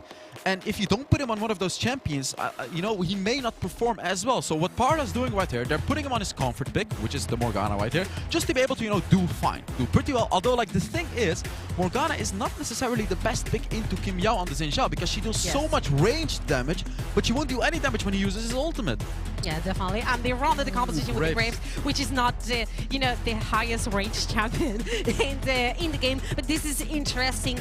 Yeah, I really don't know, because you have a pretty interesting combos back in the previous Parlor's games. You had, the Camille Gallia, you have Javan Gallia as well, but you didn't have that, reliable source of engage in this draft that you can follow with their Gallia's Heroes entrance. And Formulation brought out this Lucian. We saw it in the battle lane. I don't know, I think it's gonna be Dragon Lane with Nami. Maybe. And I really like this draft from Formulation Gaming. The Fiora is really just such a good pick into this composition, and also the Lucian. And you can clearly tell that Formulation Gaming was not only watching the last series, they were watching it and taking notes. They were taking notes like, okay, wait a minute, Parlor wins by guys engaging on that Galio. What do? We got Xinjiao to push him out. We got Fiora to deal with it. We got Nami to ult him, and we got Lucian to disengage. So Formulation Gaming has done their homework, watching the last series, and now actually doing a very, very good job in the draft, Noah. Absolutely agree into these. You have a lot of firepower when it comes to Formulation Gaming. You have the tools to put the one-on-one so far in the series, and this is so important considering that Parlor were the ones with the pressure on their shoulders after losing this series versus GameLord, even though they were so close. But the fact is that if you lose this one, you go home straight, no matter what. They came with beautiful ideas, putting up such a huge fight versus Formulation Gaming. And now the Formulation Gaming has the pressure that, they come with this beautiful draft. Exactly, they come with this beautiful draft. So even though this is Parlor Gaming's last opportunity to get back, as in they have to win this to have a chance. They have another chance, yeah. Yeah, but the thing is, you can't really say the same about Formulation because they still have one more series, but they're up against GameLord in the next series, it's right? a difficult series. It would be very comfortable for them to win this, to just secure their spot, because if they do lose this against Parlor, they have to win against GameLord, Noah. Oh my god, and that would be so much pressure. You have to win versus the favorite to win the tournament. Oh, what's going on? We have action since the first second of the game. Beware with Bambi because it's dashing forward. The fact is that I remember the second game versus GameLord and Parlor, and you were not that much excited about the Riven coming out so soon. And the fact is that it's not going to be for Nacros. It's going to be for Bambi. It's going to be for Bambi, indeed. And they're putting Nacros on the Graves instead, which I find very interesting. And the Dawn is playing the Fiora in the mid lane as expected. He was talking about it being a very specific power pick, only into a very specific composition, which I feel is this composition of Parlor. And if someone can pull off the Fiora in the mid lane, Noah, it is going to be the Dawn. Yeah, definitely. I mean, Dawn, such aggressive picks. Bambi coming here in the Dragon lane. The Bunny has been amazing. Grass still alive, but not for so soon. That's going to be the first blood, and it's going to be for Riven. And it is perfect because they forced out the flash from Trust in the early game, and now Bambi is like, yeah, we got your flash already, and fully focused on Trust right there. They even completely ignored Fecker right there and just hard-focused Trust on the Nami, securing themselves the free kill already. Yeah, definitely. Nami is such a volatile champion, it's so squishy. She can collapse on her so easily. Yeah, she has tons of disengage, but after level 5, right now you were relying on a beautiful, first ability, but it's not gonna happen. Meow is just making its way towards the bottom lane of the bottom side of the map, but it was a very, very, very smart movement from Parlor. And it is crazy to me that Bambi on the Riven is actually, doing this much work in the early game up against Kim Yao on the Xinjiao, who is known to be a very, very solid early game champion. Although Parlor did get the kill on the bot lane, Formulation Gaming is getting both Scuttle Crabs, which is actually okay, because in the very recent patch, the Scuttle Crabs don't give as much experience right now, because as you can see, as Kim Yao is last hitting it, we're not going to see it, but he's not going to get that much experience from it, right? Like, he's not going to be able to power himself to level 5, because in the previous patch, he would have been level 5 by now, but now he's not, and Parlor got that first blood. Parlor got that first one, and that's the right path to take the second game. You really want to fit the Riven, you really want to fit her, and now she's so ahead in the match versus Meow. Though it's so early in the game, I mean, I feel like Katse and guys are just gonna stay in the ball lane, clear waves. The binding from Katse was massive to lock Trust down and not making him able to escape. But you have to respect the couple, the duo that are Lucian and Nami. They can play so aggressive in the Dragon lane. And the thing about Nacros on the Graves right there, now I'm starting to understand the pick a little bit better, because Graves is one of those champions that can push out a wave insanely fast. So he will always have lane priority up against the Dawn on the Fiora, which is going to be very important during the first objective, which is going to be spawning in 1 minute. So Nacros is going back right No, he's not going back. I was just gonna say it's a bit too early to go back because he needs to get enough gold to get that first item. But Fekko is trying to look for a fight, although not much is happening. Like right now, everyone is shaking hands, everyone is farming. But I would say this is good for Parlor as they have the stronger late game jungler. Yeah, absolutely agree. I have to say that even though the first game was a defeat for Formulation Gaming, Fekko is popping off no matter what so far in the tournament. The 2 games versus Unicorns of Love, he was massive. He was pretty good as well on the Tristan in the last game, and you can really feel that he wants to win. He wants to take this second game, and he needs to push forward to get a priority in the Dragon lane and be able to fight over the first neutral objective. In the top lane, I mean, the Barrel lane is not that much of exciting. You have the Gragas who's gonna, you know, tank everything. Sour is going to push him into the tower. And the first referral is here, and this means that teams are willing to fight over this. And so many people are looking to get that first power item, as you can see. Lucian, I believe, he's like, Fekko is waiting for the Storm. There it is. He was waiting for the Storm Razor to get it. We can see Bambi with the Black Cleaver. We can see Katze with the Ludus Echo. A lot of players already have these powerful items. Cyrex as well, getting the Rod of Ages, and I feel Parlor may be stronger than Formulation Gaming right here. Yeah, definitely. Parlor's issues in the first game were the Dragons, so right now they are willing to do their homework, even though Formulation Gaming made its way into the river and forced them out. You can give away the first one. That beautiful Aqua Prism, by the way, from the side of Trust, but it's not going to be enough. The river right now is absolutely abandoned. I think if you're Formulation Gaming, maybe you're not that bad giving away this first Drake. Maybe you want better the Rift Herald that gives you the extra push. And I agree exactly to what you said, because Formulation Gaming does have Zaur on the Hullbreaker, and he went for the Hullbreaker as his very, very first item, you know, which is a risk to take, because essentially you're making yourself weaker in team fights, but he's not playing it like you should, because he's constantly sticking with the team, and Cyrex is trying to cheese away this dragon. We know Gragas can do this, but I don't really like how Formulation Gaming is approaching this, because even though they take the mountain, are they gonna take it though? Oof, yeah, there it is. Oh, this Explosive Gas came right to the last moment, but Parlor was making the Rift Herald. They have it summoned in the Barrel lane side of the map. Formulation Gaming though pushing towards the Dragon lane, playing the crossmat, and in the aftermath, I would say that Formulation Gaming is pretty fine with this. I would say they're pretty fine with this, or sorry, you would say they're pretty fine with this, but I would say not necessarily. They could have gotten more out of it by having Zaur split push, potentially getting a turret, and then forcing Parlor to split up and go for Zaur. And we were here. The Aqua Prism missed from Trust, but they got this tower like so weakened right now. Dawn in problems. 2v1 using the ultimate to try to run away. Meow trying to help. The Pyre has been amazing. Meow jumping into Guys. Guys may be in problems. Cyrex Guy has flashed away. He'll forced as well to. In the 2v2, they were really, really close. And I would have said that Dawn was done, but he played it beautifully. And this is a very even game. Both teams sitting on 21k gold, and both teams taking an objective, both teams taking a turret. This is a very even game, Noah. This is a very even game, but it happened the same in the first one. You know, the goal was really, really close. It was meaningless, but in the end, even though Formulation Gaming was the one taking the neutral objectives, it was all about one team fight, and this is where Parlor excels. We've been saying it during all day. You have to respect Parlor when it comes to the 5v5. The fact is that they excel in those 5v5 when they force them in their terms, when they are the ones engaging. So they really need to be aware of Formulation Gaming if they want to play through the silence. You are watching right now Dawn pushing into Dragon lane. You were mentioning it's our Hullbreaker. So maybe Formulation Gaming for this game are like, you know, we don't need to fight. And the interesting thing about Parlor is they're playing way better around the objectives, because that was a point that Rio brought up, right? Like, Parlor was playing better, but they're losing objectives. This game, however, it was Parlor that played the objective game a tad bit better. They were able to get the Rift Herald, they were able to nearly push the second turret as well. So this time, right, like they're doing a little better than the first game, where they lost every single dragon and the Rift Herald, while they were actually dominant throughout the game.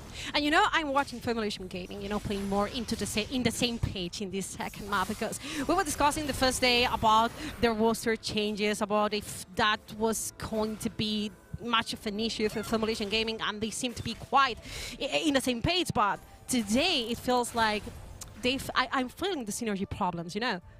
And what I'm expecting from Parlor to do right here is to have Nakras build a Hullbreaker second item, even though he's the mid laner, switch lanes with Cyrex, put Cyrex in the mid lane, and then have Nakras beat out Zaur. Because Nakras is playing Graves, who's known to be a very strong 1v1 champion, and him being up against Zaur, the Hullbreaker against the Hullbreaker, allows him to nullify the Hullbreaker from Zaur, and it should allow him to win the 1v1 as well. Let's see if they go for that, actually, as a second item. Oh, beautiful Aqua Prison, the collapse! And that was a massive pick from Formulation Gaming. Now, guys may be in trouble. The second ability of Emea was nice there, but Parlor are respecting. That was a massive pick in Bambi.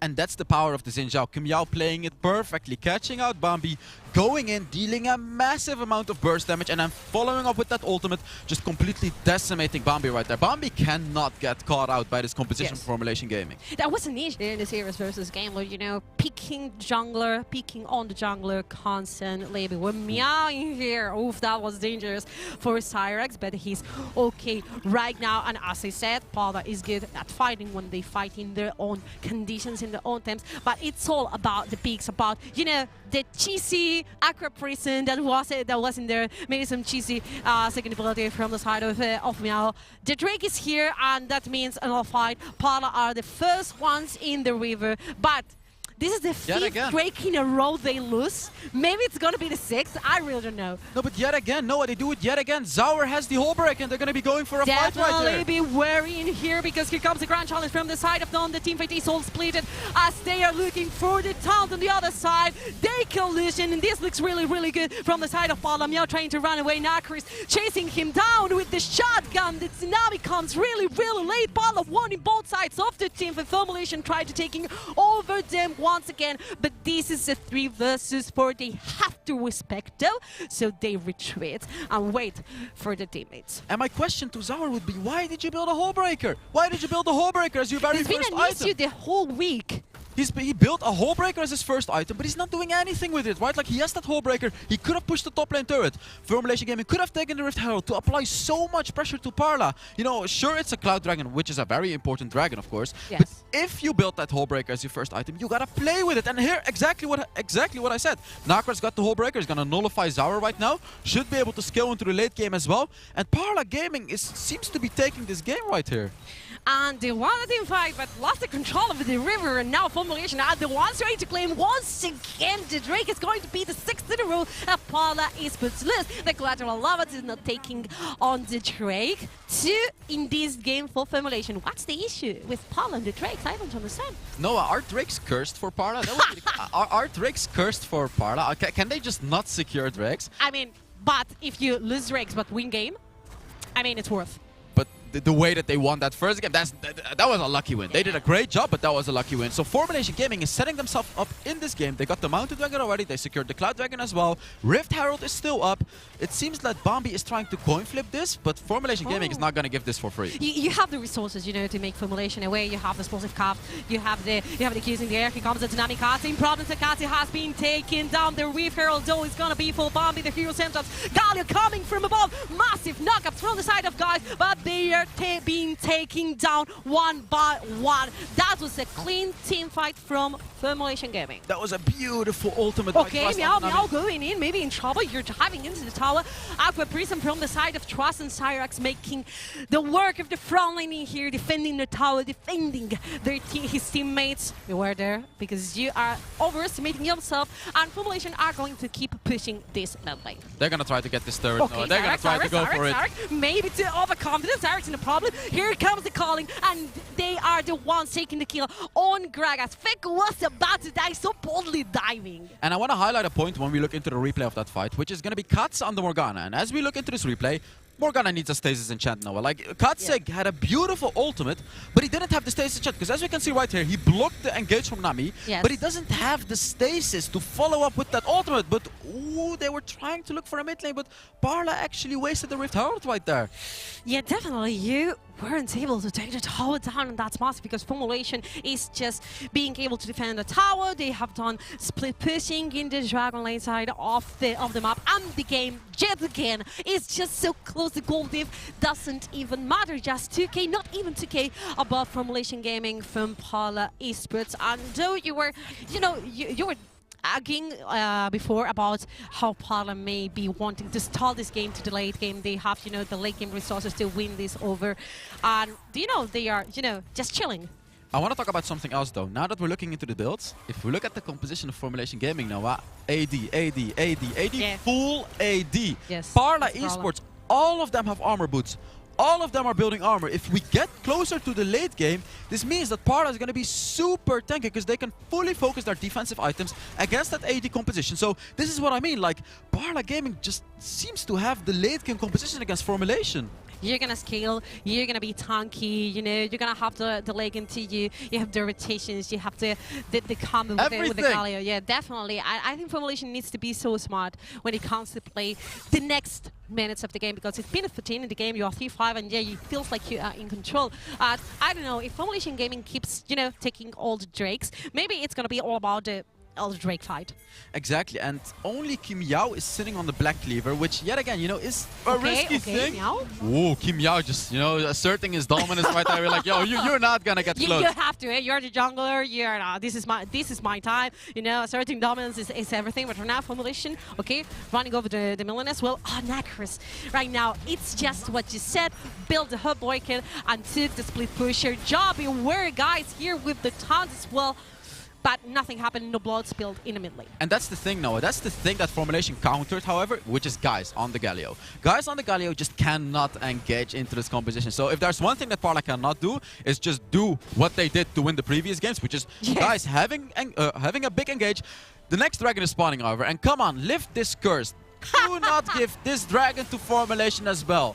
I mean, they don't want, but maybe this happened because Formulation, once again, they are in control of the river and they are zoning using these Jays. The blush has been amazing, but Nagras and Bambi are trying to take over this Drake. Here comes the ultimate from the side of Fury Tsunami as well, and the Drake is going to be for Parlor Esports, the first one in 2 series. Exhausted trust, but not enough. No one died in here. The binding has been beautiful, but Katze is in a very bad situation. He took down Katze. Katze down right now. The team fight is all split, so about to die, but still alive. And Parlor took the prize, but lost the Dragon Laner. Oh, and Nakras is just so strong and tanky because Nakras gets armor. Faker, dashing forward. That was bold. Calling not gonna be enough, and he's blinded by the smoke. Yeah, they only wanted, the tower, and they took the prize in here. Parlor Esports is not going to be able to keep facing Formulation. They are so chunked down. And Nakras just has the perfect pick into this composition of Formulation Gaming. He's going to be able to keep fighting, and he gets tankier and tankier because that's the way that Graves works. And the later in the game you get, the more armor he gets. And he can get up to 8 stacks, which means he'll get a total amount of like 120 bonus armor on top of all the armor that he already has. And if he builds a Death Stance on top of all of that, I just don't see how Formulation Gaming can win this. And they stole the Ocean Dragon. The Ocean Dragon is not known to be the strongest dragon. In fact, it's known to be one of the weakest. But if you look at the composition of Parlor Esports, Done going for the 1v1 using ultimate, even though Nagras trying to dash backwards with the protocol. Done so low on HP though, he's gonna let him go away. Beautiful 1v1 we had in here, but no one died in the end. You can see it, right? Like Dawn is winning the early fight, but once Nakras is able to stack up that armor, once Nakras is able to heal up with the Ocean Dragon, that's when he wins the fight. So yeah, as I said, the Ocean Dragon is an incredible dragon for Parlor Esports. Riven loves the vampirism. Nakras loves the vampirism on the Graves. Right? Like they all just love this vampirism.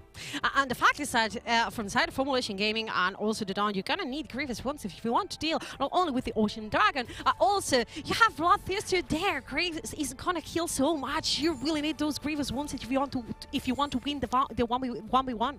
And Noah, it seems like Formulation Gaming doesn't have a single Grievous Wound item they yet. Don't. And they don't have the composition to deal with the healing either. They don't have the AoE damage. Like if you look at Parlor, for example, they have the Morgana. If Morgana gets Grievous Wounds, which she did, she can apply it to everyone, right? But if you look at Formulation Gaming, they have a lot of single target damage champions. So this is gonna be an insanely hard game to win against Parlor because they can't apply Grievous Wounds very easily. They're full AD. They get outskilled in the late game. game. You have Knockers with the Hole Breaker, and the Dawn also picked up a Hole Breaker. So Formulation Gaming is forcing themselves to play this 1-3-1 composition, to have 1 in the Baron lane, 1 in the Dragon lane, 3 in the mid lane. With the 2 Hole Breakers, I feel that's the only way for them to apply enough pressure. In my opinion, it feels like it's such a delicate strategy. It's like so fragile. And also, Parlor, I feel like they don't have this hard engage. You don't have a Malphite in your composition, but you can't engage with Galio and Gragas. If they can engage with number superiority, they can find the chance to finish the game and place it to 0. And Formulation Gaming, I know, they have a really, really bad time because we have here such a fragile series. If Parlor loses, they are out. But if Formulation loses, they will have to deal with Game Lord if they want to be alive. Ooh, and Formulation Gaming is waiting in that bush. Oh, a nice catch right there. Yeah, but the Blue Wave is, you know, doing the tank deity here for Parlor Esports. The calling was so well intended from Vega, but not enough. And, you know, 20 seconds, not even 20 seconds for the next straight, and it's going to be the 4th in this game. Infernal Drake that may be, you know, the last team fight. It was the last game, and maybe this one is going to be as well. And no, I'm honestly afraid to say that this is going to be the winning Drake, because while we were backstage, I said it's over, right? Like, they got the 4th Dragon when Formulation took it. I said it's over. I nearly even just walked away because I knew it was over, but then Parlor killed all of them and won the game. The same could potentially happen here, as we're 19 minutes into the game, and Parlor is starting it up, Noah. Yeah, Parlor are the ones in control of the rail right now. You need to be aware, be worrying here, because the Grand Challenge came through from the side of Fiora. The Tsunami hasn't been really, really good from the side of Trust, and Parlor still in the rail. Faker trying to deal damage to guys that had to flash away. Bomb is the only one staying in the Dragon Pit, force it to go backwards and jump through the wall. Formulation Gaming right now asserting dominance here in the river, as Parlor are trying to figure out how are they going to face this team fight. That binding from Katze would have been tremendous, and explosive cast has been forced out from Cyrax. We have here a very, very tense situation. They are trying to zoning Formulation Gaming out, but Big Polk comes through. Meow trying to make its way onto the Dragon Pit as well. Very tense situation, as I said, and guys wants to engage reviving. He forced the Guardian Angel in here. Here comes the Grand Challenge as well. Galio coming from off the sky. Parlor wins! Parlor wins the game! Gaming are losing here. No way! A pentakill for They are taking over Formulation Gaming. It is crazy. The players are going insane back in the backstage. I mean, this is massive. Parlor Esports are going to take down 2-0 Formulation Gaming. And this is why I tweeted, I'm a massive fan of Parlor Gaming right now. I knew this is what they had right after seeing those games against Game Lord. Even after the first game, I knew they could pull it off. And now they win against Formulation Gaming, secure themselves this win, and they might as well have secured the top too. Bam is just going crazy, running over the stage. Was a massive fight. I mean, it's all about the 4th Drake. It's all about the 4th Drake. It is amazing. I mean, they're just they have reasons to be like this, you know. They are still alive in the tournament, and Formulation, they are counting their chances versus Game Lord. Formulation has to pull off an upset now. They have to pull off a massive upset against Game Lord, who is coming into this tournament as the top 1 team. What like Formulation Gaming has to win. If they don't win, they're out. That's gonna be a hell of a series. That's a hell of a series. Formulation falls short in here. I think they underestimated Paula when it came to the team fights. I mean, they proved themselves versus Game Lord. They took 1 map away from the favorite to win this tournament so far, and they proved themselves once again versus Formulation. I can understand why expectations were low on Parlor Esports, since Nasser fell short yesterday. It was a 0-4 for Nasser Esports, and Parlor came here as the 2nd team from Turkey, not even the champions. Oh, my heart is beating so much after that one. No, it's crazy. That was an intense game. That was just so amazing. So as we stop casting this game, let's see what happened in the game. So bring it back to the analyst desk to show us what happened. Let's go. Thank you very much, Noah and Hells. And we said it's the day of upsets, and I would say nobody predicted this. I would say nobody at all thought this result was going to happen. But Carmeline, The prediction comes true. I did. I knew it. I expected it, and I won.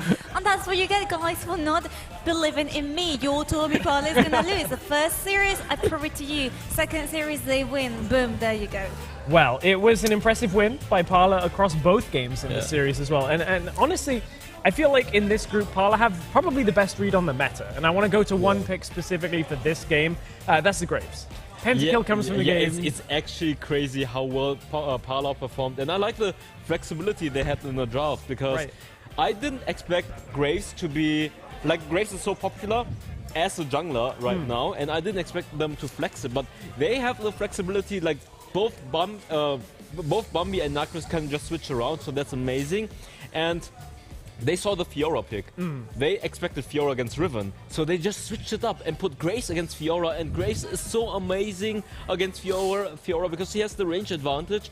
And you saw he went 2-0 in the beginning, he was already really strong, but in the late game, once Grace has 3 items, 4 items, he has the crit chance. That's the moment when Grace shines, and we saw then in the late game how strong he was, just getting the pentakill. That was crazy. Like, we thought the team fight was looking really good for Formulation Gaming, but then Grace came in and he just wiped them all. Absolutely amazing. Yeah, very rare for us to get pentakills. It's only the third one of the entire WREC so far. And that Graves, I'm so used to seeing Fiora have control of the late game that we were talking about it backstage, and I was like, wow, okay. Graves is so strong in the late game. That setup in the last fight that I'm sure we're going to watch as a bunch of replays as we go through. That setup, I thought Formulation was starting to play well around the Drake. By backing off, letting it reset, it healed back up.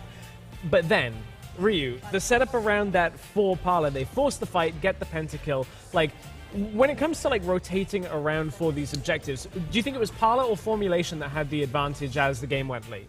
I did think, even though Parlor went away with the win on this Dragon fight because of a fantastic play by Nacrus, I think they should have played around the Dragon completely differently. They had the bot side pushing up, which is really close to the Dragon, and if they actually sent the Graves bot lane there with the Hull Breaker, they could have reset the Dragon, put Graves bot lane, Graves would then be able to pressure the inhibit turret, and Formulation would then have to respond to both bot lane and the Dragon being kind of low. So I think Parlor could actually have played this much more cleanly, but well, it didn't need to. They have a player like Nacrus who can just get a pentakill. Yeah. Look at the damage, by the way. Yeah, impressive. Nacrus with a 22,000. Well, if Riven just has 5k, it doesn't matter.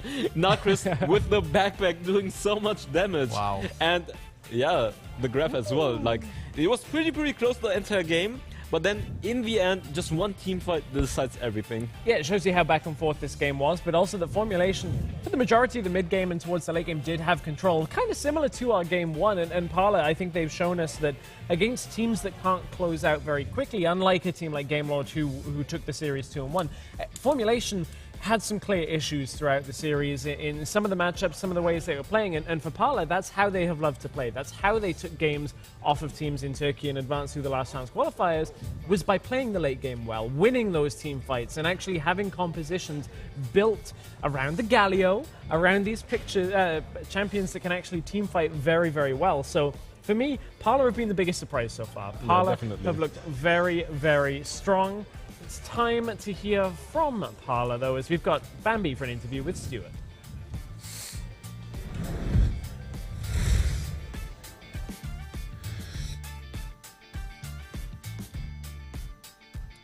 Thank you very much, Stress. Yes, I'm indeed joined by Bambi.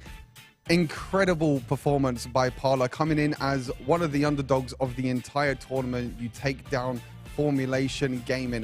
How are you feeling after this incredible victory? In tier list, say we are the worst team for Barcelona, but we will show the best. Gamelord is favorite, but we don't care. We win one game. We was win 2 games, I know, but we will show tomorrow who is the best, who is the under.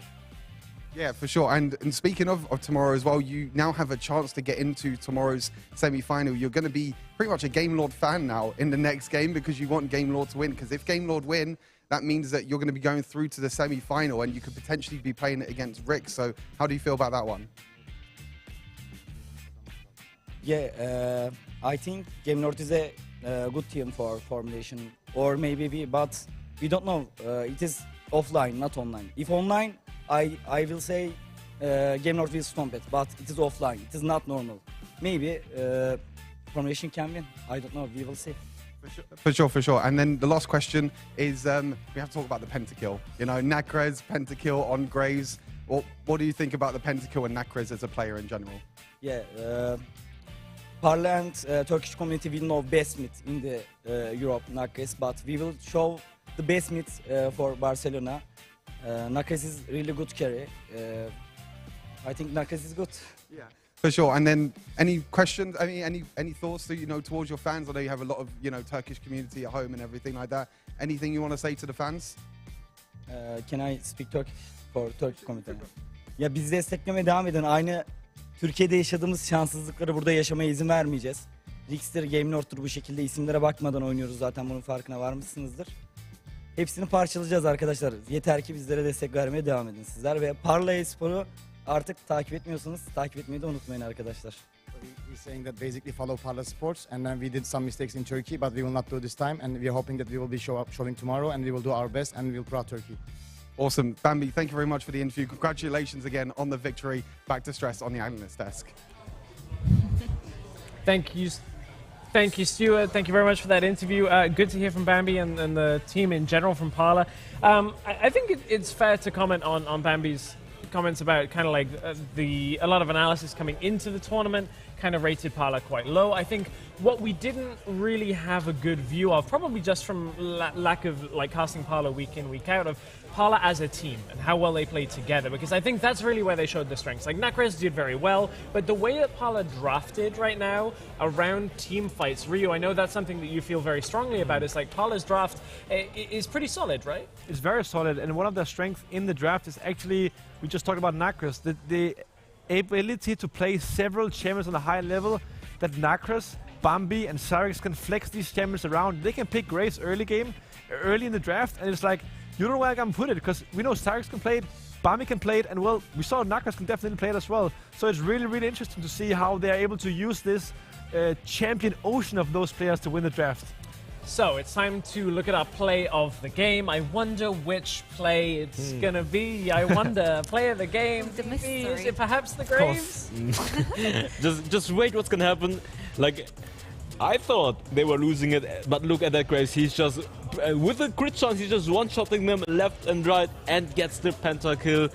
It's absolutely crazy. Look at the hype there. The fun part about this play is like you see 4 or 5 red players, and then like 2 seconds later, they're all gone. Where did they go? They've all gone. The collateral damage takes so many people out. Just the damage in general. I mean, great play. There's probably a Coca-Cola pop-off at some point coming from the coaches jumping on the stage, because they certainly did pop off in that exchange. So here is the Coca-Cola pop-off. I didn't know this was coming, but I saw it on the replay. So here's the Coca-Cola pop-off from that moment.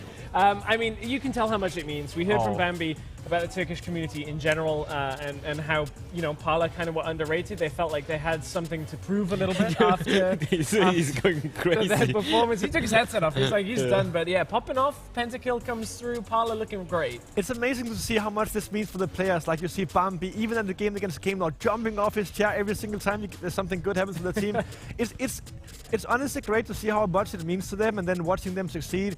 Even after the interview, he felt like he could make Turkey proud after Nasser's performance yesterday. So, I mean, props to the Turkish community. I mean, you guys are getting a show. I mean, of course it matters to them, because if they win, if they manage to get through this group stage, you end up going to the Icons Global Championship. So it's a big deal. Yeah, there's a lot on the line. We've got to check out who our MVP was from that series, and an impressive win from Parlor. I think consistency over both games gives guys the opportunity. We've been behind the scenes being like, please can someone ban Galio? Yeah. Like, please does somebody take the champion away from him? It's too comfortable. I think Nakrez certainly could have earned it. We locked this before the pentakill, to be honest. True. So That's true. I think this certainly is a very close run between the two. I think his Galio is just too amazing. Yeah. Because he had so many engages where he was just catching multiple people in not only this series, but also in the other series. But obviously Nakrez was so good on that Grace. So it's very hard to say who's the best. Yeah, and as we see, guys, stats from the series against Formulation. Only 2 deaths, a lot of assists across. And it's a true support. 0 kills. He knows how to play the game. Clean. Can I just point out, we are one game difference in the results from today, from it being Parlor advancing in first spot in the group from Group B. If they had taken Game 3 against Game Lord, they would have locked first spot. Now, to talk about the stakes for our last series of the day, of course, we have coming up soon, we've got Formulation versus Game Lord. Now, in that series, if Game Lord win, Game Lord advance in the first spot in the group, and Parlor, because of this series win over Formulation, will advance in second. If, however, Formulation pull the upset off themselves and beat Game Lord, Parlor, and Formulation will all have one series win and one series loss, meaning we'll be in a three-way tie for our group stage. If that happens, we will give you all of the information about how that is settled a little bit later on. We still have games to play today, and that means in a few minutes' time, it's going to be Game Lord taking on Formulation, and it's all on the line. Stay with us for a few more minutes. There's something about games. What you're doing there gives you real chills. There is one thing that can't be stopped. Feelings. And if you can feel it, it must be real, right? And that's real magic.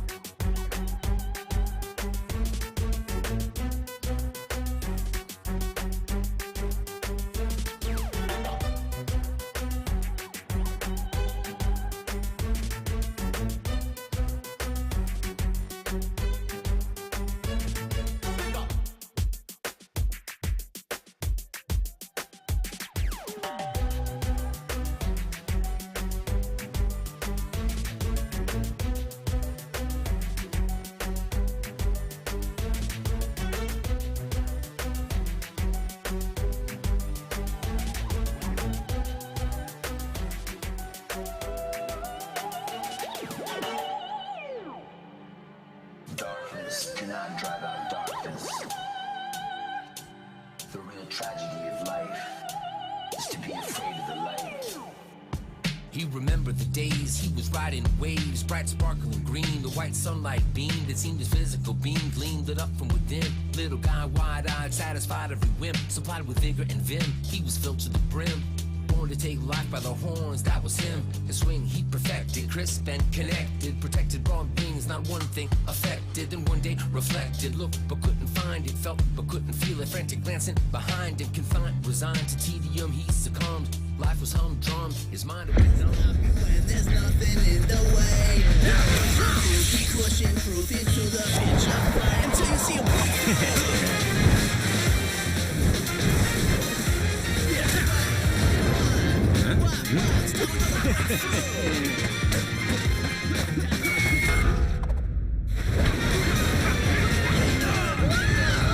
Come on, you know we're gonna break through.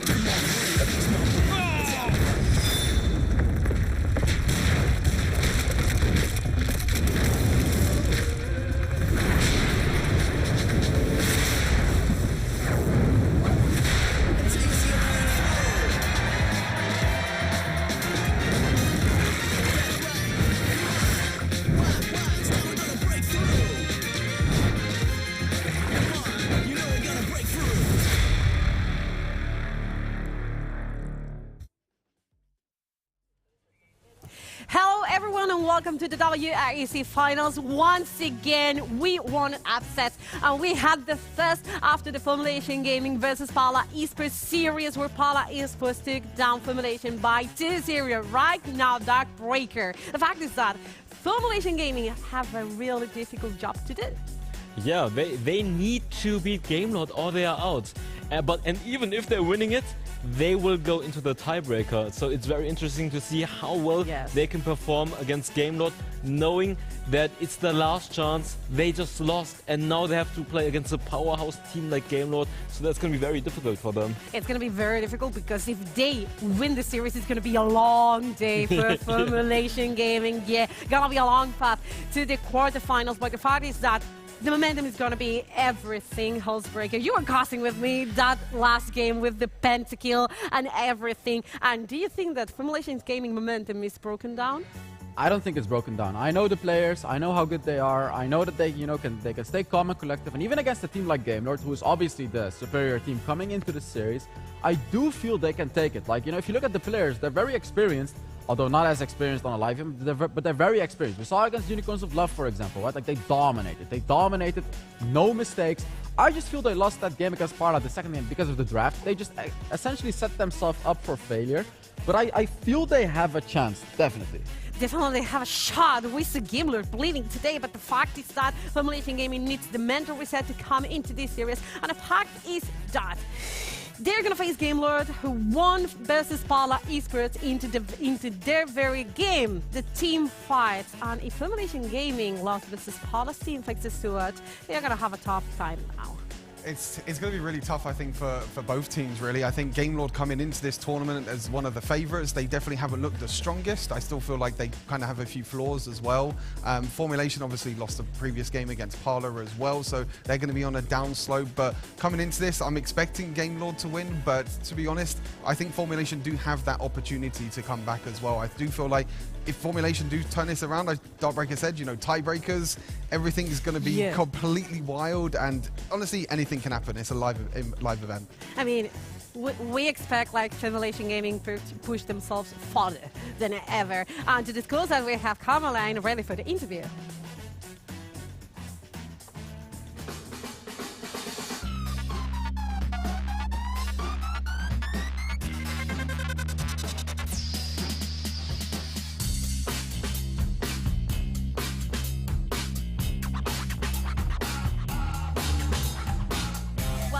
The interview, but we are getting to see the Formulation Gaming guys into the stage in just a few seconds, pushing themselves forward.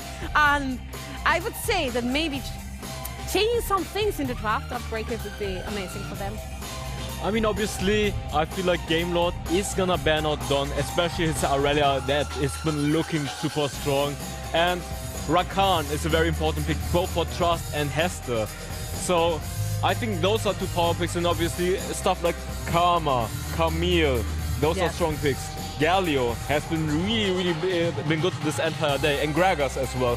Those are picks that are going to be highly contested, and then we will see how these teams are going to switch it up depending on what type of team composition they want to build. Let's see if Formulation, they can do it versus one of the favorites, force the triple tiebreaker, and send us home really late in the night, because we get to cost if that happens a lot of games. But Game Lord, these guys beat Parlor Esports, and as I said, it was playing the very same game, playing to the team fights, playing around the neutral objectives. They are the favorite Hellsbreaker, and they're gonna make Formulation Gaming life a hell. Hellsbreaker, I love that one. I'll keep that one in my head, right? Like when we agree on something, it's gonna be the Hellsbreaker as well. But yeah, for sure, like Game Lord is the team, right? Like in my opinion, they have the 3 players that are the best in their respective role. We've talked about this many times. Haste, Lonely Kid, and Zefta. Like I also personally believe these are the best in their respective roles. But up against Formulation Gaming, right? Like it's team against team. And as I said, I think Formulation Gaming can take it if they play better as a team and if they win the draft as well. And as I said, today we get to see, Game Lord bleed. And one of the crucial points I think it's going to be, Stuart, make Game Lord out of their comfort zone. Because we saw that when the difficult times came through, they went to the comfort picks such as the Ari.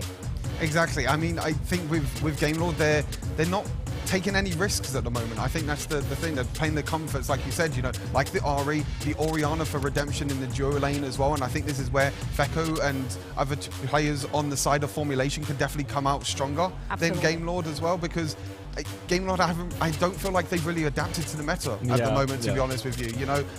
Champions like Ari, we don't see anymore. AP Mages in the bot lane, we haven't seen too much. Orianna, we haven't really seen in this entire tournament, only by Snitch in the mid lane. So I feel like if Formulation can definitely use that and use that towards their draft, definitely they can use that to their advantage. I feel like the level of both of those teams, or of the entire group, is very close together. Like we had so many intense games, like they were super close, and definitely if Formulation Gaming can step up, they can upset Game Lord. But Game Lord has been looking a little bit shaky coming in here. They haven't been looking like the top team anymore, and maybe Heste and Redemption, they also should step it up.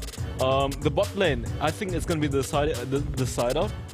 Just if you look at this graphic as well, I mean, look at those stats. 21 assists for Ruiz, by the way. What? And look at this as well. I mean, what is happening right there? Sour has 0 kills, 6 deaths, and Lonely Kid on 13 kills on average. What the hell is happening? Lonely Kid is popping off like crazy. Wow.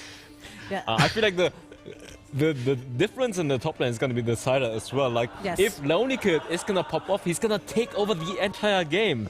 And Zur needs to step up and match the power of Lonely Kid. Health is just logging. Yeah, we can hear the players laughing. They're memeing with each other a little bit now. I mean, I know Zara can pull it off, however. I know he can do it. He switched to the Baron lane very recently. And when you're up against a player like Lonely Kid, that's the problem. It's like, you're just getting into football and you're going to be up against Ronaldo. This is the Ronaldo. Okay. Like, obviously, it's going to be a hard task to pull off. Maybe that's too much.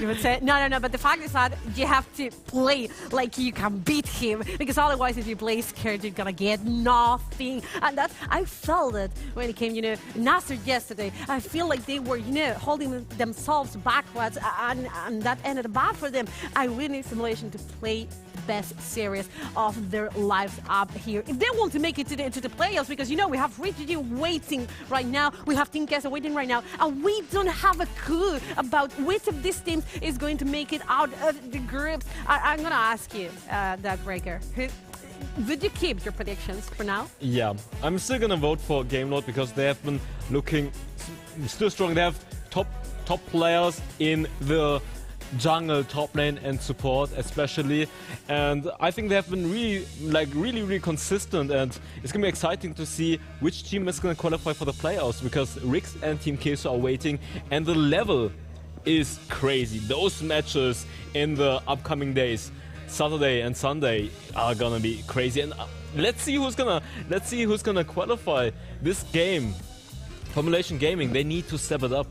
We're watching the key points of this series of Formulation versus Game. The end of the line, Hell's Devil. The end of the line, but for who? For who? The end of the line for who? And I'm honestly more interested in Stuart's opinion on this one. But the end of the line for who?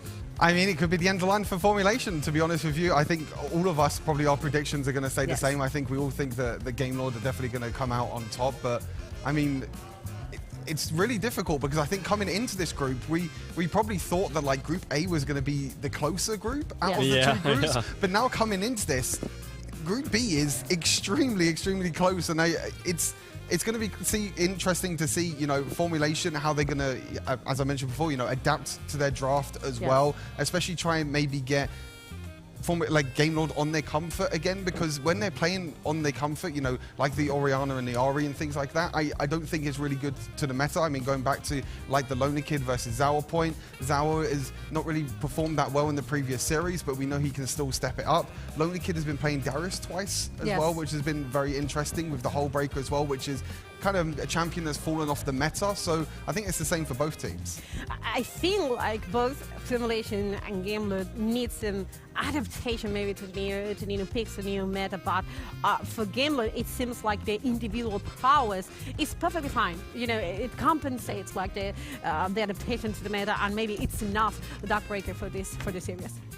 I mean, I feel like if Hester is just on a playmaking support where he's like actively finding those picks, he is absolutely amazing. And if he just like, if Formulation allows him to be on those aggressive playmakers, I think they will have a problem. So better try to ban him out and force him on reactionary supports or maybe on enchanters, because on those champions he is not necessarily the playmaker, and him and Zefta have so good synergy roaming around trying to pick off people and try to snowball, especially on the top lane, because Lonely Kid, obviously he's a monster. 13 kills. But how versus 0. But how many champions are you gonna ban out though? Like, how many can you ban? You can ban the Leona, the Rakan. The champion pool. I think the thing with Heste as well, like you said, I mean, in the regular season for the WREC, we mentioned it before, but Heste has had like 5 bans against him multiple games, and he's still bringing out champions. I remember like Game Lord. Like Nami as well, he's still bringing out, but he's playing Nami like a playmaker. Even though Nami's supposed to be a support, like Heste, I think... You can engage. It's so hard, exactly. I mean, Heste is so difficult to ban around, and also you've got Lonely Kid is how to ban around as well, because Game Lord just have so many picks up their sleeves. Now guys, now we did have the interview, now we have Carmeline ready to disclose the series in the interview.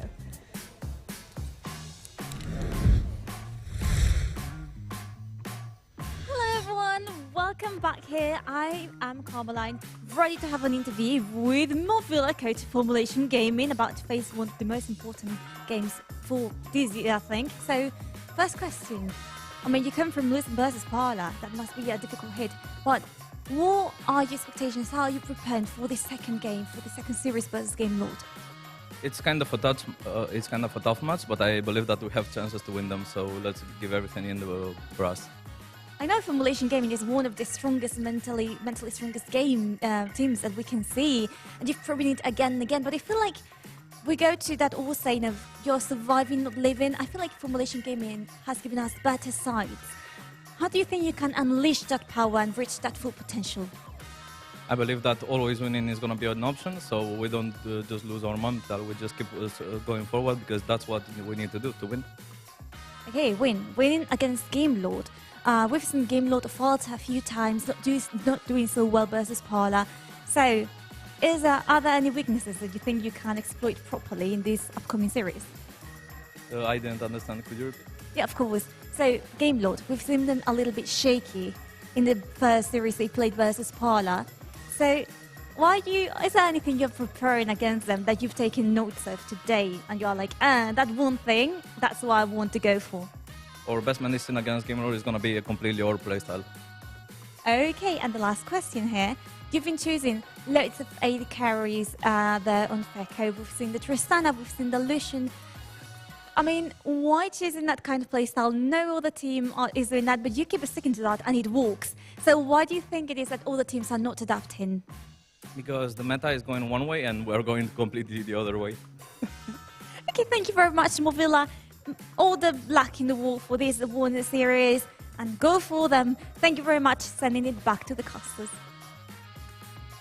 Thank you very much, Carmeline, and welcome to the Caster Desk. Ryu joining me here for this first game of the series. I'm Stress. Ryu is the man beside me for this all-important game. It's Formulation versus Game Lord. This should, in theory, if you look at history, have been determining first spot in the group between these teams. But now it's determining, do Game Lord advance first cleanly, or do we have a three-way tie? It's crazy that we are seeing Formulation in this position where if they lose here, they're out. We've never expected them to be in this situation. And I mean, I think a lot of us coming into this group were expecting, I mean, if Parlor just had a few good moments, it would be fine. But now, I mean, if Formulation doesn't win, they're out. Yeah, if Formulation doesn't win, they are out. That is the stakes that are on the line. We'll get into picks and pans very shortly. I want to pick up on something that we just heard from Villa, talking about going the opposite way of the meta, how teams are going one way, Formulation are going the other way. I don't like the direction that Formulation are going, if I'm being completely honest. I feel like their drafts have been away from what we've come to expect from Formulation. Formulation in the split were playing like Seraphine, they were playing a bunch of these different team fight focused compositions, whereas now I feel like they're taking some pieces of that, but then don't look so solid with Zauer up in the top lane, and Don hasn't really found his groove yet either. Yeah, it's funny to see because I actually think coming into this event, I was thinking Mages is still going to be the strongest thing. Them talking about going in the opposite direction, I think yesterday we saw Riggs even picking up ADCs, and we've seen other teams pick up ADCs as well, and they even played Camille in the top lane, so I don't necessarily agree with them. They've been playing the same picks as the other teams, but just not as successful. Yeah, what I would say is I think my biggest read on Formulation's struggles today have been that they've been unwilling to look at what their opponents have done. Like Parlor, that was an easy Galio ban. Every single game, right? It's like we saw 2 games of Galio to start the day for Parlor, and Formulation just refused to ban it. Likewise, I'm like, okay, Formulation know that Game Lord will default to Ahri. They know that Game Lord have been playing around Lonely Kid as well, so surely Formulation have to have learned from that first series how to play against Game Lord at least a little bit better. It's a little bit bad because we saw Formulation, they had a full series between watching Game Lord and Parlor. We saw Parlor playing amazing on the Galio, as you said, and they didn't really care, they just let it through every single game. They also have one game in hand where they saw Game Lord, in that specific match, and they saw Lonely Kid on that, fantastic on that, Darius, they've seen Sefta popping off on Aurelia, and even Ruiz with a fantastic Gragas game. Yeah. Actually, Gragas is a pick I would like to point out. Now it's been banned in the beginning, but it was a pick that both Ruiz played really good on. But even Sauer in his first series yesterday was fantastic. So I like the ban so far from Game Lord because Sauer has been showing that he's been unable to play these carry champions. So they're just banning out the Gragas, thinking, okay, this was his safe option. Now we're pushing him onto another champion. And the same goes with Rakan being probably the best champ for Trust. Yeah, and Rakan, of course, going to be very contested in this series. Hester's Rakan, I think, as a support main yourself, I'm sure that you have a lot of respect for Hester and the way he plays. Irelia picked up first. We've seen Zefta on this. It worked out a couple of times for Game Lord, but game 2, I think it was, looked a little bit shaky on the side of Game Lord against Parlor. So Graves picked up. We just saw Formulation get smashed by the pentakill of this Graves, paired with a Jax as well. So it's a pick that Formulation has been going back to quite a lot, actually. Kemal seems to be very comfortable on that pick because we have not seen Saw play in the top lane yet. Right now, I don't like that they're picking Graves and Jax so close to each other, because Graves is a fantastic flex pick. You can really put it top, you can put it jungle, and we saw it even last game mid. So with the fact they're picking Jax, which have only been played in the jungle so far, it kind of limits their options for flexibility in the draft, which has been a big part of the tournament so far. Big late game scalers though, both Jax and Graves. We can expect them, if they get to the late game, to be able to hang on, but I feel like Game Lord in this game should come out a little bit stronger than we were expecting in that series earlier. Orianna picked up there. We saw Redemption on it in game 3. It was one of the picks that really helped Game Lord, alongside that Ahri from Ruiz, to kind of steady themselves and get that 2-1 over Parlor. That's an Akali picked up, so we're going to see Don on something that's a little bit more aggressive when it comes to being able to team fight early on. Could of course swap up to Zauer, but I would expect it to be Graves top Akali mid, right? The thing about Akali that's interesting is it's actually pretty good into the Aurelia matchup. Aurelia excels when getting a lot of stacks on her passive and then auto-attacking people to death. What Akali can do is put that Shroud down and just wait for the passive to run out.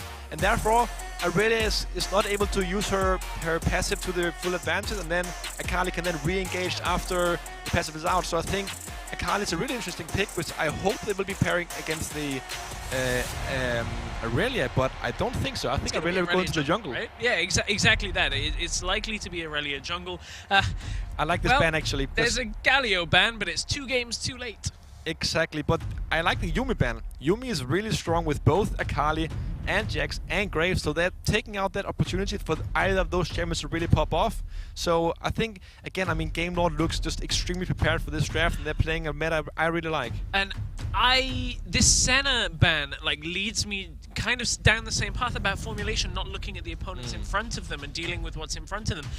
My guess is Redemption is playing Orianna. I know it's a flexible champion. I know it could still be Ruiz, but with Galio off the board already, I don't know that Game Lord are the team that are going to be picking the likes of a Senna Nasus or something like that. I feel like Game Lord will play into the Varus and that kind of strength. Leona picked up for Trust. We saw Hester piloting Leona a couple of times earlier today. Now we get to see where Game Lord are going. I mean, Leona is really the pick I feel like Formulation should have used a bit more. It's actually been a pick they've been using even since the playoffs in the the WRC qualifier where Sauer was playing support. It's a pick we know Formulation know how to play against, and it's also really good into the Orianna, which is like a really immobile champion and probably the main carrier of this team. But yeah, I mean, so far the Riven is coming out now. That's going to be really exciting. Could be Ruiz on that Riven in this situation. There could be some funny stuff, but I would expect that Aurelia to stay in the jungle. Alistar. Alistar picked up. We talked about it for Hester a little bit earlier in the day, and Alistar is going to be able to absorb a lot of the damage, a lot of the engage.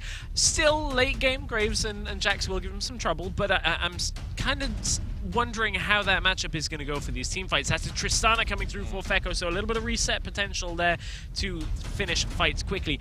I think, no doubt, Formulation have late game here. Across the board, they have really strong late game, but Game Lord, I think that skirmishing earlier on in the game has a lot of strength to it with this Riven, with this Aurelia, to really clean fights up quickly.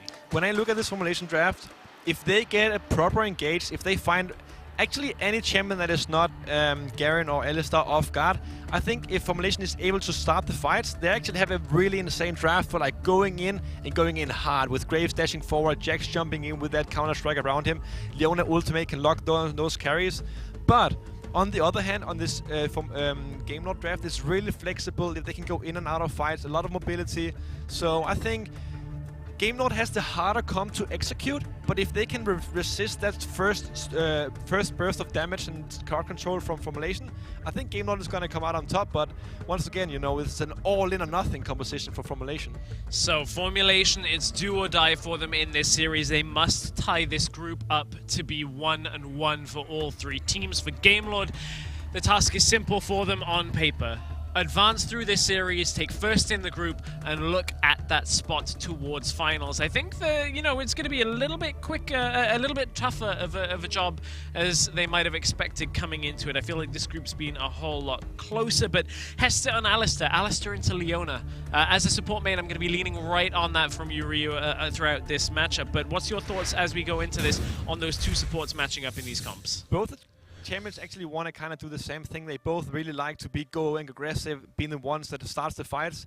But what Alistar is really good at in the locked 1v1 matchup between those champions, when Leona goes in, Alistar can just say bye-bye and let her out. So I think Alistar is usually considered a counter pick towards Leona, but it's not like in a vacuum, it's really hard to keep it there.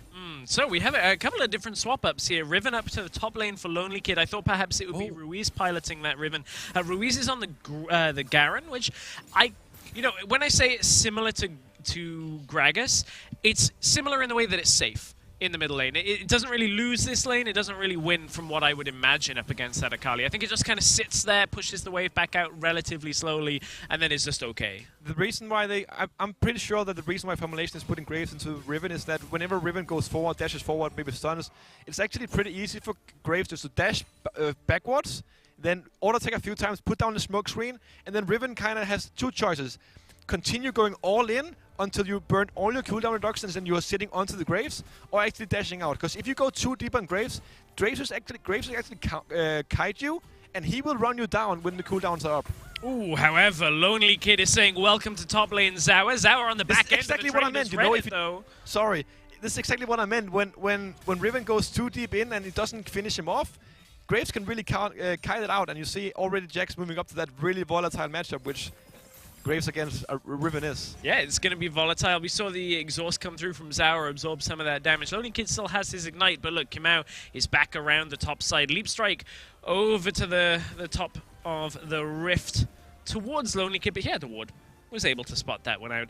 Slower pace now after that first exchange up in the top lane.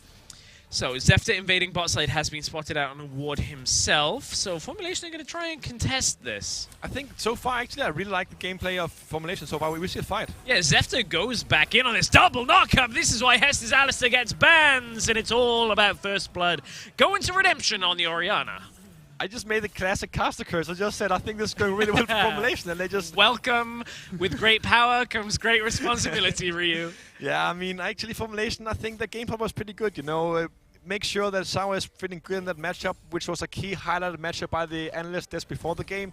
Making sure Sauer felt comfortable. He got a decent gank from Kimau. He made Riven lose a few XP and gold, and, well, Zefta was really quick to see that, and then capitalized on making a play on the other side of the map.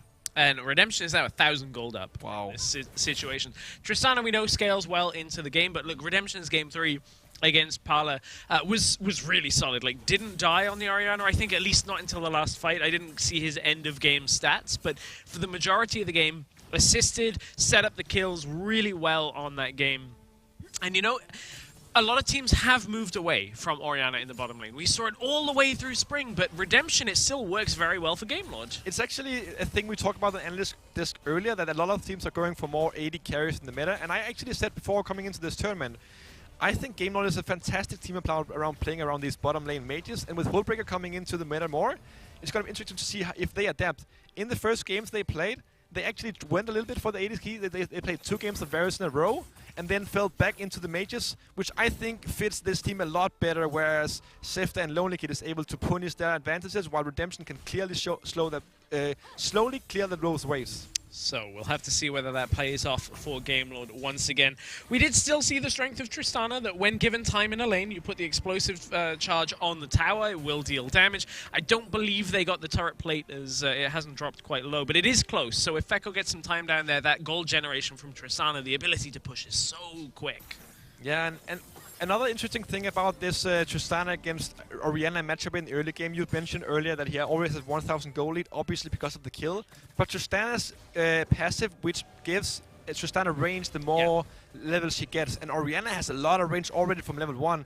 This actually means that Orianna has really an advantageous position before Fekko really scales up and gets level, and now he's even ahead already, which makes it really difficult for Fekko to play this game. Neutral objectives up means Game Lord are going to focus on the Rift Herald. Formulation are going to focus on the Dragon, and now this is what they did against Parlor. Formulation had basically full Dragon control the entire series, and it meant they went 0-2. As Hester goes into the top lane, Headbutt goes back, and it's actually going to slow a little bit of the engage coming through. As Zauer has managed to flash his way back into safety for a moment, but it's not quite enough, as Game Lord will convert the kill under the tower. Nice attempt from Zauer to stay alive, but it wasn't enough with 3 players. And it's actually a really big problem for Formulation, because not only did they kill the kill onto Zauer, now they get the first turret of the game without burning the Rift Herald, which it also just picked up. Formulation is quickly responding it's back. It's a race. Tristana's so good. It's going over to Formulation. Wow. With great power comes great responsibility. I know. Can you stop wielding this? It's like, they're going to get first tower blood. I mean, that's the strength of Tristana. The early push set 1 tower plate basically off, and it meant the rest of the team could just group on it, and Riven wasn't pushing quite as fast. So, yeah, that's a pretty significant moment there. Jax paired with Tristana means pushing towers really quickly, which is really nice to see. Now we're in a position where Game Lord, they have that 1,000 gold lead advantage, 2-0 in kills, but this Cloud Dragon is going to be really important coming in. We see Zauer is probably wanting to go to the side lane and split push a lot of things. So while he's up there, he's feeling a lot more safe with this Cloud Dragon, which means that his team can actually rotate faster to help him than the other team.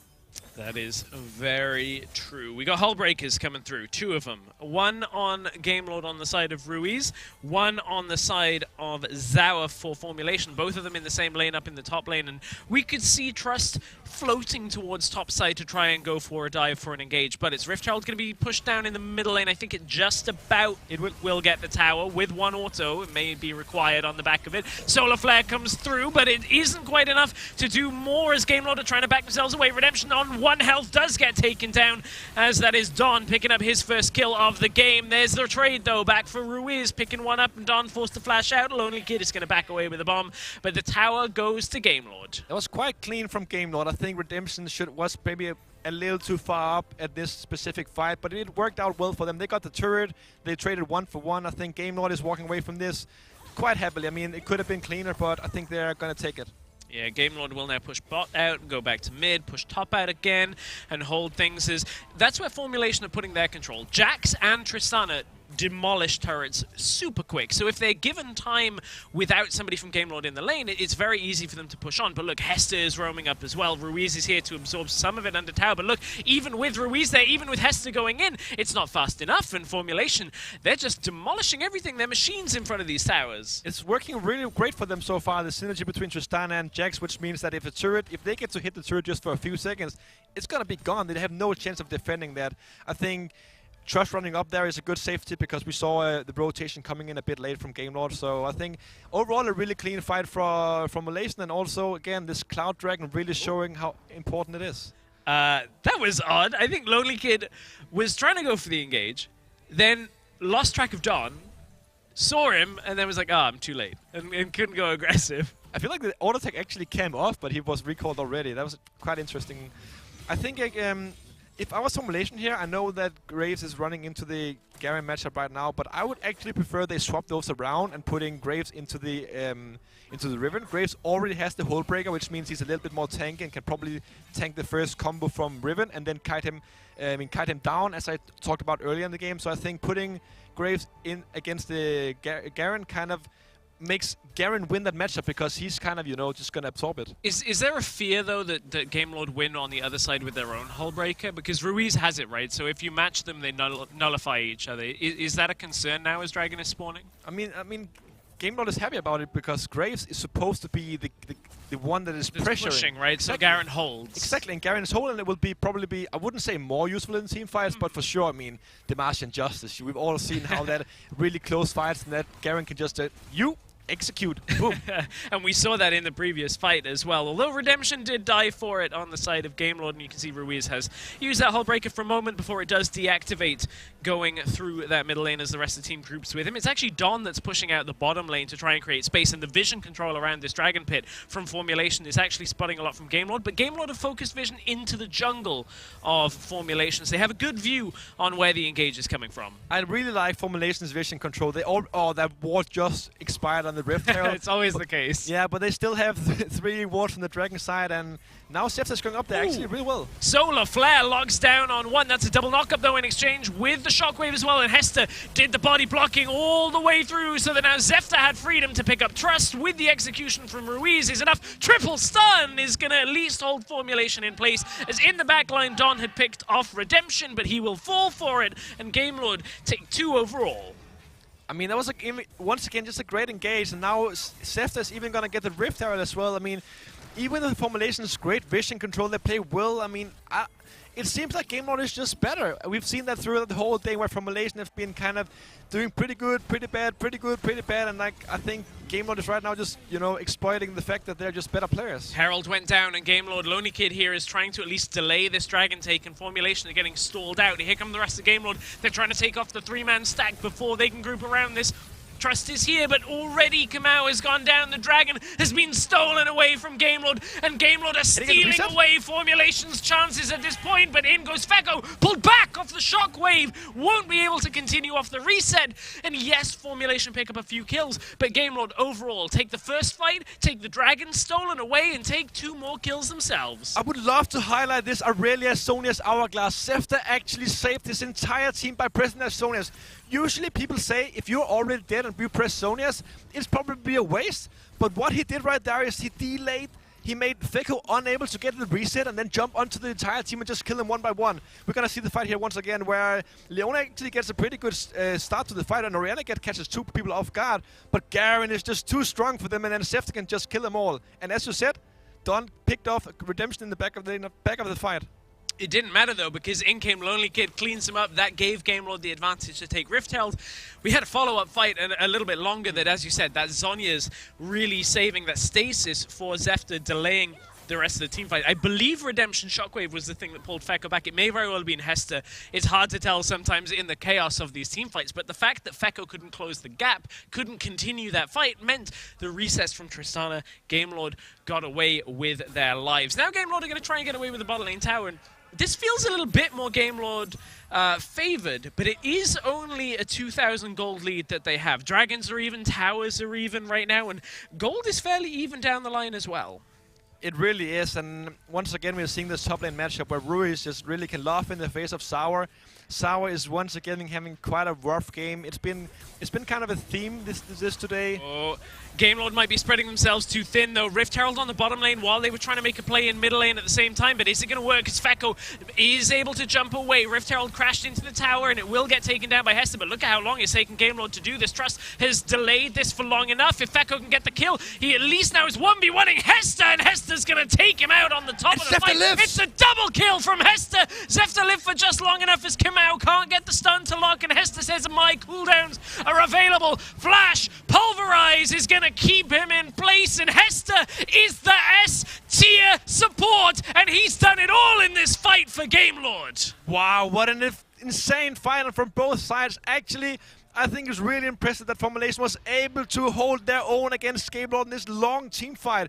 Sour sadly came a little bit late to the party, where Hester was able to block his auto attacks. I mean, what an amazing fight, and Redemption and Hester really showing how great of a bot lane they are.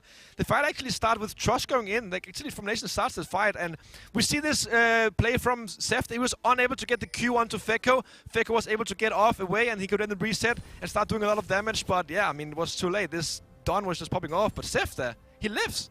For a brief moment, as you said. Just long enough, right? Don forced to flash on top of him to get the kill, and it buys enough time to pull Kamau out of position. And GameLord, this was a back and forth fight. You're totally right. Like, this is a good performance by Formulation in order to slow it down and take a long, extended fight. But I mean, whew, GameLord, this is...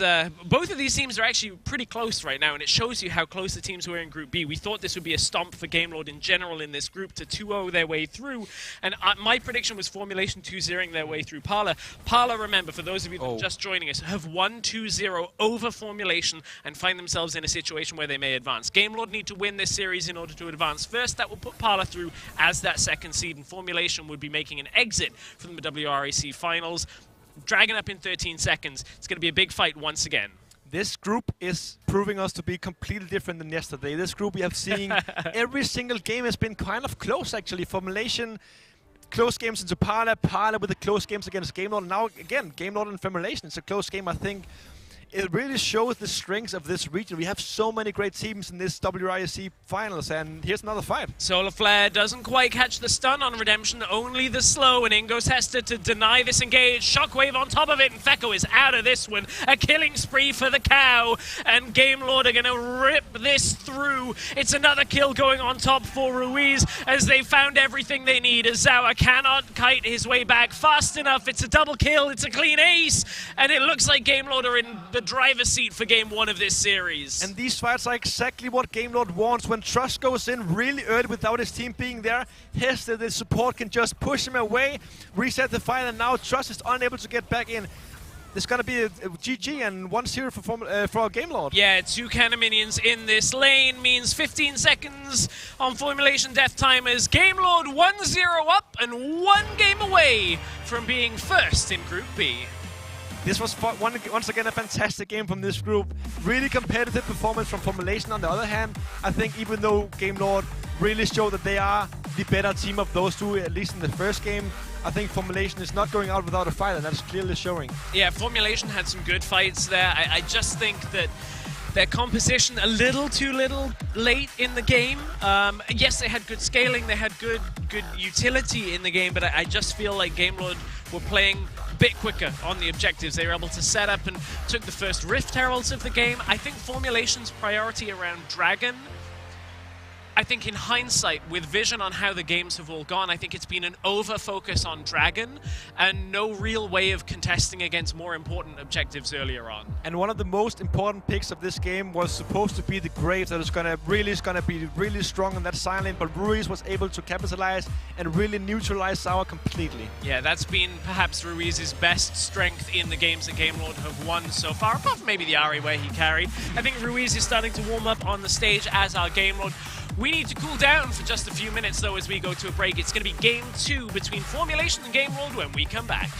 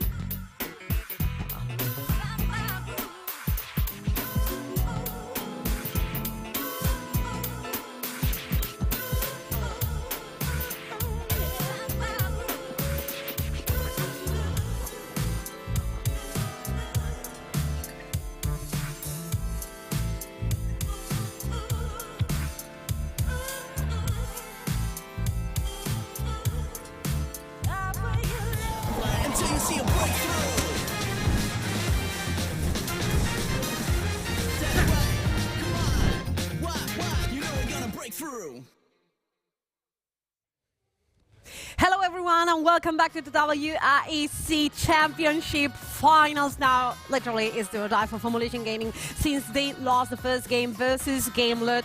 Ryu, I mean, what an amazing game, consistency from GameLord.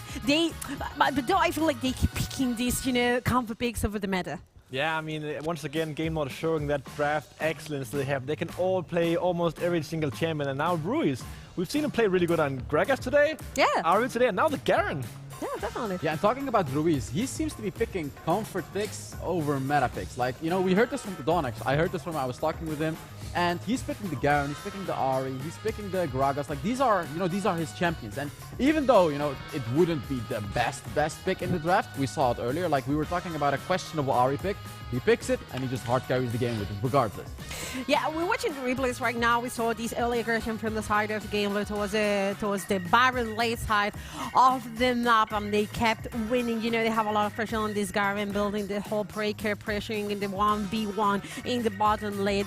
But I would highlight Hester, Stuart, massive and Alistair, team fight after team fight, knockup after knockup. This guy is a monster. I mean, we always talk about Hester. We always talk about him being so comfortable on these aggressive supports. Rakan, he's brought out the Alistar now. It's the first time during the WRC finals he's brought out the Alistar. And it just shows that how strong he can be on these engaged supports. He went into fights, he was knocking out multiple members, using the stun as well to great effect, and he by far was the best player of that last game. Yeah, and like Ryu said as well, like you want to have the active supports on Hester, right? Not the not the reactive supports. Sorry, you don't want to have the Braum, because I believe the only game that Game World lost was the game where Hester was on the Braum. Yep. Yes. So you want to put him on the Alistars, you want to put him on the Leonas, you want to put him on the Galio, the Rakan, etc., etc. But it's going to be quite difficult because just other teams actually realize this and they start betting on all his champs. Yeah, but you have a lot of options. The Rakan was banned away, if I'm not mistaken. Yeah, definitely. He went on to the Alistar. Really good engages, really good knockups, really good feel. He did everything. But the fact is, like, the fight seemed so frustrating for Formulation Gaming. And it was not only because of the Alistar, but also Akali dives in, gets exhausted. She can do nothing. Yeah, it was really interesting one because Redemption pick up the exhaust against like champions like Akali. It's just so difficult because when Akali tries to jump in, Redemption just uses the exhaust. Don can't really do anything. He basically can't play the game. And I think this is kind of a really, really popular thing as well with duo lane carries now, is that you don't really pick up the heal or the barrier anymore. It's just all about the exhaust as well. And you can see the stats on the screen now. Look, Heste, 3-0 and 12. He didn't die a single time. He's the only member that didn't die at all. But yeah, even the Don in the mid lane, he did still have a decent performance, but it's just so difficult when you're trying to dive in. And what I was just gonna say, unfortunately, I couldn't say it before the damage graph. I was gonna say I'm sure Redemption, or I'm sure Heste did more damage than a few champions, and I cannot prove that I was gonna say that before, but I'm sure that I was gonna say that, and he did. He did do more damage than the top laner. That was amazing. That was definitely amazing. But the arena damage, and I wanted to highlight this because it was not only because of the exhaust, but Redemption had massive shockwaves carrying out the team fights. And we got to highlight, today, Lonely Kid, Hester, even Reese, but Redemption is being massive. I think it's really great to see Redemption falling back onto these mages in the bot lane. We saw him earlier today play 2 games of Varus. While it looked fine, he looked super comfortable on these mages in the bot lane. And not only in that, he plays around the range extremely well. He was constantly on the max range with those shockwaves, putting out insane amounts of damage. I mean, Redemption on the mages, I think, they look better on this patch. It's better, but there is also a weak side about it, right? Like, he's incredibly good on the Orianas. He's incredibly good on these champions, but as Formulation Gaming, you can see it coming, right? And this is the one problem that you have when you're a very one-dimensional player, as playing the mages all the time. Here we can see the stats of Heste, by the way. A surprising amount of damage as the support as well, and 15 KDA as a support. But he was in 15 out of 16 kills. The kill participation that Heste has is one of the highest I've ever seen. I mean, this guy's just mad. We were all talking about Heste coming into this group in the whole thing, man. Maybe this guy was the best player at the event. He actually, he let me down a little bit in the first series against Parlor, but right now he's showing up and showing everyone why he's as Stress said, S-tier support. It feels like you really need to deactivate Hester somehow. What is included to deactivate this guy, take him out of these enablers, these engaged supports that are, making Gameworld kind of, live and die through the support role. What can Formulation Stuart do? You are smart, Stuart. What can Formulation do? Give them the formula. I mean, it's really difficult on the side of Formulation because, as I mentioned before the first game as well, teams have tried to ban 5 champions against Heste, but even when you ban 5 champions against Heste, he's still going to bring out something new. I mean, even in that previous draft, Formulation actually left Galio until the second ban phase. GameLord didn't pick it up at all, so you always thought that like maybe they had something different up their sleeve. Obviously, the Alistar was the pick that was instead, but if you're not going to ban the Galio, that's also another champion he can pick up as well. We've seen his Rakan, which he's probably not going to get, but he just has so many different champions. Like I said, try and maybe get him on like a Brom or, you know, a more passive champion, but to be honest, it's just really, really difficult. It is like the control around the neutral objective is just so good when it comes to GameLord due to how well they team fight. And, you know, I remember, you know, Tristana jumping, you know, they try to engage, but suddenly Alistair jumps into Tristana. Tristana can do nothing, and it's so hard to deal when you're an AD carry, and even for Tristana that has such high mobility. Sometimes it's really hard to deal with these engagings. But guys, we're gonna check on the Coca-Cola pop-up. Sorry, from this match, we had plenty of heights, definitely. Oh, the reactions. I think we could actually like hear Ruiz behind the stage as well. Like, you could always hear him. It's just, I love his passion. I love his reactions and everything as well. You can see everything is beautiful. It's great to see the passion of these players, finally getting them onto the offline live stage. I mean, meeting them and talking to them and seeing how they react whenever something good happens, yelling to the other team. I mean, it's just the atmosphere here is fantastic. Like, I don't know if people at home is getting to hear Ruiz screaming. I'm sure they can. I'm sure they can. I really think they can, because I mean, it is crazy. This has been the Coca-Cola ball, but not because of the, you know, the emotions in the face, but how high he was yelling. He was giving his everything. He was giving his heart, because they know right now the fact is that GameLord is not yet in playoffs. They are not. They have to beat Formulation to make it to the playoffs, and also as the first seed. This is do or die for Formulation Gaming. Healthbreaker, Stuart, Ryu. This is the last chance Formulation has, and I think it's enough with the analyst desk. We're gonna go with our casters for this second game of the series.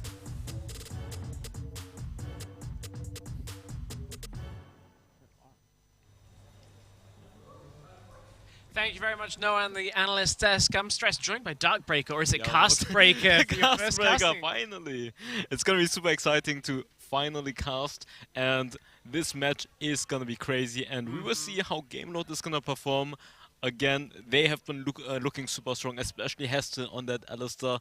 Such an amazing playmaker, and hopefully FMG is going to ban him out somehow. Yeah, we'll take a look at the draft in a few moments. Make sure you're getting your votes on for your favorites in Twitch chat down there, which I'm sure that'll be the Coca-Cola pop-off if chat reacting to you being in the casting seat. So I'm ready for that, PugChamp in chat. So, Game 2 draft. You talked about it just a little bit on the analyst desk. You talked about the playmaking supports for Hester. Yeah. It feels now like that's the GameLord we were expecting, where Hester's going in aggressive, getting the team fight started. How do Formulation play against that, do you think? It's very hard. It's very hard for Formulation to do something, because Hester has such a deep champion pool, and then obviously the Karma still must be banned. Like, Karma has been banned every single time so far. Rakan needs to get banned. Then there's Olaf as well. There are so many power picks that need to be considered, and Zefta so far popping off on that Aurelia, picking it first pick so many times, and Lonely Kid, he can't be banned out. This guy can play everything, so I feel like Formulation Gaming obviously need to focus on Heste and try to go for the comfort picks, or maybe this is a situation where they have to try maybe a cheesy pick and go for a cheesy strategy, go for new picks, because so far whatever they're trying, it's not working. Yeah, and we've talked about Formulation having different picks in the regular split, and it's do or die for them. The ominous music has started for picks and bans with that deep bass. This time, Formulation get themselves red side. Of course, they had side selection. Karma needs to get banned. That's what we're gonna see for sure. And that's the struggle, right? Is like, if you're red side, you always have to ban Karma. Yeah, because everyone is telling me she is absolutely broken. She has too much poke. She has the mantra that she can spam over and over. Let's see what Formulation is banning. Here is the Karma ban. And actually, I said this time Formulation have red side. They were red side in the first game as well, so GameLord pulling off. I think they're also going to ban the Olaf against Zefta, because Olaf can't be open against Zefta. He's absolutely crazy on that Olaf pick. Yeah, he's good. And I mean, here is the Rakan ban. Trust was super strong on Rakan as well. Question is, if they give Aurelia again for Zefta, what are they going to pick away? Yeah, the last ban here would have been Camille from the side of Formulation. I think you have to. Like, Lonely Kid's gonna... Lonely Kid on Camille, and Zefta can also play Camille, so it's too strong of a flex pick, and her ultimate is just absolutely amazing to pick off people, and she's one of the most consistent Baron laners right now. Akali's getting banned. Don was popping off on that Akali. It's gonna leave Jace up. Jace or Camille are gonna be available from the first game. I wonder if they're just gonna put Zawa on like a weak side Baron laner, because so far every time he was like on more like a strong side Baron laner, he hasn't been performing, and put all of your eggs into the Don basket. He needs to be on playmaking champion. Maybe we can finally see the Yasuo pick, a Yasuo team composition from FMG. I think that's what would be really nice. There is again the Aurelia pick. Jace is open. Maybe we haven't seen Set so far. Set in the Baron lane, Set in the support role. Can be pretty good. Yeah, we haven't seen it too much. A little bit in yesterday's games. Today we haven't seen so much. So last game here was Graves and Jax for Formulation. I think the Graves is fine. I think it was just how they played the Graves out. Graves is super good in the jungle, and you can flex pick him in 3 lanes. It's Jax for Kimiao. He loves to play that. Obviously, Zawa could play it, but I definitely see Kimiao on that Jax was super good so far. Yeah, Kimiao, we saw a little bit of presence in the early game from him on the Jax. I feel like the whole composition was just a little push towards the late game. I feel like they go for the Riven. Very aggressive team composition. Aggressive for Formulation, but Game Lord have been good at the aggressive playstyle themselves. The Alistair, I imagine, will come later. I think Galio and Alistair are super good right here for Game Lord, because Galio is a champion that can counter melee champions with this taunt, especially if Riven wants to engage or Jax wants to engage. And Hester on that Galio was also so far good. Redemption, again, just going for that APC.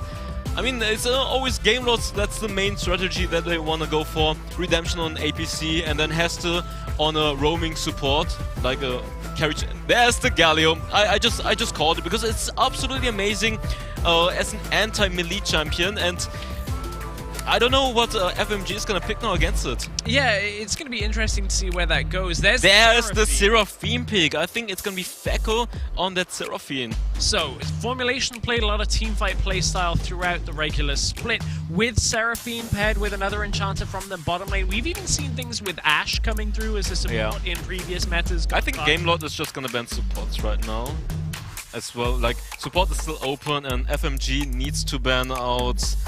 I mean, it's Baron laners, I guess. Alistair is gone from Formulation's side of things. Oh, they are not sure where Galio is gonna be. I was gonna say this. Yeah. If Ruiz could take Galio into a kind of a throwback from Galio being released, where you could play him in mid lane a whole lot. Ruiz has played well on these champions. That Ruiz loves the Galio as well, but it can be either mid lane and support as well. I feel like, obviously, banning that Alistair out is pretty good, because there can always be the option of just Alistair in the support role and Galio in the mid lane, and then they have way too much crowd control and engage, because Alistair can engage and Galio can follow up with his ultimate. They're banning the Renekton away, so I think it's gonna be Riven in the top lane, because Renekton is a great pick against Riven in the Baron lane, so banning something away, but Darius is still open for Lonely Kid, and Lonely Kid loves the Darius. Yeah, we saw them blind picking it into top lane in our earlier series. Those of you that haven't watched a whole lot of Wildrift recently might be wondering why that Lux. I like that Lux ban. Yeah, because the double poke from Seraphine and Lux is crazy, and Trust has been picking Lux already. Yeah, and the shielding potential with heals from Seraphine helps, and the damage. This is now Janna. Double enchanter bot lane with Janna, Seraphine. So in a similar way to Lux's shields, you can help people keep them alive with the Monsoon as well. It's good. It's a good pick, because Game Lord with that Aurelia and that Galio, and I feel like they want to play aggressive, they want to engage in, and Janna is such an amazing enchanter, because she can use her ultimate to disengage for his teammates and peel for that Seraphine who wants to poke from the backline. Use the ultimate, one good ultimate in those teamfights when they're close together, and everyone is getting charmed. Oh, the Ari for Ruiz. Yeah, and now this is one where I'm like, in my mind, I don't know that there's any real way of Game Lord like team fighting this game against like Seraphine, Janna, that kind of thing. Like, that's a lot of team fight potential. I think they have insane pickoff. Yeah? Zefta went for his Vi pick, and in the regular season he played it a lot actually. And Vi plus Ari have insane pick-off potential. They can pick off people in the side lanes. Especially, I think they're just gonna punish Riven in the side lane. Lonely Kid, Galio, and the Vi. They are just gonna try to pick off people, and Ruiz will also follow, so they have a lot of pick-off potential, a lot of crowd control. And Jace, double poke for FMG, but they really don't have any tank. They don't have any tanks. No, they're relying on healing in team and fights. Jax is not good against so much crowd control. They have Vi ultimate, they have the Ari charm, they have the Galio taunt, they have the Orianna shockwave, and Aurelia also has stun. So I feel like the game load composition is much more balanced. They have two frontliners. They have Aurelia as the hyper carry backline flanker. They have the consistent damage coming from the Orianna, and Galio, who can be a frontliner, who can peel with his taunts, and who can also follow up the Vi engage with his ultimate. A lot of pick potential from Gamelord's side. For Formulation, we've talked a little bit about their crowd control, their team fighting, their ability to shield and heal. I think they do have some pretty strong duelists the later this game goes, right? It's like side lane if they... I think it's gonna be 1-3-1 for FMG, because Jax is gonna split push, Riven is gonna split push, and in the mid lane they have the poke coming in from Jace and Seraphine and Janna. So just try to go Hullbreaker and split in the side lanes, and in the mid lane you just try to stall and just poke them out, because teamfight-wise, 5 vs 5, they are never gonna win. So FMG needs to try to catch off people one by one in the side lanes, maybe 1 vs 2, and then play around the side lanes instead of a 5 vs 5 teamfight ball. So let's see how they're gonna play it out, and hopefully, if they're gonna buy Hullbreaker, they are gonna keep split pushing and not join those teamfights, because teamfight-wise, they are never gonna win it. Yeah, this is a little bit more of the Formulation bottom lane that kind of we saw flavors of during the regular split. We saw a couple of games here and there with the Seraphine, so they really are kind of leaving it to the last minute on this. They need to win this game. For Formulation to stay in the tournament, they would have to then win again to force a tiebreaker between 3 teams. Gamelord, however, just need to win this game to advance as the first seed out of Group B. That would be our final game of the day, and Gamelord would then go on to face Team Queso tomorrow. They've got to get there first, and this is kind of an unorthodox top lane matchup as Lonely Kid hits the stun. Irelia, we don't see a whole lot in competitive in the top lane, specifically against Riven as well. I think Lonely Kid is such an amazing mechanical player that he can pull out the Aurelia in the top lane. And obviously Riven in the early game is pretty strong, but if Aurelia lands a stun onto that Riven, she can definitely turn it, especially at level 5 with that ultimate on top of that. She can burst the Riven quicker than the Riven can burst Aurelia, so it's all about the skill matchups. Right. And I was going to ask you about that, actually, because we know Zawa has just swapped up to the top lane as a permanent role. He, of course, played support before. Do you think there's a complexity here with Lonely Kid picking an unorthodox matchup as well, where you're like, I might know this matchup, and I know you don't?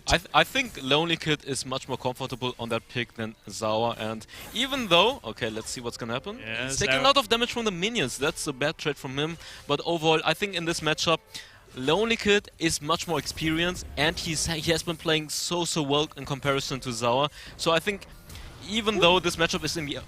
Okay, let's see what's gonna happen. Yeah, Hester jumps in, but that top lane matchup, I mean, Gamelord, we'll see whether Lonely Kid can take control of it. Yeah, exactly. So, bot lane exchange, forced the flash out from Trust and the heal as well with the exhaust. I like what Zefta is doing with the jungle clear, by the way. He's again going for the full clear. Getting level 5, and looks like he will try to gank Zawa. The full clear is in particular really good right now because the Scuttle got nerfed and you get less experience. So a lot of junglers, especially if they benefit from that early level 5, the Vi ultimate, then they just go for the full clear. Yeah, exactly. You get level 5, go towards the lane. If you get that timing with the ult, pick up a kill, look for first blood, and move on back into the jungle. For Zefta, didn't get it this time. There wasn't really an opportunity, but Zawa was playing around that. He's already rotating to the bot lane and probably sitting in that bush, seeing if he can find an opening. So yeah, I mean, the flash is still down from Trust, as is Fekko's exhaust. So he's already positioned while Jax is still in the jungle. Yeah, there you go. Oh, wow, that engage was huge! Fekko under the tower is going to be enough damage for the first blood. Zefta locked in place for a moment. Is going to at least even it back up with the trade. Kill goes over to Trust, but it's a 1-for-1. I like that Zefta flash engage with a first ability and then the ultimate. Secures the first blood, but the... I think it was Seraphine still secures the kill from against Zephyr. Yeah, the kill goes over to Trust with the gold, just the way that the Trust, I believe, got that last hit before the tower. But I think Seraphine actually locked Zephyr in place for a moment and caused the tower aggro to do enough. Now Fekko's going to be roaming. Oh, Ruiz actually got caught by that. Didn't quite sidestep the shock blast, but does dodge the stun from Fekko. That would have been another kill going over to Formulation had that landed, but Ruiz did still have his flash. Played it safe. Nice rotation going on from FMG, trying to force maybe a flash from Ruiz, but it doesn't matter. Let's see what's gonna happen now once the Dragon and the Rift Herald is gonna spawn, and see if they're gonna trade the Herald for the Dragon or if they are both contesting the Dragon. We've seen Formulation kind of focus on Dragon in games up until this point. Do you have an opinion on which you think is the stronger objective early on in these kind of compositions? I think for FMG, they definitely should go for the Herald, because 5 vs 5, they probably gonna lose it. So whatever GameLord wants to do, they should go on the opposite side, because 5 vs 5, they're not gonna win it, and they should try to trade instead and maybe get the turret afterwards. And if you're playing 1-3-1, is there that much of an impact from Rift Herald this early on? Obviously, it's going to open up the map a little bit more. You want to try and get that mid tower down, but is it that significant? I think it's pretty good for split push compositions, just so that the top laner, once you secure the turret, he can shove those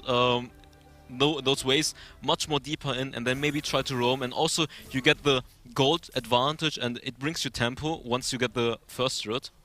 We'll have to see who takes the first Rift Herald of the game and whether that actually does have that impact the later we go. Ruiz, I didn't see whether he Spirit Rushed over the wall. I think he didn't, because it hasn't gone on cooldown yet. But, of course, trying to just utilize a little bit of that mobility against Dawn as it's GameLord starting up the Rift Herald for themselves. I saw Kamau just ping that he's on his way to that Rift Herald. So they're actually tempted to fight this, but look at Hester set up in the bush. That's going to be tricky. It looks they know he's there. He's going to land the taunt on 2, hold him in place, flash over the wall, but over goes Kamau. They may have given him the entrance into the pit. Can they get this? Kamau! It's actually stolen by Fekko, and this is huge for Formulation. They pick up 2 kills, they pick up the Rift Herald, and that's daylight robbery.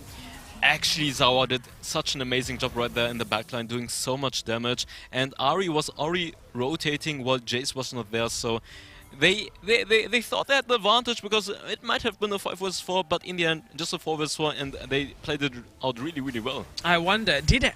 I feel like Hester gave the opportunity for Kamau to get over the wall there, but it was Fekko that was able to actually steal the Rift Herald away. We'll have to check out the replay exactly how that exchange played out. But now GameLord, they're facing a 1-3-1 team, and the 1-3-1 team are the ones that have taken that Rift Herald. You just talked about how important it is. That's so important. That's so important.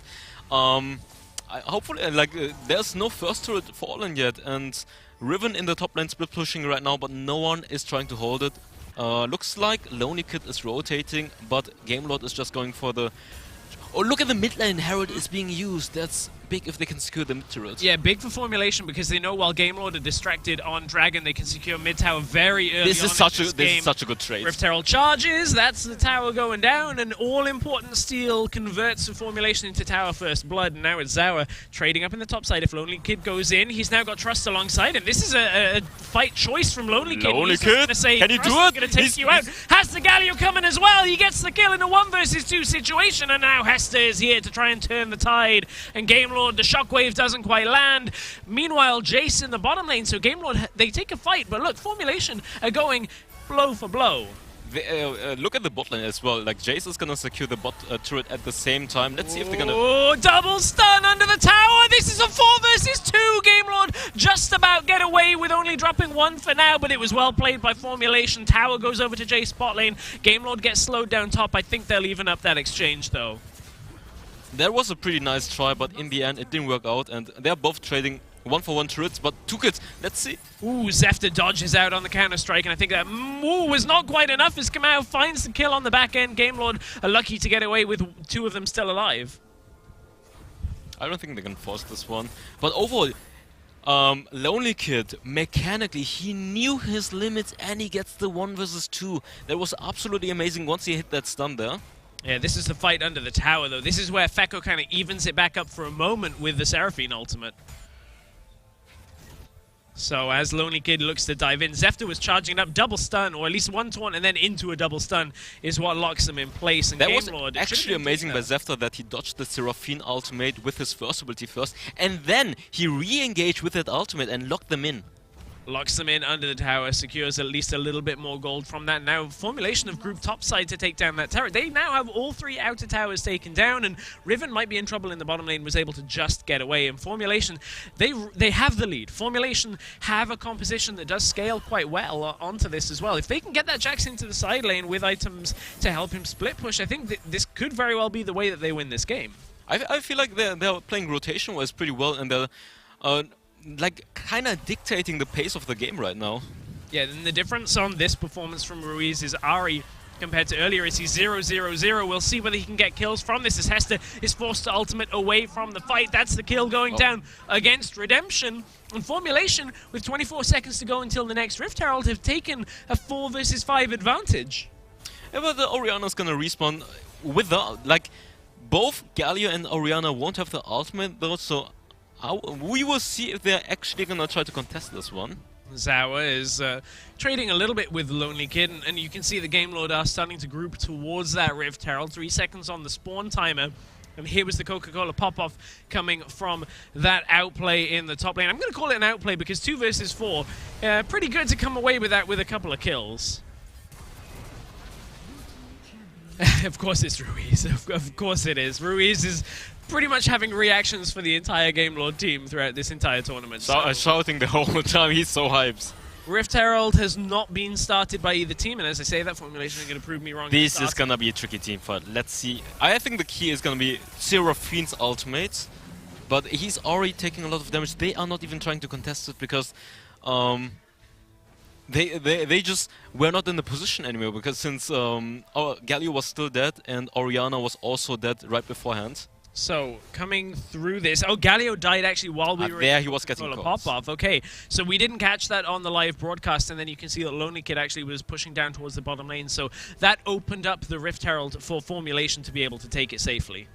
I think the main issue was the moment they lost the mid-turret, this opens up the map for FMG, and that's why they are dictating the game right now, because they always can shove in the mid-wave, rotate together, and then try to get those side turrets, etc. Like, this is why they have 3 side turrets right now, just because they secured the mid-turret thanks to the Rift Herald. Oh, and they're going to push right down mid lane with the second Rift Herald of the game they're as well. Just trading again. And this is going to allow them to cut down towards the dragon afterwards. Zawa has vision of it. I don't think they can get there in time to steal I it think away. This is a mistake by But look, Gamelord. the tower has already fallen. Are they going to go for an inhib here as well, or are they going to take the fight as they've already taken out Zawa from the back end of this Formulation? They're going to rush this down. They get the inhib in the mid tower, and that is huge for the permanent state of the game. That will not respawn, despite the fact that they lose Zawa. That is a massive trade in favor of Formulation off the... They're trying to chase them down right now. Let's see. Yeah. Oh, the deny on the engage from Lonely Kid, but he hits 3 with the stun. On top of that, Monsoon will get at least a little bit of healing, but it's all going towards Formulation. They're doing everything they can to take out Gamelord and Ruiz. They can end it! They can end it! They can end it! They can end mid lane! Formulation can run down the mid lane and put this to a 1-1 series.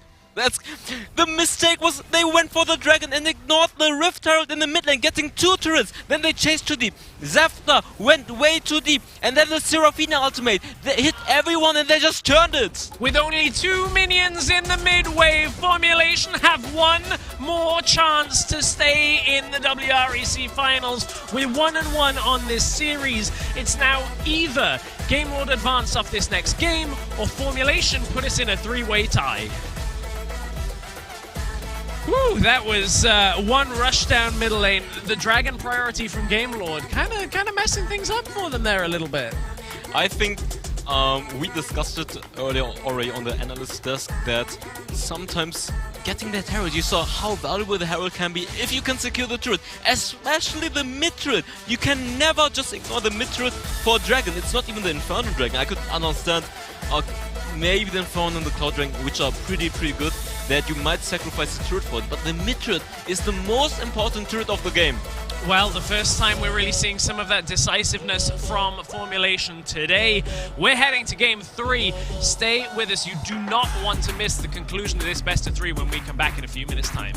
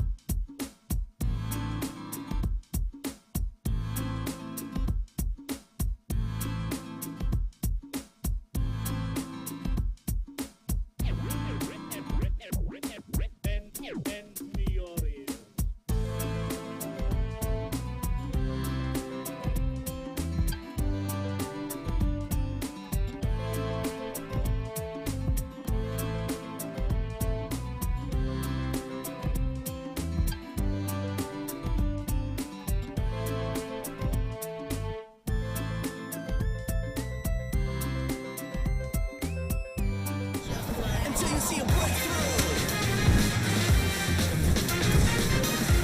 That's right. Come on. Why? You know we're gonna break through. Hello everyone and welcome back to the WREC Championship Finals. What a game we just witnessed. Formulation Gaming taking down GameLord in this last game. It all will be decided in the third game of the series. We got that breaker. An 11-minute victory. That wasn't expected. Yeah, that was totally not expected. But I think the major issue about how that happened is because GameLord, they were not trading well those objectives. They ignored the Rift Herald in the mid lane twice and they paid for it badly. And also misstepping those teamfights slightly or majorly because of the Seraphine ultimate. But especially those trades at the Rift Herald. They went for the Dragon, ignored the Rift Herald, lost the first turret, and the second time they got punished even harder. The Rift Herald just secured 2 turrets. Absolutely, yes. And we, Hell's Devil, we have to talk about the Seraphim because it was Faker's pocket pick and it paid off. We have to talk about the Seraphine. And I keep talking about the Seraphine of Vecco as well, right? Like we saw during the online event, he just picks Seraphine, he wins the game. Or even if they lose, he just carries instead. So, Stuart, is Seraphine gonna get banned? I'm not too sure if it's going to get banned, but they do have to be careful with the Seraphine now. As you mentioned, Fekko's played it before, is his pocket pick. I think the big turning point of that game was also the Rift Herald steal, the first Rift Herald steal that they got. As Darkbreaker said, they got the mid lane tower, then he also got the second Rift Herald, which got the mid lane inhibitor, and all they needed was one more team fight win, and that's it. They ended the game in 12 minutes, but the Fekko Seraphine pick is one that I love, and I want to see more of it. Decent goal. We just watching carry the last team out of the game. It was absolutely amazing. And we were talking about the Seraphine, but it was well accommodated in the bot lane because we were so surprised about the Janna pick. Yeah, the Janna pick was amazing. I mean, I kept saying it. Janna pick was absolutely perfect right there. You know, there were counters to it, sure. You know, the Galio ultimate combined with the Vi ultimate, because Vi becomes unstoppable. But the way that Trust played Janna was just phenomenal. He constantly stopped Lonely Kid from the Irelia. He constantly buffed Kim Yao on the Jax. He constantly gave him the attack damage. He just played it perfectly. We were just in the backstage trying to figure out how these two combos were going to work one into each other. Because, yeah, you had a lot of disengage. You had the Seraphine and you have the Janna with the Monsoon and stuff. But you have the hard engage breaker of Vi. Vi was supposed to work so well, not only because it guarantees you to land at least, but also because it combos so well with Orianna. Yeah, I think the major issue is why those the team comp of GameLord didn't work as well as they planned. Like they had such an amazing power teamfight team comp, but just losing the mid turret made it so hard for them to follow the quick rotations from FMG. Like every single time they reacted reactionary instead of taking the lead, trying to make plays happen themselves. Like FMG was rotating left, rotating right, and then GameLord tried to follow it up. So that's why they just were never group 5 vs 5 quick enough, and they just lost so many objectives for free. I really think that Fecker looks way more happier than in the picture Hell's Devil because what a game did he get to play. Definitely pivotal. And I really like to see Formulation Gaming trying something new into this game. The thing is, I would like to see Formulation Gaming putting Vecco on these types of special picks again. And now this is a force to be reckoned with. Like, everyone knew this already, but now we've witnessed it live, right here, that if you give him a champion like the Seraphine, he's gonna destroy you. Yeah, definitely. And the fact is that we are on the verge of the third game, and we are on the verge of possibly, hypothetically, having a triple tiebreaker into the group. And Stuart, you're laughing, but the fact is that we may be having that tiebreaker. It's a possibility, and I think coming into this group, we all predicted that GameLord would just stop this group. Everyone. Yeah, exactly. And we thought that Parlor would be just at the bottom. We thought Formulation would be second seed. But going into this, I think there's a great thing about live tournaments and going into lands is that you don't know what to expect. Anything can happen. Parlor's taken down Formulation. Formulation now 1-1 against Game Lord, and they definitely struggled a lot as well. So it's so interesting to see all these teams fight against each other live on the stage here in Barcelona. And honestly, I can't predict this series at all. I don't know which way it's going to go. We can get to predict any series today, seriously, because I think the unexpected thing is to have, Game Lord in the second, third map. Like, I really wasn't expecting this from Game Lord, who are Darkbreaker, the favorites. Yeah. Where at least they were one of the favorites to take the whole tournament. I think it's not. I think it's a mix of both. The other two teams overperforming and Game Lord kind of underperforming. Underperforming, Yeah, because we had so high expectations from them coming into this tournament, but so far they have been looking shaky. And I think the major issue is the decision making so far was kinda shaky, that they didn't know what to do exactly, and that's how they lost the last game especially. I think draft-wise they won it super hard, but just because of the decision making, like going for those dragons and just giving all the turrets for free, especially the mid turrets. You can never give up a mid turret for free, and that's how it happens. The most excited person in this stage to see Formulation Gaming winning, I don't even think it's the Formulation guys. It's Ryu. It's Ryu because he was so excited to get to cast the third game. Guys, we have enough in the analyst desk. We're gonna be with the casters. Stress, Ryu, it's up to you. Thank you very much, Noah. Thank you. Yes, Ryu's excited to cast another game, and it's a banger as well.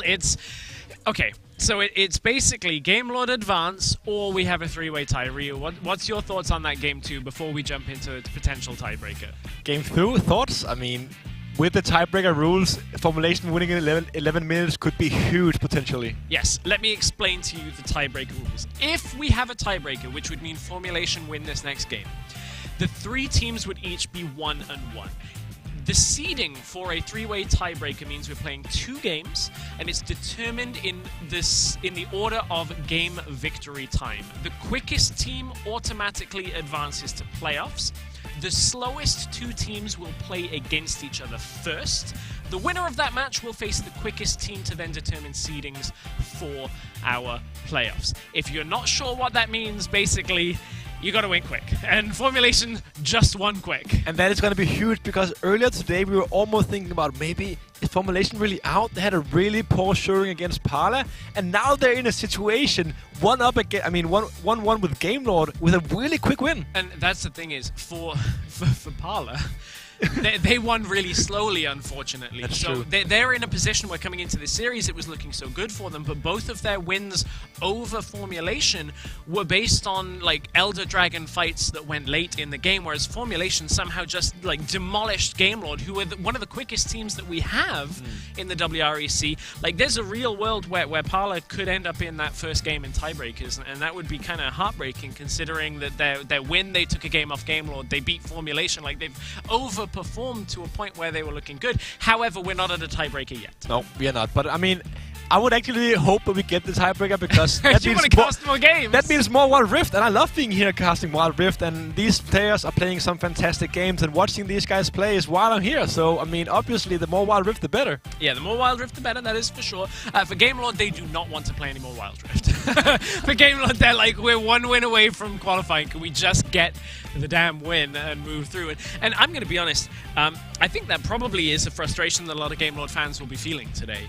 And that's not to take anything away from Game Lord, but they looked so dominant in the regular season. It's so dominant in that open qualifier that they won for the majority that I feel like it's just been quite frustrating to see them flounder at times. Like that last game, getting rushed through mid lane is a solo queue-esque way of losing the game, where you're like, well, I guess we just lose it 10 minutes. It was really odd, because I actually thought that Game Lord's draft was really well thought out. I feel like their picks and bans were super great, and actually talking about it, I think we're heading into it right now. But one thing we've talked about behind the scenes, we hadn't seen it until the last game, are picks like the Seraphine Formulation, like Feko Seraphine. We've seen it before. We've seen them do very well with it, and finally it comes to the stage, and Formulation pick up an all-important win to tie this series, may very well tie the group. So as we head into Game 3, our final scheduled game of the day, Formulation now find themselves on blue side, and for Game Lord, if I were the coach of Game Lord, I would be drafting fully for a counter matchup for Lonely Kid that he can demolish Zawa, because I think Zawa, unfortunately, in just the 1v1 has not looked as good as we were expecting today, and part of that's from the role swap, right? And obviously, it's part of the role swap because Zawa usually plays support. Yeah. And one of the bans that Game Lord had last game was actually the Gragas as a champion that is actually really good in both the top lane and in the support role. So if I'm Game Lord here, I really look to ban this Gragas out from Zawa, not only because he looked great on it yesterday, also because it's a champion that he is used to playing from that support role. Yeah, and we'll see. Game Lord may very well ban it away. I wouldn't be surprised to see Formulation first pick it if it's available on blue side. I think it is good enough for that role for him. Ruiz has played the Gragas as well, and I think Ruiz has looked very good on those champions that kind of absorb a lot of pressure. The Ahri game that we just saw was a very quiet game for Ruiz. Didn't really have too much impact on the game at all, despite the fact that in Game 3 against Parlor, he picked the Ahri and popped off. It's kind of swings and roundabouts, but it doesn't feel consistent. That really is the theme of mid lane actually so far in this entire tournament. Consistency, something we praised and snitched about before coming in. And we've seen both Don and Ruiz have pop-off games, but we've also seen them really fall apart and not really show that much during the game. And actually, Gragas is open. I really hope to see Zawa pick up this Gragas round now, because we're actually going to see it as well. And the reason I think is this specifically a really good pick is also it can be flex support, it can be flex stronger in the mid lane. We haven't seen it that much in different lanes, but it can be flex a lot. But now, an interesting thing. Only Rakan banned for Heste. What do you think it's going to pick? Well, Yumi's available, but it wouldn't exactly be the Heste champion. You know, I feel like Galio, despite it being a good champion, because it's secondary engage, I actually don't like it so much for Heste specifically.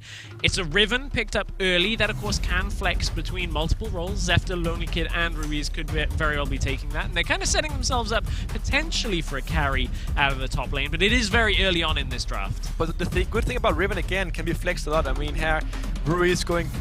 I think it's Ruiz going back into this Garen pick. The pick that can neutralize the top lane, but I mean, picking it early is really a theme for Game Lord. I feel like Ruiz has been really fantastic on those three champions, Ahri, Gragas, and Garen, but I am really in doubt if he can show some really good performance on other than that picks, and that's why I think Game Lord are kind of feeling the need to pick this Garen really early. Which is so odd, because like the games I cast of Purge before we got to the WREC with Stuart, Ruiz was playing like Fizz, he was playing Zed, he was playing carries. I know it's not necessarily the meta, and we are going into a new meta for Europe. We do not get a whole lot of Lux, but Lux has been picked as a carry role in a couple of games recently, especially in North America.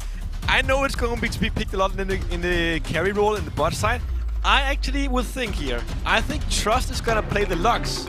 I think Trust and Fekko really likes those really aggressive bot lanes, and even though Lux can work in the carry role in the bot side, if you pair Lux support with a long-range ADC or even long-range mage, that is a bully lane. That is a bully lane. I know in solo queue, I don't think it's going to be picked here, but Lux Jhin is really oppressive because you have double stun. Caitlyn may very well be paired. I think even Ashe can work with the engage coming from the arrow, right? And one of the reasons it's really smart from Formulation Gaming going here is that if they go really hard on this 2v2, well, Hest is going to have really a big choice. Am I going to sit down here and protect my carry, or am I going to roam with what I do the best? And if you go roam what you do best, and you're the Lux, with parry with a long-range champ, your carry is going to get demolished. And I like the Seraphine ban here because I feel like there was a meta where we saw a lot of Seraphine paired with other enchanters, right? And taking that away from the board. We just saw Janna Seraphine. Lux was banned in the last game. There goes the Alistair away from Game Lord. Does he go to the Leona? Where do you go on support here? I think Leona could be a really good champion. It obviously looks is probably right now the most spicy pick on Formulation side, and Leona, I mean, it's an immobile champion, so Leona can maybe pop that off. Also, Leona paired well with Orianna can really carry that ball into the middle of the fight, so I'm interested in seeing what Hest is going to do here. I think that's actually going to be the most interesting pick, but we get a Lee Sin! Oh, we get Zefta's Lee Sin coming through, and I think this gives Game Lord that early game signal, so it's likely to be Riven for the top lane going up for Lonely Kid, likely to be Garen in the middle lane with Zefta playing that Lee Sin. Now Formulation see the pieces in front of them. Do they put Zawa on Gragas playing full weak side? Do they give the Gragas to Don? That would be the least Formulation-like that I would anticipate. Don playing Gragas is away from what we were saying. There's the Caitlyn, one of those long-range carries we were talking about. Of course, like binding into trap is like a tried and tested combination for these two, whether it's League of Legends PC or Wildrift. That binding trap combination is oppressive in lane. It's not the only thing that's good about it. Those are two of the longest range champions in the game. Yep. Caitlyn's auto attack range, I think it's the longest at level 1. Yes. And also, Lux has a binding which is huge. I mean, those we get a set mid lane, I think. So we have also seen Lux played as a mid lane champion once or twice. It's not very often picked. Set more likely to fill that role. Could be a top lane as well. I don't know how that matchup goes into the Riven, but now Game Lord are going to show us what their support is going to be. There's a lot of melee champions, and that is a Leona in top of it as well. So Leona going to look at stunning people around a fight, trying to deny some of the engage, but you know, Formulation's composition has this really solid pack going forward with then very long range carries to stand back. But it's a very one-dimensional composition. They have a weak side top laner, they have a mid laner who's not really going to be able to do plays because it's a set. It's not really going to carry you the game. Who's your carry? Well, it's Jax and it's Caitlyn. Which lanes does Jax have to play around? Well, only the bot lane here. So this is going to be really volatile matchup, and I'm really curious to see what Hest is going to do. Is he going to sit around there, help the Oriana through the game? Or is he going to roam around with the Lee Sin and get the game started crazy? That is a fair point. Game starting crazy in general will be what we're watching out for. With this music, I feel like we're about to load into a game of like Donkey Kong Country or something instead of it. I'm ready for Wildrift though to get into this one. There's some spicy picks here with that Lux. I'm happy to see Lux. I'm happy to see Caitlyn. Caitlyn's one of my favorite champions to cast, and we already have seen some highlight plays with the ace in the hole coming through. Oppressive laning phase, really long range, but Caitlyn is not particularly mobile. The 90 caliber net is not that good as an escape. Things like the Zenith Blade will follow you. You cannot really create that much distance. So if Hester can do, as we know that he does, and find the engage, it's going to be a bad day for Fekko. And a bad day it's going to be because Lee Sin is so strong in that early game, and actually the way the owner works is that every time she hits an ability on an opposing champion, the next ally that hits that guy is going to do extra damage. And Lee Sin, we know he has burst. Now Leona has a lot of burst. So if you get caught out just the slightest, you're going to die in a second. So it is all on the line. One more game in Group B to show us whether we're going to have chaos of a three-way tie or whether Game Lord will perform as expected and advance as Seed 1. Formulation need this game. They then need to win through a tiebreaker to qualify.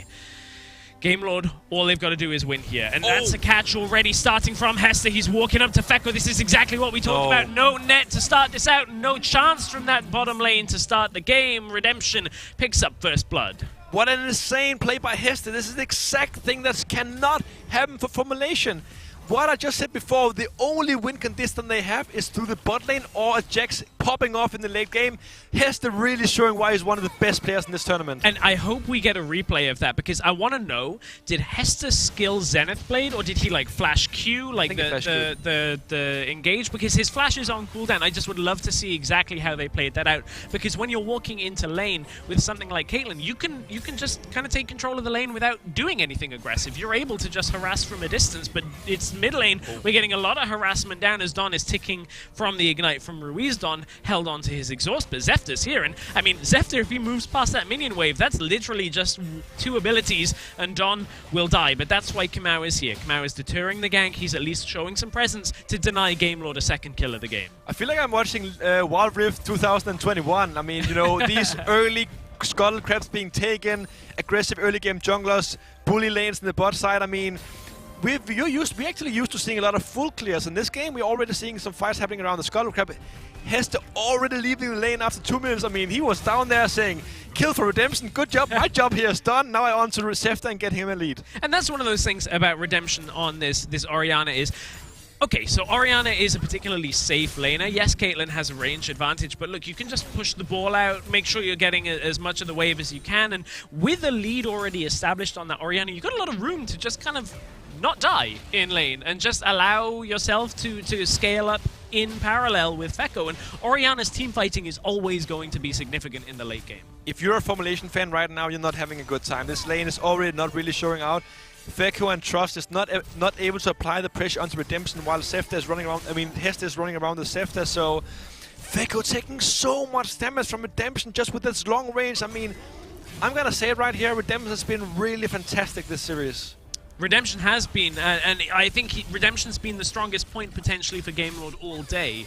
I feel like our first series against Parlor, where Gamelord was struggling, some of it went onto Redemption's shoulders for actually carrying through. I know Lonely Kid has had a good performance too, but I think in general Redemption's looked very, very solid. Yeah, it's been fantastic to see some of these really veteran players step up and show that they have the experience and they know how to play on this offline stage. And now actually Kimao is going for a top lane gang. He's actually going to go up there and just push the wave with Zauer. And we see Zed Lee Sin being quite close. Maybe we're potentially going to see a bait from Riven to then Sefter going to clean up. So with recalls coming through, I'm going to hope that Kamau holds it. We got 25 seconds before this, and the important timestamp of this game is 22 minutes and 2 seconds. For a Formulation victory, if it occurs before 22 minutes and 2 seconds, Formulation will be the top seed for the tiebreaker. If it happens after 22 minutes and 2 seconds, Gamelord will be the top team in the tiebreaker. Meaning, Gamelord win, they're in. Gamelord slow Formulation to a loss, they're going to be first seed, and we'll see how it goes because Gamelord, they just want that win for now. Zauer is trying to get himself away. Lonely Kid didn't convert at first, but it's enough to turn away from the explosion and pick up the kill with Ignite. Lonely Kid picks up the kill up in the top lane. And Gamelord gets to get this first Herald. I've been speaking about it a little bit on Analyst desk, but if you have to prioritize early game objectives, usually you think Cloud Dragon and Herald are usually the strongest, and after that comes the Infernal Drake and the Mountain Drake. So not only is Gamelord getting this early first blood, potentially first turret blood as well, they're also getting the Herald. I mean, the Herald, which just means like this is a bad time to be a Formulation fan. Unfortunately for Formulation, this game is going in the way that we've seen Gamelord smother teams out. I like this play, though, putting a lot of attention down at the bottom lane. This is the kind of way that Formulation can get back into it, is trading objectives and making sure that they're staying relevant in this exchange. Actually, Hester is looking. Yeah, Hester wants this. He thinks of the recalls converted and actually, you know, finished. And Kamau, one of them did. It was Fekko actually had backed away. So I think right now they're just going to try and clear this wave, slow Gamelord down. But mid lane, my eyes are drifting onto Lonely Kid, who's trying to find Zauer under the tower. But look, he's a little too healthy for now. And I think Gamelord will think twice about this exchange. Actually, right now on the back of the stage, I'm pretty sure we are seeing Parlor here really preparing, because they know already that they are actually going to play another game if it's a tiebreaker, because they are destined to be in the bottom side, I mean, lower bracket of this. So, I mean, I'm sure we're seeing a lot of Formulation fans actually extra today. I mean, for Parlor's side of things, they want Gamelord to win this series, though, because if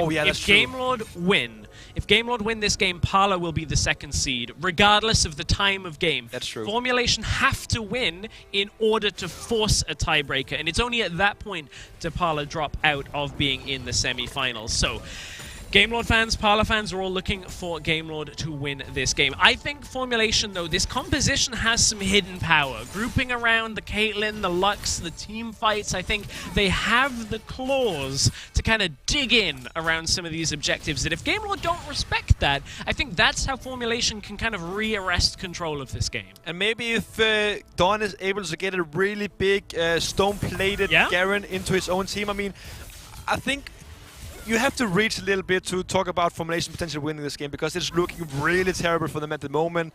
I have a really hard time seeing how they're going to win. If I had to say it, it actually would be Ruiz has to misstep, pop that stone plate and be thrown in by Don, but I mean... How much of a curse are you trying to build up? How much are you doing it? You've got power, man! And also, I love casting games with players and coaches because they're always like, oh, it's such a big lead. It's like 1k gold. This game's done. Everything's over. Well, Gamelord, they want to advance that lead. They want to keep this going. But Formulation here, under the tower, they deter the Rift Herald. It doesn't get the actual tower kill.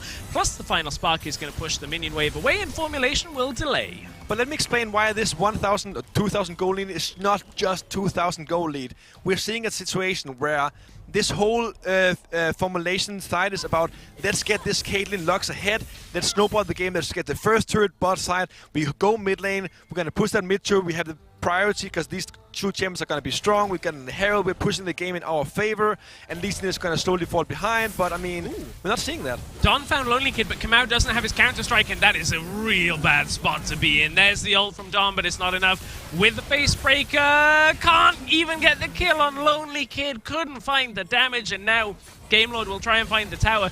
Yes, they land the binding, but Ruiz is just going to do his best to push 3 people away. It's going to be Game Lord taking another tower. And from a 2,000 gold lead, we're up to a 5,000 gold lead just about for Game Lord. And it's getting worse for Formulation, as you said. Yes, Formulation have been able to delay, but I think this mid tower is not long for it, as Caitlyn and Lux will push back. But I think with this Rift Herald coming up, Game Lord are going to turn their focus over to mid. And it's also a Mountain Drake coming up as well, which is not, I mean, in my opinion at least, not so strong right now compared to the amount of gold that a Rift Herald can potentially give.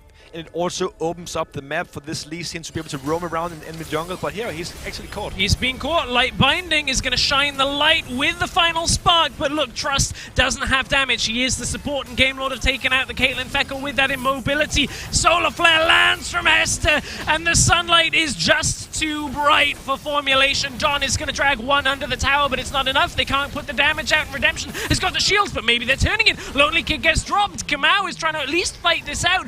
Gets to regroup with Zawa, and they have lost 2. Formulation, they've at least slowed Game Lord again, but it's not quite enough to hold the lead, because I think mid tower drops off this, and Game Lord can at least try and advance towards these objectives. And it's really interesting to see how this, we're actually seeing the item builds right now. You're seeing 2 items starting to be completed from the Game Lord side. I think when they recall, here you see the state of fight again. Actually, it looks like Lee Sin is getting caught, but he has seemed really quickly helping him there. Hest is able to get into the back line, and that's an amazing ultimate onto Lux. Yeah, Solar Flare lands, hits Lux. He really punishes some of that immobility that we talked about from the bottom lane of Formulation. And, you know, that stasis buy out of Lee Sin, pretty significant when you get that light binding, just able to pop it and delay things.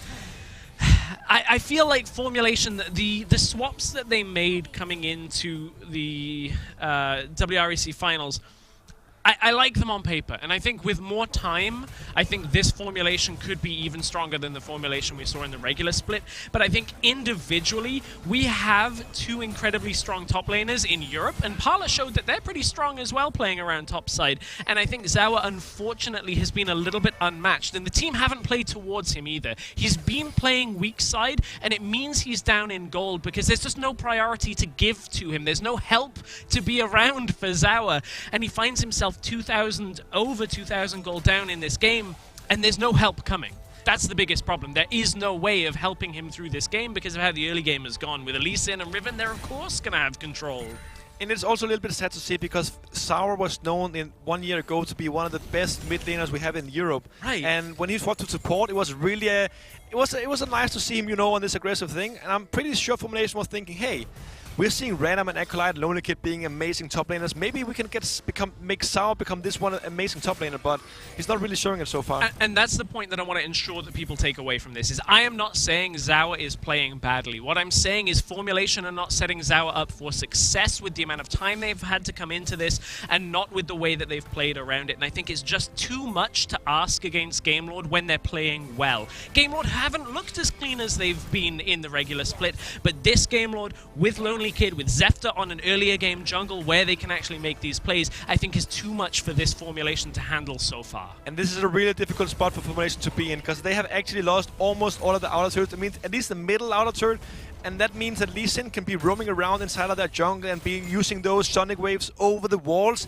If he hits one of the key targets, he can dash behind them and potentially kick them in towards his team, and that means bad time to be Formulation. So yeah. I'm really looking forward to seeing how Zefta is going to open up this game even more with this insane mobility he has, and also the playmaking tools he has, because we know how big of a playmaker Zefta can be. Yeah, Zefta absolutely, when given that opportunity to take control of the jungle and to go aggressively into the enemy jungle, that's when Game Lord have looked best.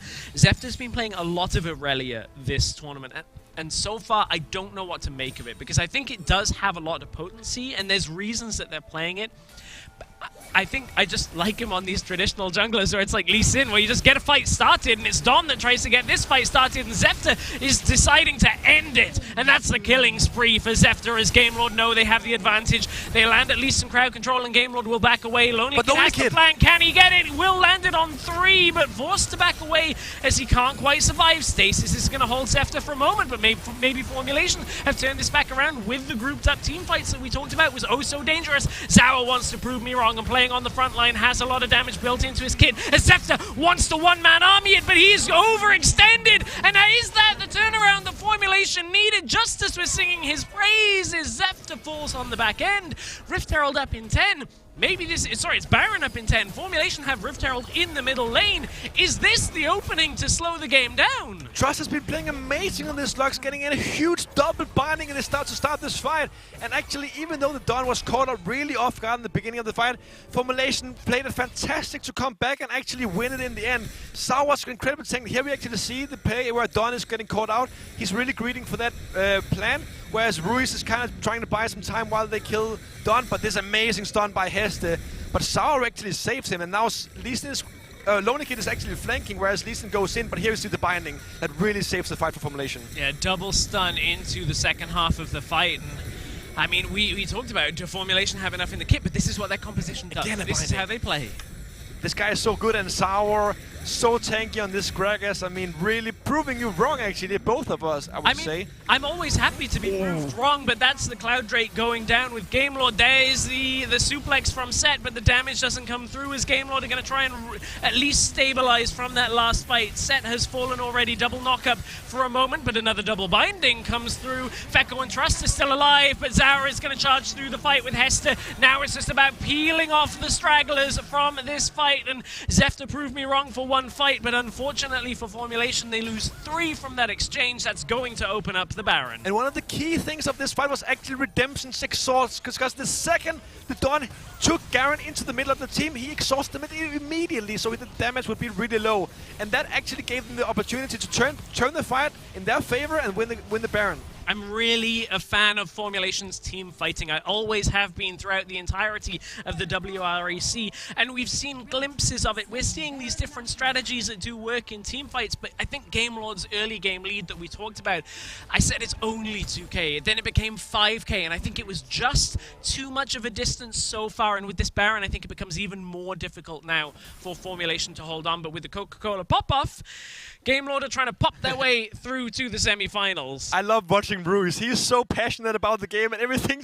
I mean, this guy, how can you not love him? I don't know whose voice is going to be blown out more by the end of this weekend, mine or Ruiz from these plays, but it's Don on the sideline, unfortunately. Well, I was going to say unfortunately. I mean, he flashed, he got himself away, but right into the waiting arms of Zefta, and it's a 5 versus 4. Now Game Lord can walk it through with the Baron. We'll be able to take more towers. We highlighted Dawn before this game, and this not has been showing. I told you again yesterday as well, the mid lane consistency has just not been it so far from all the mid laners. And yeah, Dawn is showing it once again. Double stun. Final Spark doesn't have the damage. That is a support Lux. It is not a carry Lux, so we are not bursting people down as Game Lord. That's a good explosive cast. Keeps Hester in the base, but Hester can't get himself out. Didn't have the flash available. Ruiz is actually going to put himself over the wall, and he's going to flash out for now, but it's enough for Formulation to at least take some kills. The inhibitor stays. They've got to deny the minion wave. They knock the minions back. No way is that going to survive on 23 health. They've got to push the minions back. It's top lane, I believe, that actually got pushed through as Lonely Kid is going to try and finish the suplex. What? Tower defense quite literally for Formulation. It's a double kill for Zefta, but Formulation are holding on by their fingertips. There's supers through the top side in the next few minutes, but Zefta is trying to escape. Redemption is going to try and keep Game Lord at least in the base. The tower in middle lane did fall. The inhibitor is gone, but Formulation have one last life in the WREC finals from that defense. That was crazy. I mean, I think Redemption had 2 ultimates that fight. That Dawn ultimate really pushed the entire team away from the minion wave. He got to save the turret. That was an incredible fight from everyone around the Formulation. And I actually think that fight started with Ruiz going a little bit too far. First with Gragas cast to pull Hester in. Hester was then alone, and Ruiz was like, hey, I'm going to help you, mate. He jumped over the wall with his ultimate, and that started the fight on a completely different level, with the Baron minions was not able to kill up the middle turret. I actually think, oh, it's actually gone now. Yeah, it is. It did finally drop to minions on the back end of this fight, but this is what you were talking about. After the overextension, Formulation hold on to the turret for a moment longer, but 2 inhibs are now down following this fight. And actually, one of the things that I want to key out right now, I think, even though Game Lord is obviously in the position to win this game, if you want to be a Formulation fan and you want to have some more hope, Caitlyn has actually really gone online. I think he's on 13,000 gold right now. He has almost finishing his... He actually finished his third item right now. And that is the power spike for 80 carries. We have not seen 80 carries have the most amount of success for Game Lord for Game Lord Formulation so far. But now he's online. It's been 17 minutes and the 80 carries position is really strong now. Does this tale have one more twist? Months ago, Game Lord found themselves up against your team, Ryu, against Viv Esports. They found themselves on the verge of getting reverse swept, and they held on in the series. Game Lord find themselves unexpectedly 1 win away, but 1 loss away from a tiebreaker. And Game Lord, they have to win this game in order to advance cleanly, and Hester's going to go in. He's found himself 1 versus 4. There's the suplex on top of it. Damage. Oh, shockwave! Formulation's team fight may be disrupted by the shockwave, but Hester has dropped already. Is there enough damage from Formulation on the backside of this? As you talked about Caitlyn coming online, Fekko trying to put the damage out. He's found 1. He's found 2. Formulation found a tiebreaker. A Lonely Kid is going to try and shove Fekko out. There's the stasis. It's going to drop him. It's Lonely Kid advancing through. It was so unbelievable. Close, but it's Ruiz! The pop-off is in the base! Ruiz has done enough alongside Redemption. It's not as clean as they would have liked, but Game Lord, from winning the European Open bracket, will advance to the semi-finals with a 2-1 win over Formulation. What a clutch team Game Lord is. They often find themselves in these tricky positions, having gotten the lead, then throw a little bit, but in the end game, when the game is the most difficult to play, they show that they are super experienced and they can clutch it out almost every single time. What an amazing performance. Oh, it was so close for Formulation, and it was too close for Game Lord. That is way closer than it should have been. The big story of the day, though, is neither of these teams. It's Parlor advancing in second spot. Like, Formulation nearly hung on for a tiebreaker. Game Lord, they went 2-1 over Parlor, 2-1 over Formulation. They will be first in the group. They will now face Team Queso. But our second matchup is going to be Rix versus Parlor, and I didn't think I was going to say that. Rix versus Parlor. Parlor advancing through to the playoffs as the Turkish team's last hope. They had a difficult time in the Turkish bracket, falling to Nasser in the finals. Everyone said when they met this group with either Unicorns of Law, Formulation Gaming, and Game Lord, everyone, including myself, counted Parlor out, but they proved me and everyone else wrong that they are a team. They deserve to be here, and they have to show that tomorrow against Rix. Ooh, I know we're talking about Parlor. I'm just really hyped for them. So, for Game Lord, the story is they've weathered the storm of today. They now have to go and reset a little bit. Look back at what has made them strong. It's 2-2-1s that they won. They have a lot of games to go and look at, a lot of games to go and assess. We'll have more time to talk about Game Lord tomorrow and in the rest of the games. For now, it's going to be the Analyst desk breaking down Game Lord's survival of a 2-1 over Formulation. It was so close for Formulation Gaming. They were on the verge to force a tiebreaker, but in the end, it was Game Lord's victory. What a game we just had here, Darkbreak. It was a crazy game, I have to say. That last Hester's engaged, we really thought he was empty. Yeah. In the end, I think like both Lee Sin and Leona, they just played so amazing overall on the whole map. Like Hester and Zephyr, they were just picking people left and right. And even though Hester wasn't like in the last team fight, he didn't perform as well. Other teammates just stepped up. Lonely Kid just stepped up on that Riven, and that's how they just won it in the last team fight, even though it was so tight. And it's crazy because if they did lose that one team fight, even though they dominated the entire game, they would have just lost the game, and they would have lost it. And Formulation Gaming would have been on top of Game Lord. They would have been the #1 seed, and they would have qualified. Like that one team fight was all or nothing, and Game Lord took it, and they took the game. Definitely, yes. It was really, really close. I have to say, Formulation came with so bold, strategies. They pulled out once again. Caitlyn and the Lux. It worked versus Unicorns of Love, but we saw Caitlyn being so punished early in the game, and it really didn't work. But somehow they got back into the game as well. Yeah, for sure. I mean, the early game, Caitlyn died at level 1, I think. I think Heste flashed in and died at level 1. And the thing about Caitlyn Lux is you need to be dominant in that lane. You need to make sure that you win that laning phase, because when you get into the mid and late game, if you're fall behind on Caitlyn Lux, then it's going to be really, really hard. But saying that, trust is Lux. The bindings was nearly so clutch. There were so many bindings throughout that entire game that it felt like we felt backstage as well, like Formulation, they could actually still win this. They were so far behind on gold, but the bindings, the crowd control afterwards as well, it was such a close game, and honestly, it could have gone either way throughout the entire game. It could have gone either both ways, because we saw on this game, in my opinion, it's been all about the emotion and the pressure onto both teams, because you had a tiebreaker rule, tick-tocking over you, the Formulation and Gamelord as well. And we saw how close the team fights were, because that break, we were back in the stage, highlighting the Lux, how good Trust he was performing on the Enchanters, or also the Mages. That binding,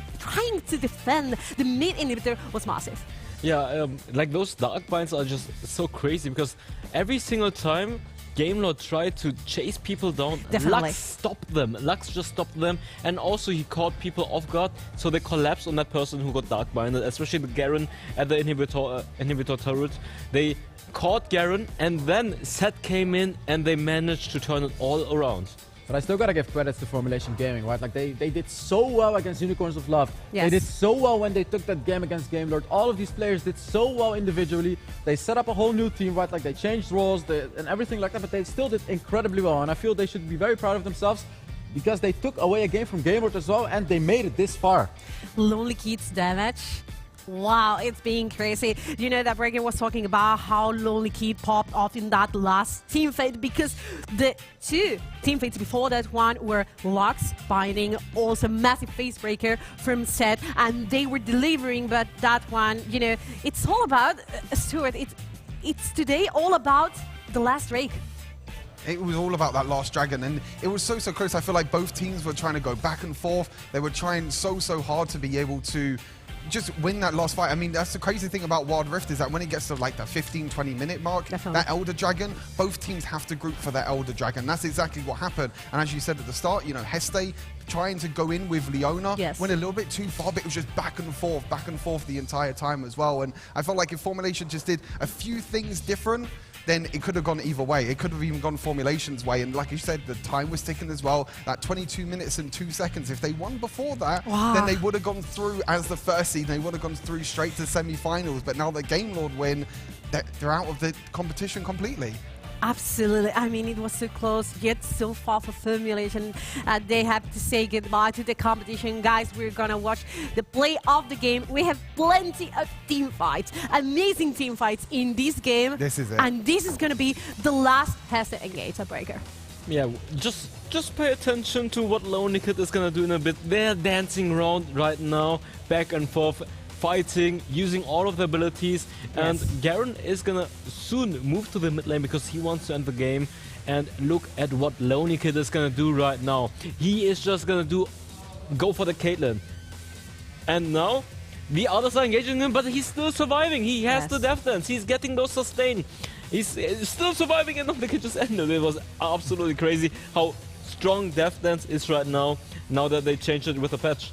Do you know what the crazy thing about that fight as well is that Fekko's stasis actually stopped the shield from the Lux. Yes. And I feel like if Trust actually had that shield on Fekko, then he would have survived Riven and he actually would have won that fight. So I think that small little miscommunication where Fekko stasis and then the Lux shield didn't actually shield him at all, because obviously he's in stasis, that I felt like was actually the big difference, because if you get that shield, then you can probably survive against Riven, you can kill Lonely Kid, and you can potentially even win the game. And the fact is that on the other side of the wall, you had Redemption 100 HP, like barely surviving, but delivering shields to the Riven as well. It's been one crazy game, and we have, I think it is Caroline with the interview. Please, what have you to tell us?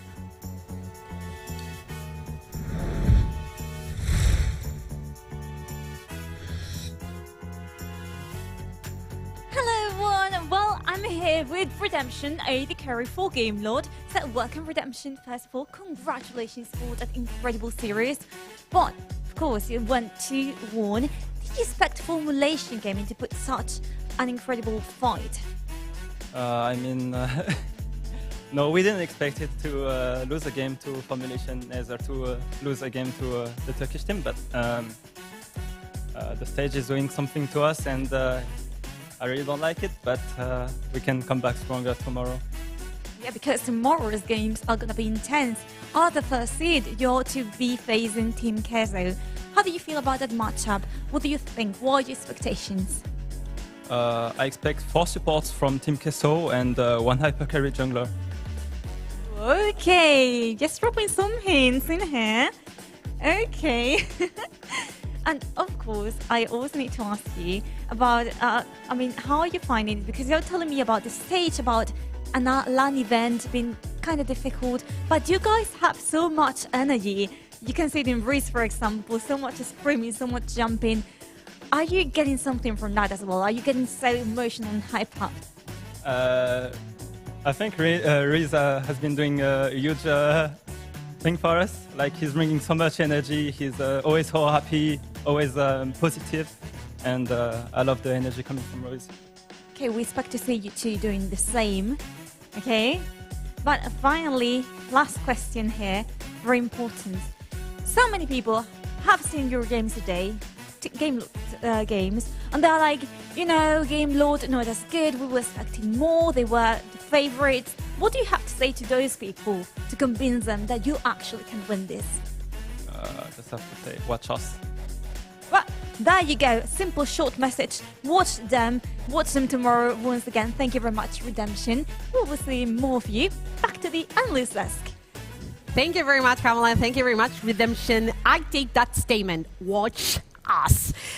We get to watch plenty of games of Game Lord today. Definitely. What do you think, the Breaker? Are they favorites? Are not they the favorites? I think it's going to be hard to say. Like, they haven't been looking that strong right now, and Team Keso has been looking pretty good. I think the highlight of tomorrow between those two teams is going to be Accurate versus Lonely Kid. Accurate was an absolute beast in the Baron lane, especially on that Renekton. And Lonely Kid, this guy is absolutely crazy. He is one of the best Baron laners. He showed it.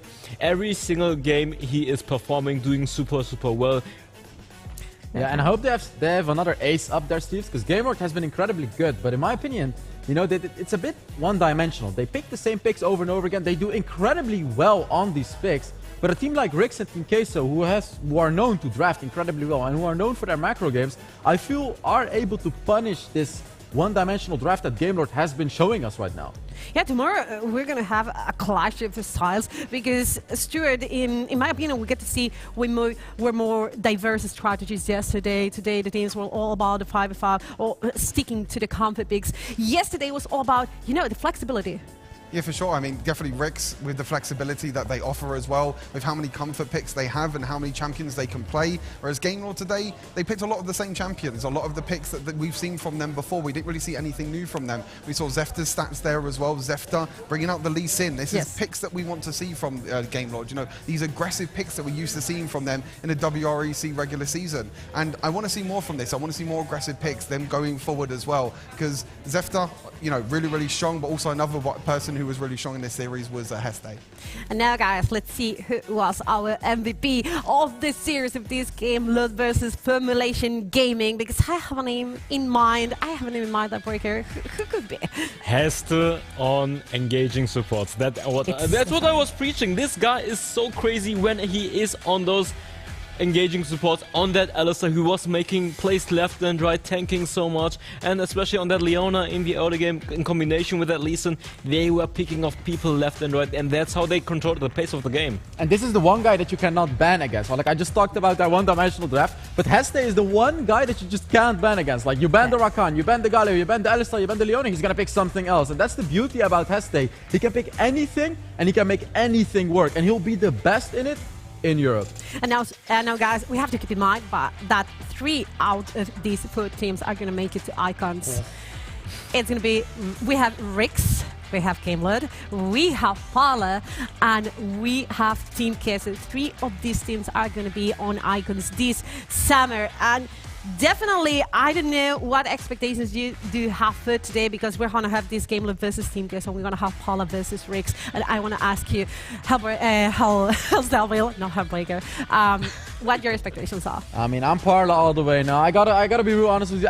After that first game, not even the first series, after the first game that Parlor showed us, where they lost against Gamelord, which is, you know, kind of funny, I was already Parlor all the way. I saw the potential in this team, and I'm so happy that they actually proved themselves by beating Formulation Gaming and making it to the top 4. So for me, it's Parlor all the way. It's Parlor over Rix. We have dreams. You have dreams. Okay, we have Parlor standing here. But now, guys, this is our bracket. Rix versus Parlor, as we were discussing, and also Gamelord versus Team Queso. And I want to ask you, Dobrik, about that game, because it's like expectations one-dimensional versus, you know, adaptability, flexibility. Who's going to be the best?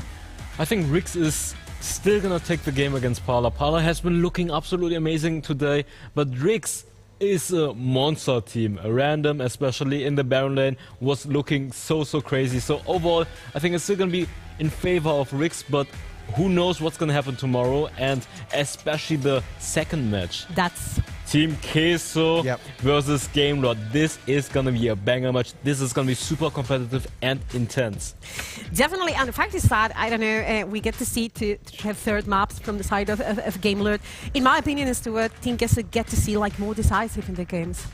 I think Team Queso, I mean, they saw a lot from Gamelord today as well. They also had played a lot as well from themselves. I mean, this is kind of like 2 really one-dimensional teams as well, because Team Queso kind of played the same, because Team Queso always try and play the same play style. They always try and play, you know, try and get Andre on the carry, try and like put, you know, 4 supports even. Yes. We heard from Redemption as well. There he's expecting 4 supports and then Andre as well, and then Gamelord as well. You know, they're kind of picking the same picks as well with, you know, everything that they picked. You know, Redemption on the Orianna, Ruiz on this Garen and the Ari. So it's going to be a really interesting match to see if any of these 2 teams are going to adapt after this first day that they played.